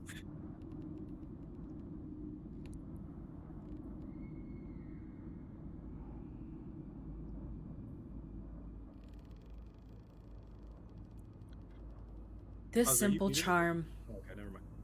This simple charm that emanates from your wands is something you've learned from your first class. A simple agua just spell that flows out, and pearlescent just waves flow out of your wand. The floor is now slick with water and flowing into the center. It doesn't wash off the chalk, but does dull it slowly. As it starts to dull, you see the creature still clear as right in front of you, eating away at the brain. But the world around you starts to warp. You can feel your body way back in that hall, almost closer than before.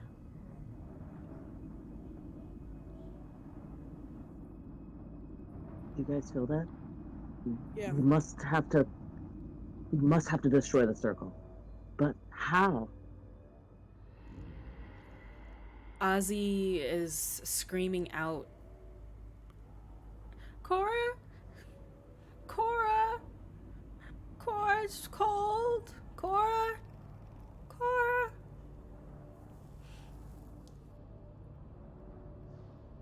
I think one of us is gonna have to get up there and try to wipe a piece of it away. Obsidian is reaching out again and just like, Rainia? Is nobody here? Rainia?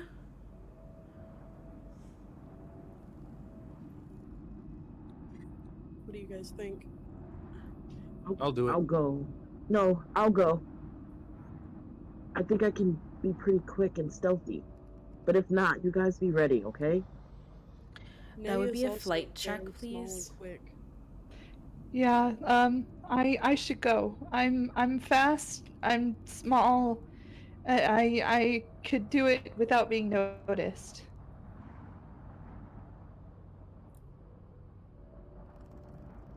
Cora, do you want me to take the whistle and go to the other side of the room? And if he notices or hears anything from you, I'll blow the whistle to get his attention. Cora sniffles, wipes her nose a little bit, and then nods, handing Odette the whistle out of her pocket. Alright. I'm gonna walk on the farther away and then have it ready with my wand in the other hand.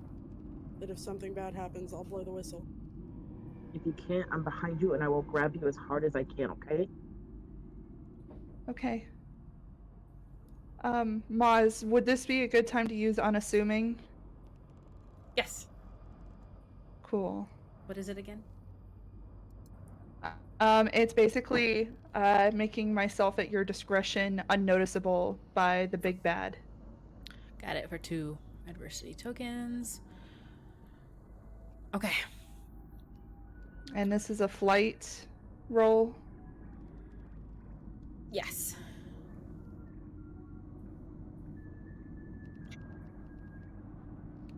Nat 20. Let's go. Speak it into existence. Nat 20. It wouldn't be the first. Oh my goodness, what is it? It's an 11. It's pretty dope. Cora is close and it's sneaking by and it's close to the summoning circle, but it hasn't reached it yet. With only 11, it's close to the creature. However, because of how Cora looks and how just nimble they are not seen. The creature is busy finishing up its morsel and just licking at the edges of what is the skull. It doesn't notice Cora coming close. However, Cora's close enough to hear and see where Ozzy is. A small little cage at the end of like the circle where if you were to go there, the monster could see you. You see Ozzy looking around until its lizard eyes meets Cora's. Cora, you're here.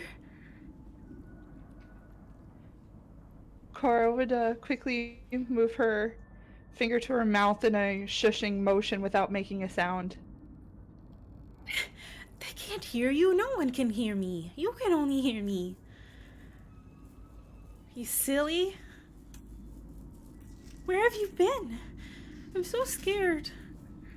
All this place is so cold. And that thing just came out of that ground.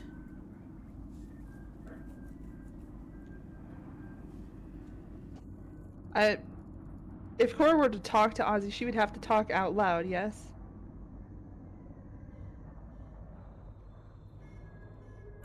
You can talk to them. You have the spell thing. I mean, you have that thing for your species, I think. Not your species, your what is it? You have that you have something that lets you speak to lizards. Oh yeah, wild speak. Yes.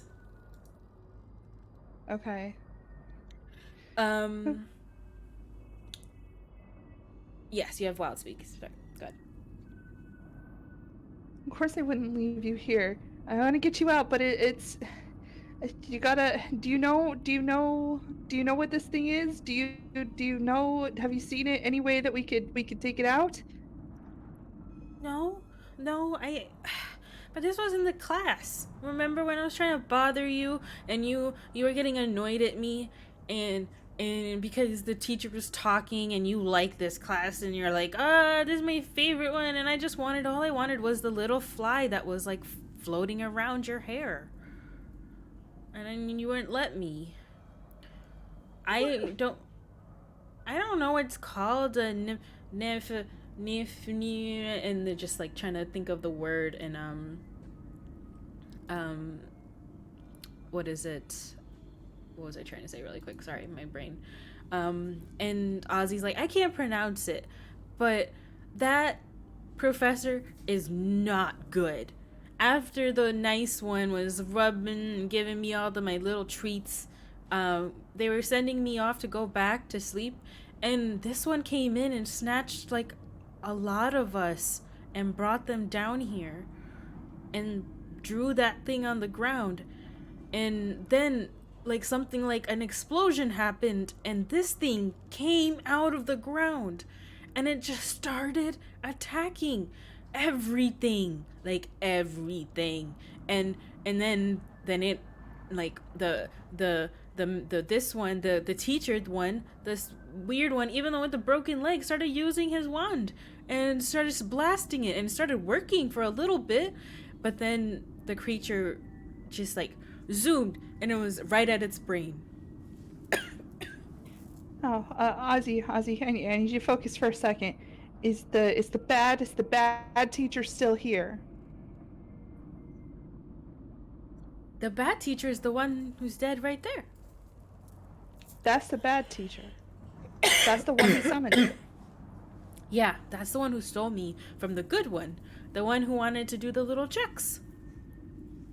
Where's the good teacher? The good one is back up there.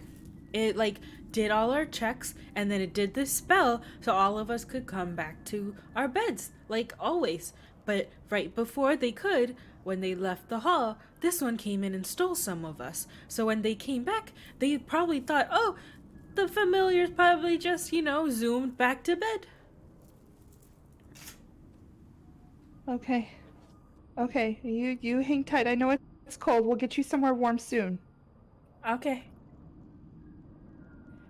I really want to sleep. Cora would look back towards the others. Was she able to get the part of the summoning circle erased? No, you didn't get close enough with your flight check, but you got close enough just to hear Ozzy talk to you. Okay, she would attempt to slink back towards the others. Mm-hmm. Would that be another flight? No, you have the unassuming still working on you. Cool. Once she get back, she'd be kind of overwhelmed by the information, but would manage to get out. Stupid SOB. He summoned it. He summoned it. I don't understand. I don't. Cora, who summoned it? What are you talking about? Calm down. Tell us what's going on. He did, and she'd point to the dead body on the floor. Of course he did. But How do we get rid of it? This uh, doesn't seem like a demon. I don't know what it is. Ozzy doesn't know. He was only able to tell me what happened. Not he doesn't remember exactly what this beast is called, nor do I. I I have no idea what to do about it. Perhaps getting him out of the cages and the familiars getting the familiars out of cages maybe breaks this the summoning circle. It was the familiars that helped bring this thing to this world, no? I mean, why else would they be here? But I don't know that we can get them out without keys. I mean, they're locked up. I Think have a lockpick, harder, so Cora. Think harder. He had to have told you something that will help you remember what this is, because thinking back, this doesn't seem like a normal demon. We've learned about demons and demonology, and this isn't one of them. It doesn't have that The smell. Cora, if you're doing a brains check, let me know. That would be a DC Oh, 6. okay. Let me Because check. cryptozoology is your class, I think. You're right, though. I did not even think of. Oh boy, this is not going to go well. But I will try.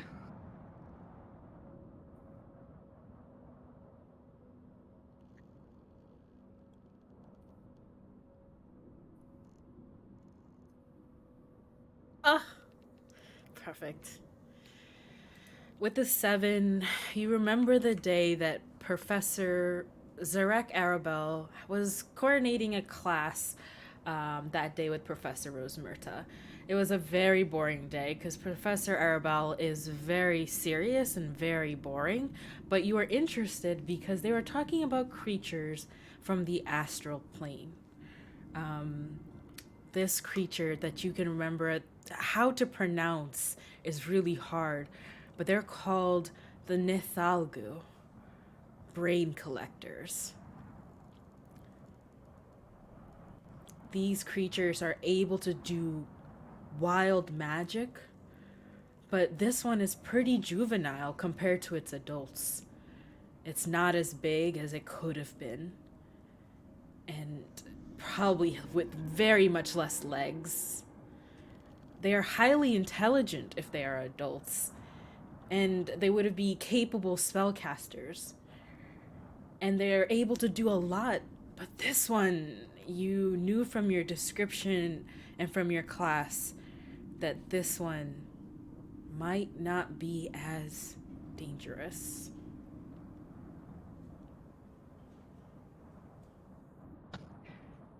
Okay. I remember. Ozzy said something about flies, and it just clicked. This thing is a brain collector. I don't remember the scientific term. It's on the tip of my tongue, but it doesn't matter right now. A brain collector. It's young, so we might actually have a chance to stop it before it keeps managing to feed on things. Ow.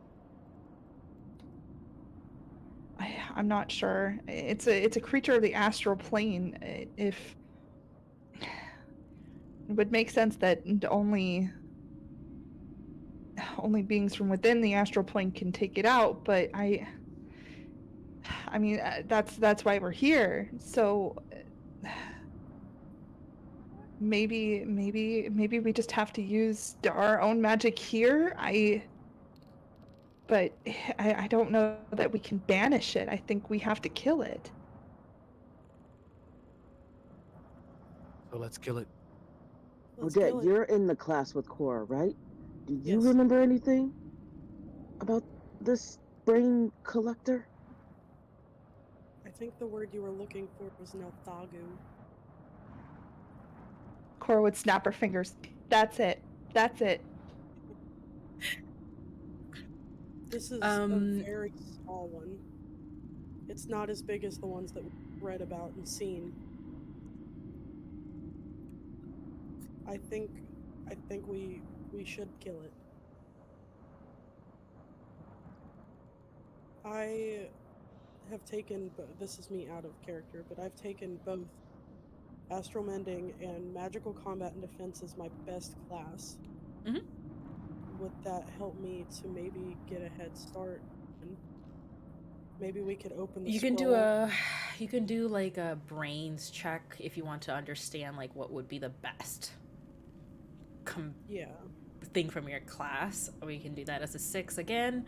And then if you have like a stat for that, I it's a I think it should be brains, right? Is it fight or brains? No, don't worry about that. Brains check of 6, please. Okay.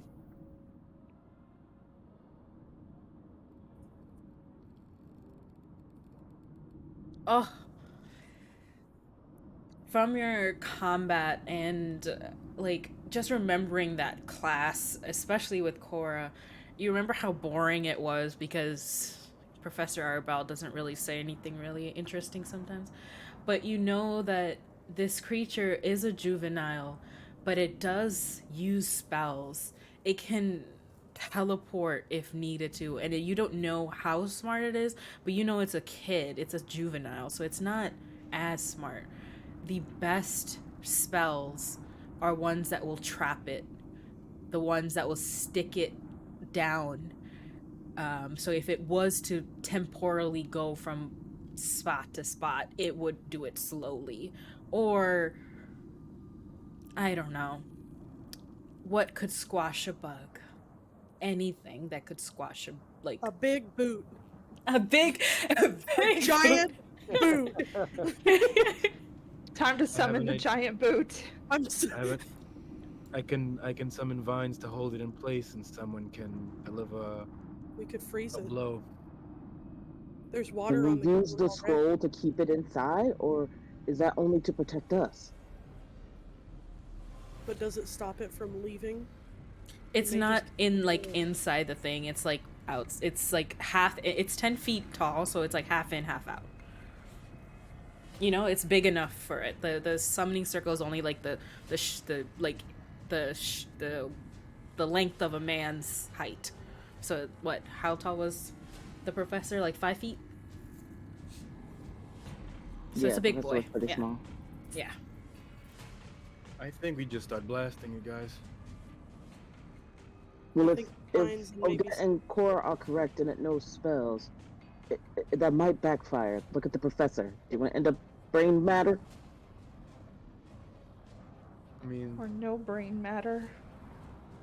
okay, so like I said, I use my vines to wrap it and keep it in place with an attack, and The rest of you all start bashing it.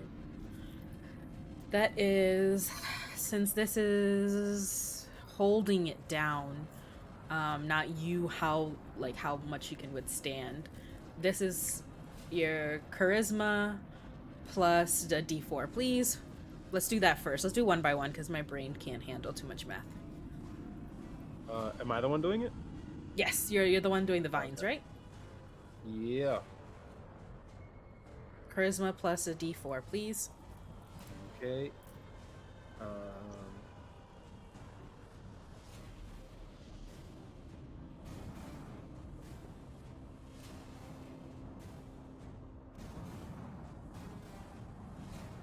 Oh, and I have a +1 to it. So D12 Yes. plus 1. So D12 plus 1. That's gonna give me a total Yes. of 12. And then the D4, right? Mm-hmm. Does this get also a +1 or no? No, just a d4, please. Okay. D4. The vines stretch out. Can I add anything to that to make it more Sure, flowing? Like sure. any tokens? Yeah. I'm gonna go ahead and use like. I mean, if it's a D4, I'm gonna use 3 tokens to add to get a total of 4. I'm gonna add it to your check, actually. You grip at the wand, and with that extra strength that you have, you spread your legs, and Leo holds straight because the vines that are coming out aren't translucent. They are coming out straight, rigid, strong, completely from the tip.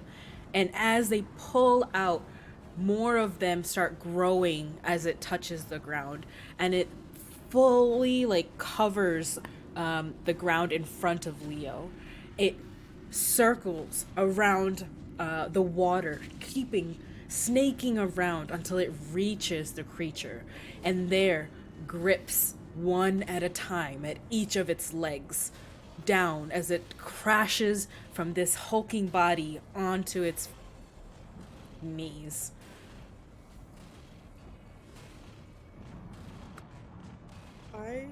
Start attacking it.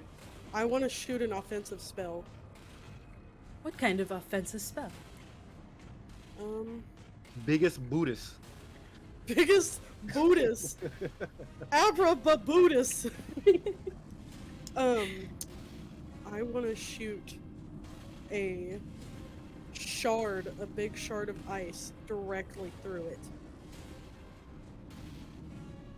Right where the heart Can I have a would be if I fight of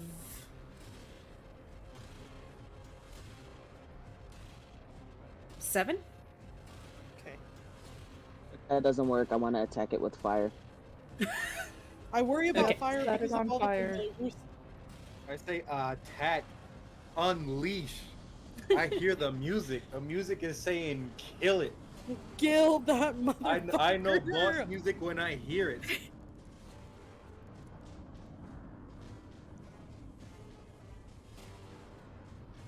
I'm gonna add all my adversity tokens up to make it where it needs to go.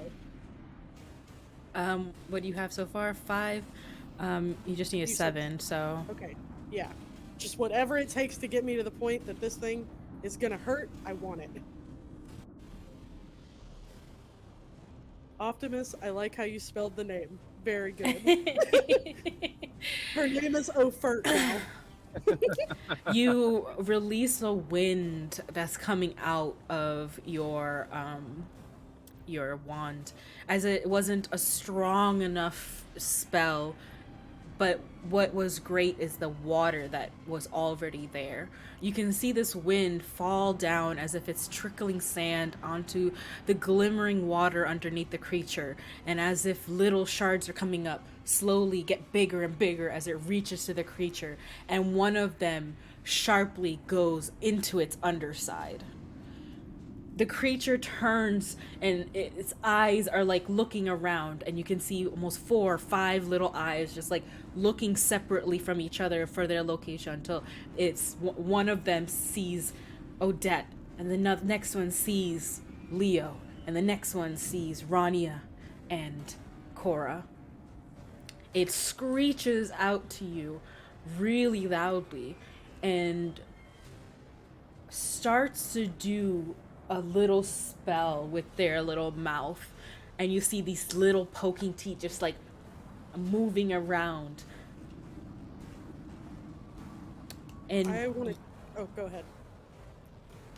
a, what looks to be a circular portal near where you are start to form. And it moves this little tentacle trying to like reach into it. And you can't see what is near it, but it's probably reaching into a similar portal near it so it can just use a dimension door to reach you. Can I cast a ritual by drawing it on the ground to try to get shards of earth to shove up into the underneath of it also? Do you have runic chalk on you? Yes. And is rituals your biggest class? Yeah. Rituals Okay. and evocation is the class I am most trained in. Okay. Can I get a brains check of 3 and then a fight check? I'll tell you that after you do the brains one. If that doesn't work, I also have chalk, and I see what Odette is doing, and I'm gonna attempt the same thing, but I'm gonna shoot fire from the top. Okay. We'll do Odette first and then I'll move towards you. You got 10. Perfect. Can I get a fight of 6?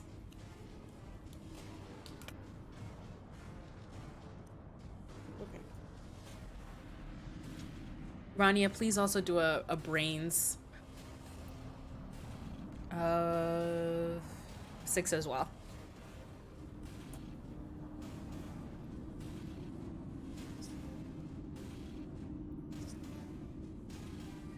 Okay. I got an 11 on my fight check. Okay. Once Rania does, I'll go through all of it. Nice. Got a And then 9. can I have a fight of 7?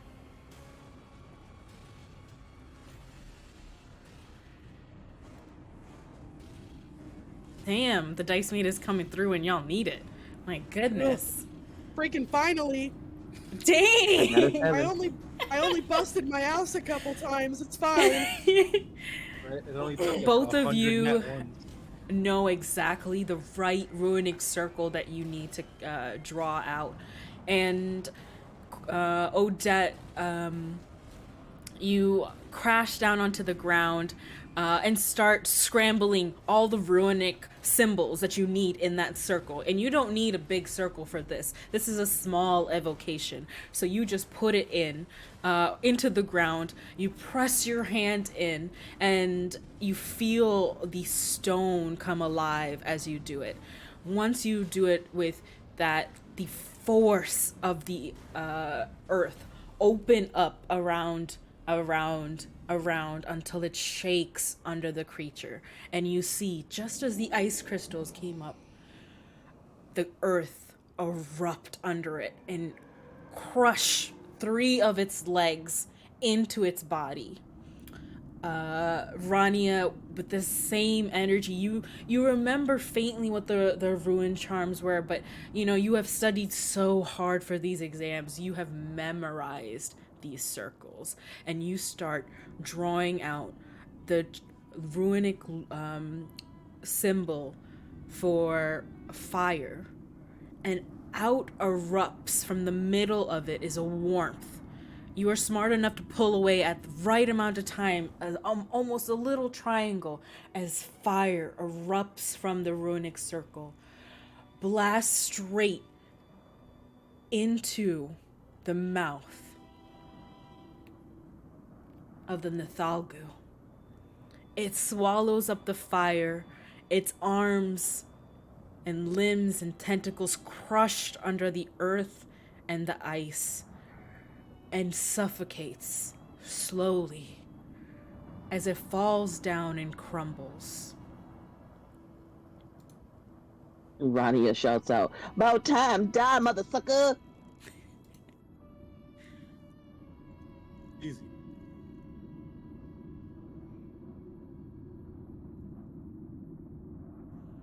That was a lot more fun than in the books, guys. Uh, same time next week? Yeah. Ugh. Can we get our familiars and get out of here? Yeah, I'm gonna Yes. push myself off the ground and start sprinting, trying to find Regulus.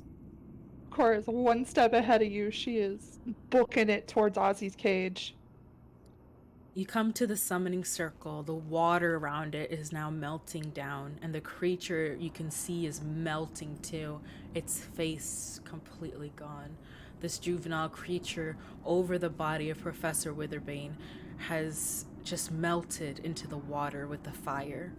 The summoning circle is now fading slowly, and you can see the astral plane kind of pull you back to your body, but slowly. And in front of you, you see two cages with Ozzy and Obsidian. And right above you, you see floating cages, and what wakes is a quiet voice. Odette. Regulus. Get me down. What do I need to cast to get him down, Mons? You this would be like a unmending, like a tearing kind of thing. So, can I get just you can do just like a fight of like 4, and you can aim it for the like the chains that are holding the cage. Yeah. Ice Maiden better be nice. Ice Maiden? Oh, Dice Maiden. I was like, where's the Ice Maiden? Huh? Where's the Ice Maiden? I don't Where want to is fight she? something else. Please don't put that in here. I'm the DM, and I'm like, wait, what? Oh, amazing. The chains lash down, and as it falls down, it widens open, needing no locks. And Regulus unfurls its wings, having been asleep, or at least not asleep, unconscious, flies weakly towards you and nuzzles you under the neck and softly says, "Home. I'm home." I have got him in the biggest hug, and I am just on my knees, like, sobbing with him in my arms. Above you, another cage softly just swings in the adventurous moment that was there, and a little stretching cat like meows at the bars. Who the heck put me in here?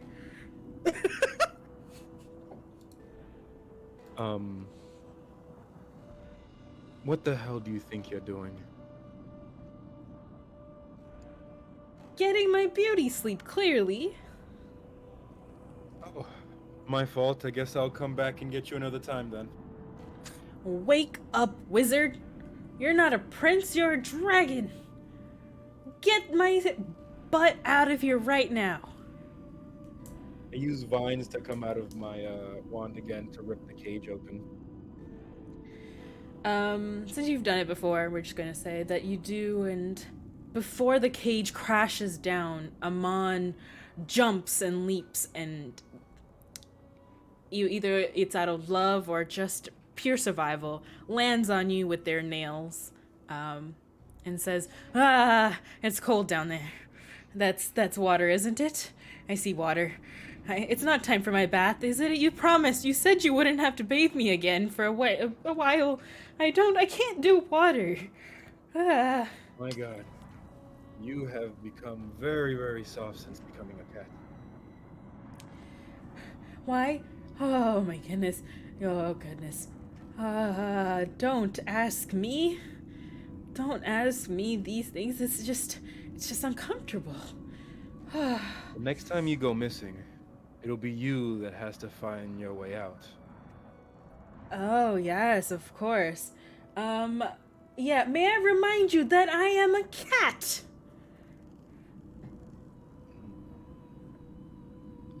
Yes. Yeah, you are. Come on. Let's get out of here. Obsidian next to you, kind of pushes the cage open, but it's not too strong to like push the weight of the cage, and just calls out to Ronnie. Ronnie, open the door. Can't get out. Damn it, Obsidian. I felt you. Silly goose. What did I tell you about getting taken? I didn't choose this. That crazy man did. All I wanted to do was just get my little feathers pruned and then come back up to you. Guess we have to I learn. left a little eye-catching trinket in your hair and I 101 wanted to like play with it. Yeah, You I better found not that. have It's on cleaned my it out. pillow. You It's cleaned on it. You took it out. I can't believe it. I knew Of you course. did, and my hair was too tangled for that. I bring you shiny things because I care. And I appreciate your shinies, but don't give them to Cora. She'll never give them back. Hey! Even though Cora is at least a good 10 feet away, she has good hearing. The water around the summoning circle is slowly washing the circle down from a line to a smudged line until one flow current of water, just a tiny one, breaks through the chalk and a slice of the circle comes apart with the dust. And you feel it with your familiars in hand, pulling you all the way out until you are back in that hall, the Sanguine Lunae Hall, where your bodies lay. However, this time, your eyes open, and your familiars are sleeping on your chest.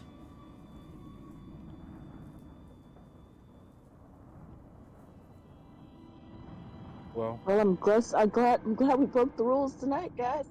Ugh. We should probably get to bed though. I'm gonna get yes, up quite and go right. check on, like, Cora and Rania, because I know that when we first went into this, their bodies had got shot by those shards.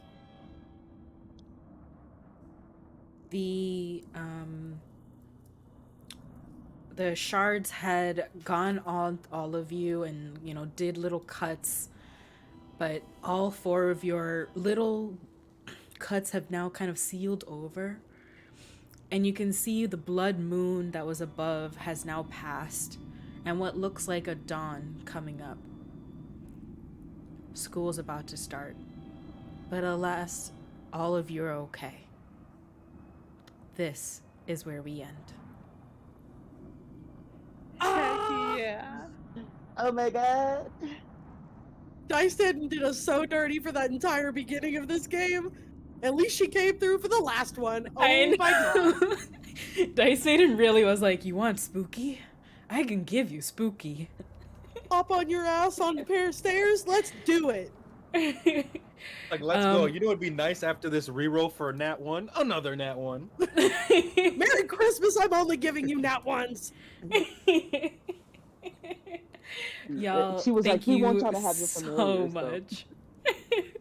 I had a whole set of dungeons prepped, and I'm glad that you were able to enjoy some of the spookiness of it. And if I made your like goosebumps and shivers come, that's a win for me. You absolutely did. The mannequin Bro, room will haunt that mannequin me. room had us all fucked up. Yeah, Yeah. no, Okay. After Yeah. Little Nightmares and Resident Evil Village, that was in my brain forever. It Oh needed my I to was God, literally no. like gripping my pillow next to me. I was like, please, please, mannequins. I said I was gonna blam away. Just straight drop kick. I was gonna toss the one aside. I'm like, nah. I just Nope. started blasting. Gotta keep that thing on you. gotta Yes. go blast. On me. The D20s and the D12s that you all had to do were just encounters that I had set up. So like anytime you did, anything, there wasn't good or bad. It was just different encounters. Except for the high D20s, which meant you got a special room with a treasure chest of one of 12 simple treasures, like the Scroll of Protection. Um, I've never done that before where we had little things, so this is my first of everything. Especially using D&D monsters, astral plane stuff. I loved it. That was so good. I It was appreciate so all of you. freaking. It was very That good. was It was awesome. very You fun. did so good. So good. I had fun last week. I had amazing time this week.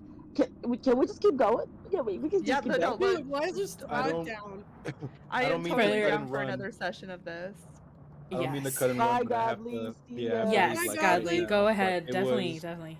it was great. I loved it. Maz, keep doing what you're doing. You're I hope getting. Godly got his finger back, by the way. Oh yeah, Oh, yeah. all was an illusion. It was just an Okay, illusion. sweet. It was Cool. just psychic. Good deal. Yeah. But take care, guys. Have a Thank you wonderful again night, for Godly. inviting me. Bye, Of friend. course, that was fun. Bye. Adios, amigos. Bye. See you in chat. For everyone who's interested in these games, these are one shots, especially for you three, you four. I would love to do like a campaign with these characters, starting from when they first started at Sesine Academy. That will be the goal for 2023, and if you four are interested, or if other people would like to join, there's always room at this school. And especially for this specific one, I would love to like start when y'all are young, and each of those campaigns would be like a year in the life. And of course, if you're in that day or not depends, if on your schedule, of course. But that is what my goal is for 2023, especially for teens in space and kids on bikes. And I'm excited. I think this is like the new step. Me, Maz I'm as a DM. 110% down. Yes. I'm Yeah. so down, I could not explain to you how down I am for that. Yeah, Moz for DM, Mod for Twitch partner. I'm down for all of that. 2023. Oh, absolutely. But Moz for from president? Question mark. 2020. Maz for president? Exclamation mark? for all of you joining, I appreciate you coming on board, playing this game, setting up characters, especially during this busy time. And Nay, thank you so much for the wonderful, amazing art. Beautiful art, Nate. Thank Beautiful, you. bringing these characters to shucks. life. You did so well, Nay. They're beautiful. Go check My out Fluffle freaking Bear on pleasure. Twitter, y'all. I will post them again on my Twitter. Actually, I think they're the last tweet I put out. So just go to my Twitter right now and go follow them. Do it. Do it. Do it. Do it. Do it now. They're awesome. They're great. I love their work. So please, like, if you're looking for character art for your own game campaign, or your own just like, what does my character look like? Reach out. But from everyone here, have a wonderful night, y'all. I'll see y'all in like 2 weeks for D&D for the Bye. next game. Bye. Yes. Bye. Bye, my friends. I love you all. Bye, guys. Love you. And Moz, stop taking over Sleazy's stream. Jeez.